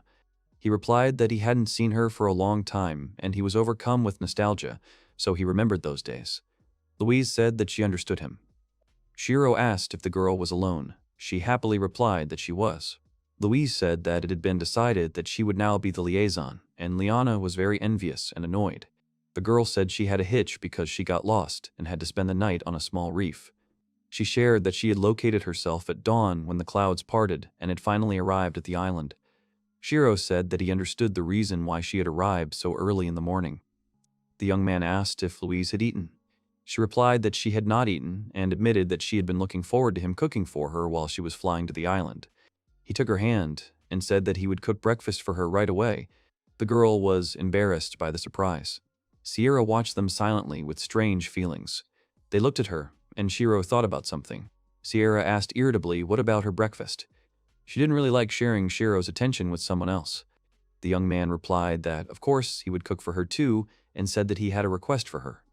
He whispered in her ear that the blood would be ready in 7 minutes, and he wanted her to divide it into small portions and freeze it. Sierra exhaled and proudly declared that she would do as he said. The plates on the table were emptied, and the cutlery was placed on them.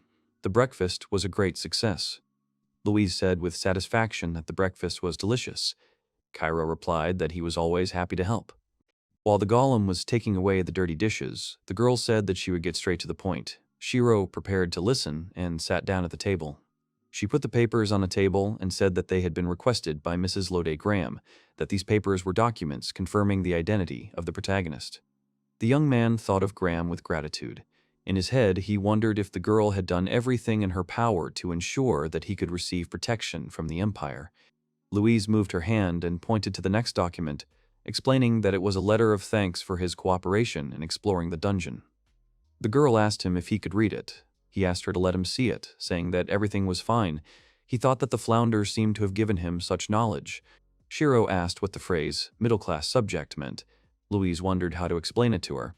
The girl said that citizens were divided into lower, middle, upper, and noble classes, and that opportunities depended on status, and that being middle class, one could pass through checkpoints and choose a profession. Shiro asked if he was right in his guess that it only concerned women. Louise was confused and did not know what to say in response to the question. She looked down, replying that it wasn't really entirely true, but Shiro's assumption was essentially correct. The young man thought that he wanted to fight this. He was from Japan, where freedom and equality are official, but the world would not change from his desire for heroism that Graham tried for him and he was ready to endure. He asked Louise if she had heard anything about Graham. The girl gasped and replied in the affirmative, saying that she had been rewarded for finding the lost sword during the last exploration of the dungeon. Shiro asked if that was true, adding that he knew she would need the sword. Louise said that Graham was in good standing with her superiors and that there were rumors that she was about to be promoted. The young man smiled, saying that he was pleased to hear this, that he owed her a lot, so he was glad. He thought that he was sure that the girl would have risen even higher, that he did not know whether they would meet again or not. Louise said that the Empire had entrusted the management of the dungeon to the Adventurers Guild. Shiro chuckled, saying that it really did happen. The girl shared that the ships with the guild's employees and workers had already sailed and were expected to arrive this week. Shiro was shocked and shouted out a question about whether they would really arrive so soon. Louise replied that the foundation for the barracks was ready, that there would be a guild building there, and they had to finish it before the adventurers arrived. Shiro said that was the place where he used Iwao to help. The girl took out her notebook and read that about 15 employees and 30 carpenters would be arriving.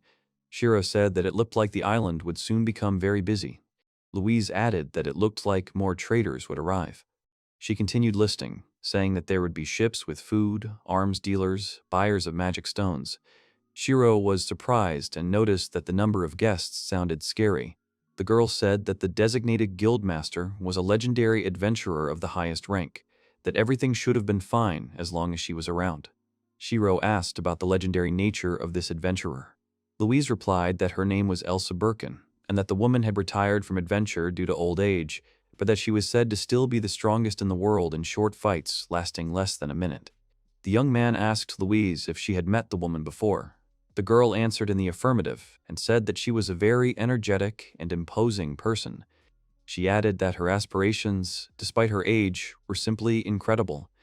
Shiro tried to imagine what the woman looked like. Louise said that Elsa was not only appointed as a guildmaster, but also given the duties of a governor with police and executive powers. Shiro asked if that was good. She replied that she was good and there would be no problems. Shiro thought about how he would have to judge for now, that if anything happened, he would escape from this island, and he would have to restore the sim he had lost. He was preparing for the worst outcome. Louise seemed strange, and the young man asked what was wrong with her. The girl changed her clothes and went outside, apologizing for the fact that the young man had to give her clothes. She yawned and said she could hardly sleep on the reef. Shiro told her he would wash her clothes while she slept and advised her to get some rest. The girl said she would do so and thanked him. Shiro entered the room where Sierra was already waiting for him. She said that he was quite polite and courteous to Louise. The young man replied that he had known the girl for a long time and asked if Sierra thought she was cute. She chuckled and admitted that she hadn't expected that such children were his type. Shiro sighed and asked the girl not to be angry and demanded that she hand over the dirty laundry so that he could send it to the wash. She playfully asked him if he was sure he wanted to do that. The golem carried a basket of dirty clothes over his head. Shiro thought about how it would actually be Goku's team doing the washing, not him, and he mentally wished his subordinates good luck as he watched them go. The snake spat water into the grass. Shiro voiced his thoughts that Wiggles was now watering the beds for him and that it was helping. He told himself that he had collected a lot of island onions and leeks, but there would soon be more people, so he needed to expand the field a little. The young man asked himself what he could make from the leeks. He wanted to say pickled cucumbers, but he dismissed the idea, saying that he could use them for tartar sauce. Having said sauce, he thought about it. He was thinking about how Louise wasn't a picky eater, but Sierra seemed to have a physical intolerance to meat. He didn't understand how cooking meat made him normal. Looking at the girl's clothes, he was thinking about the difference in their tastes. Finally, he shouted out the words that he had decided what he would cook, that it would be fried shrimp with tartar sauce, and called the golems to catch the shrimp. Louise, fully equipped, sat on the dragon. The girl thanked Shiro for the lunchbox and told him to take care of himself before parting. The young man shouted after the flying girl, asking her not to get lost this time. She replied that she would try. Shiro sighed and said that there were many things to do before the guild arrived, from making golems to remodeling the guest house. Sierra watched him in silence as he became serious. The girl said she could help him. The young man asked if it was true and said it would be amazing. He asked if she could come up with an interior design, explaining that he had no sense of style at all. The girl agreed. Several days have passed since they began reorganizing and renovating the hotel. Shiro gasped as he looked around the room. The decoration was neat, modest, and impressive at the same time. He would never have been able to achieve such a result. Sierra was pleased with herself. The boy said it was simple, but there was character and calm in the design. He was truly impressed. Shiro asked that since she could achieve such a result, she was obviously from a good family. The girl tensed up. She pursed her lips and replied that it wasn't quite like that. Seeing her reaction, the hero thought that he was sure that she was from a respectable family, but it seemed that she was not eager to talk about it. Shiro checked the progress results displayed in the system window. He said that he had done so many things and had leveled up again. Shiro thought that there was a new bonus called MP Recovery Increase, that before the speed had increased, and he also constantly made blood for Sierra, so the level of medicine production had also increased. He remembered that another new product had appeared. Shiro was able to create a new level 1 hedgehog-type golem. It was a weaponized wood golem that had no strength or defense, but was very agile and could attack with its long iron needles. Shiro thought that he needed to replace the golems that Janice destroyed, namely numbers 1 and 2. Since he couldn't fix them with the repair skill, the golem production also increased. The boy told Sierra that the new golem's name was Harry, that it looked like a cross between a hedgehog and a porcupine, that it looked like a weapon that specialized in medium-range attacks. They even tested Harry's attack range, finding it to be 50 meters. That was impressive. Shiro asked the girl what she thought of the new golem, hoping to hear a sober assessment of his creation. Sierra chuckled and replied that she could just dodge his needles and crush him with her foot. Shiro said he knew she was strong, but he needed to know objectively if it was practical against women or monsters. Sierra asked him to think about it and said he could handle normal opponents due to his size. She added that the young man would have more opportunities if he paired Harry with a golem dog. He asked if she would give Miracle and Harry military training in that case. She asked if he really asked her to do that, and sighed in displeasure. Shiro said that he would be in her debt, that he would cook any dish the girl wanted and serve her any drink. The girl thought about it and asked if he thought she was so obsessed with alcohol. The young man did not know how to convince her and became lost in thought. He admitted that it was also difficult to call the girl a materialist. Shiro, determined to get his way at any cost, asked her what she thought about playing brother or sister again. She looked at him and asked him to be more specific. Shiro was pleased, thinking that she had taken the bait. The boy replied that she could ride on his shoulders all the way to the cave. She asked if he really wanted her to ride on his shoulders. He added that he would spoil her while she was hungry, that he would feed her by hand. Sierra asked what else he could offer her. The young man replied that he would lie next to her and tell her stories when she went to sleep, namely stories from his homeland and something like that. She thought about it and tried to answer. The girl suddenly shouted that they had to try. She declared that she would defeat the golems, but she would do it gently to prepare them for her brother. She jumped on his shoulders and exclaimed with happiness. Shiro thanked her and said that he would cook omuraizu for lunch, which she loved so much. The young man thought that the girl had told him that she would be 43 in 2 months, and he considered her an old woman, that perhaps she lacked such affection and he would be as nice to her as possible. Shiro gathered all the golems on the island and ordered them to listen to him. He pointed at Sierra and said that she would be their instructor from today on, that they were to obey her now. The girl hovered in the air with a menacing look. She commanded Miracle Number 1 to step forward. The mechanical dog obediently stepped forward. Shiro was glad that the golems were listening to her and asked if that was enough. The girl said yes and said that the rest depended on their ability to learn. Sierra started by testing the reaction speed. Shiro thought that the golems would learn a lot through trial and error, that he would have to use repair to avoid losing the golems he had learned. He mused that new golems could learn from old ones through synchronization if they were put into direct contact, and that until they were all destroyed, usability should improve. Shiro also thought that the number of Sims had reached 5, and now he was forcing them to control Janice's small ship, which, in his opinion, would soon allow them to sail between the islands. His mind was filled with thoughts that he could ask Cuckoo, who had somehow been repaired, to go in search of another island to make it into a future emergency evacuation shelter. Shiro was seriously thinking about a rainy day plan. In this world, danger was waiting for him at every turn, so he shouldn't relax and prepare properly. 2 days had passed since the training began. Sierra and the protagonist looked towards the ships arriving on the island. The girl asked if these ships belonged to the guild. Shiro said that they had finally arrived on the island. The girl asked if the large woman giving directions on the ship was Elsa. Suddenly, this woman jumped into the water from the ship, and, having fallen, she was approaching the land at great speed. Shiro could only scream with questions about whether she really jumped and what was happening. Seeing what she was doing, the young man shouted, asking if she was running on water and noting that it was frightening. Sierra calmly said that the way she moved was crazy, that she put her left foot up until her right foot came down. Shiro grabbed her hand and said in a trembling voice that you had to be a basilisk to be able to do that. The woman pushed off from the water, leaving behind a powerful splash, and soared into the air, where she did a somersault. At that very moment, she landed on the shore and smiled, looking at the people who were greeting her. She loomed over Sierra and Shiro and asked the boy if he was the Shiro Sanada she had been told about.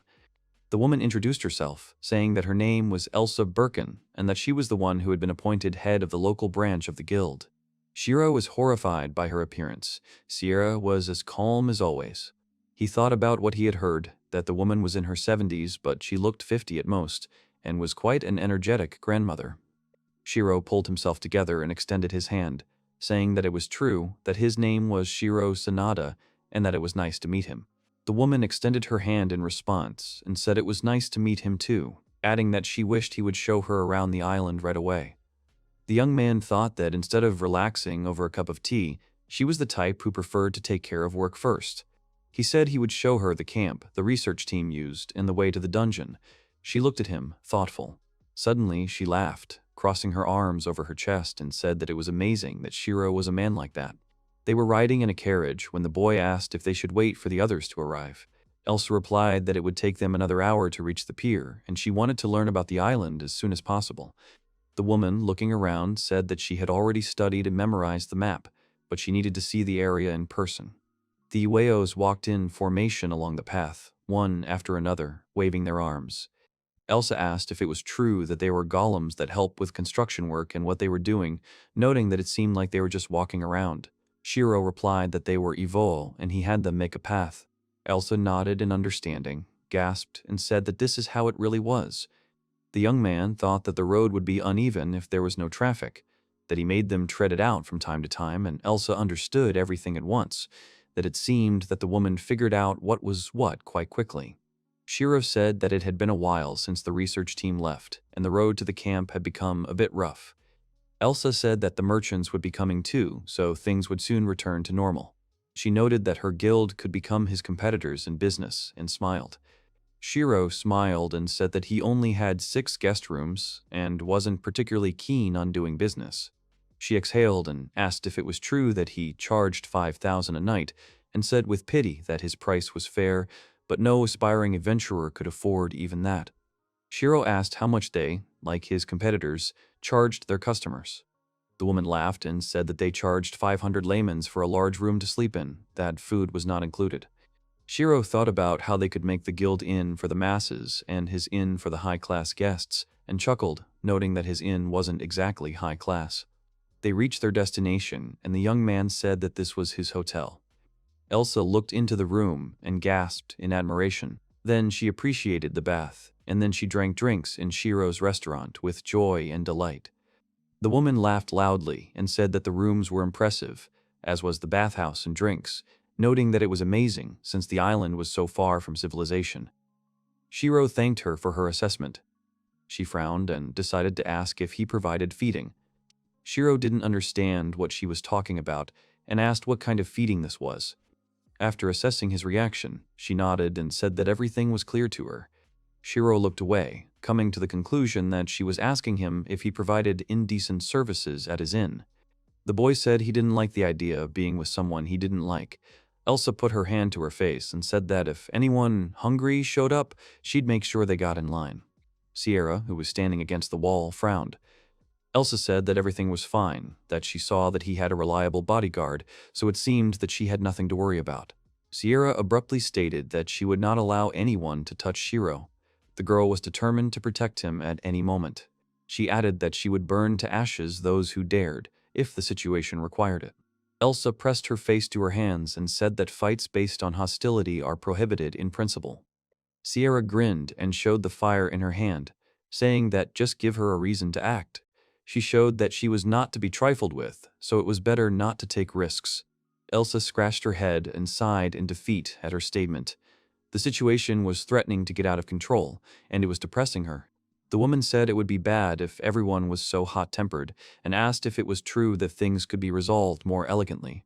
Shiro glanced at her, thinking that she wanted him to agree with her, but he didn't really want to. Finally, he answered that everything was right, that he would like them all to follow Master Elsa's example. The woman exhaled, relaxed, and said that everything was as it should be. Sierra stamped her feet in displeasure when she was not supported, and cried out asking if Shiro really agreed with the guildmaster, and told Miracle that they needed to go to have an elegant training session with the other golems. Iveo helped the people who had arrived unload the cargo from the ships in unison.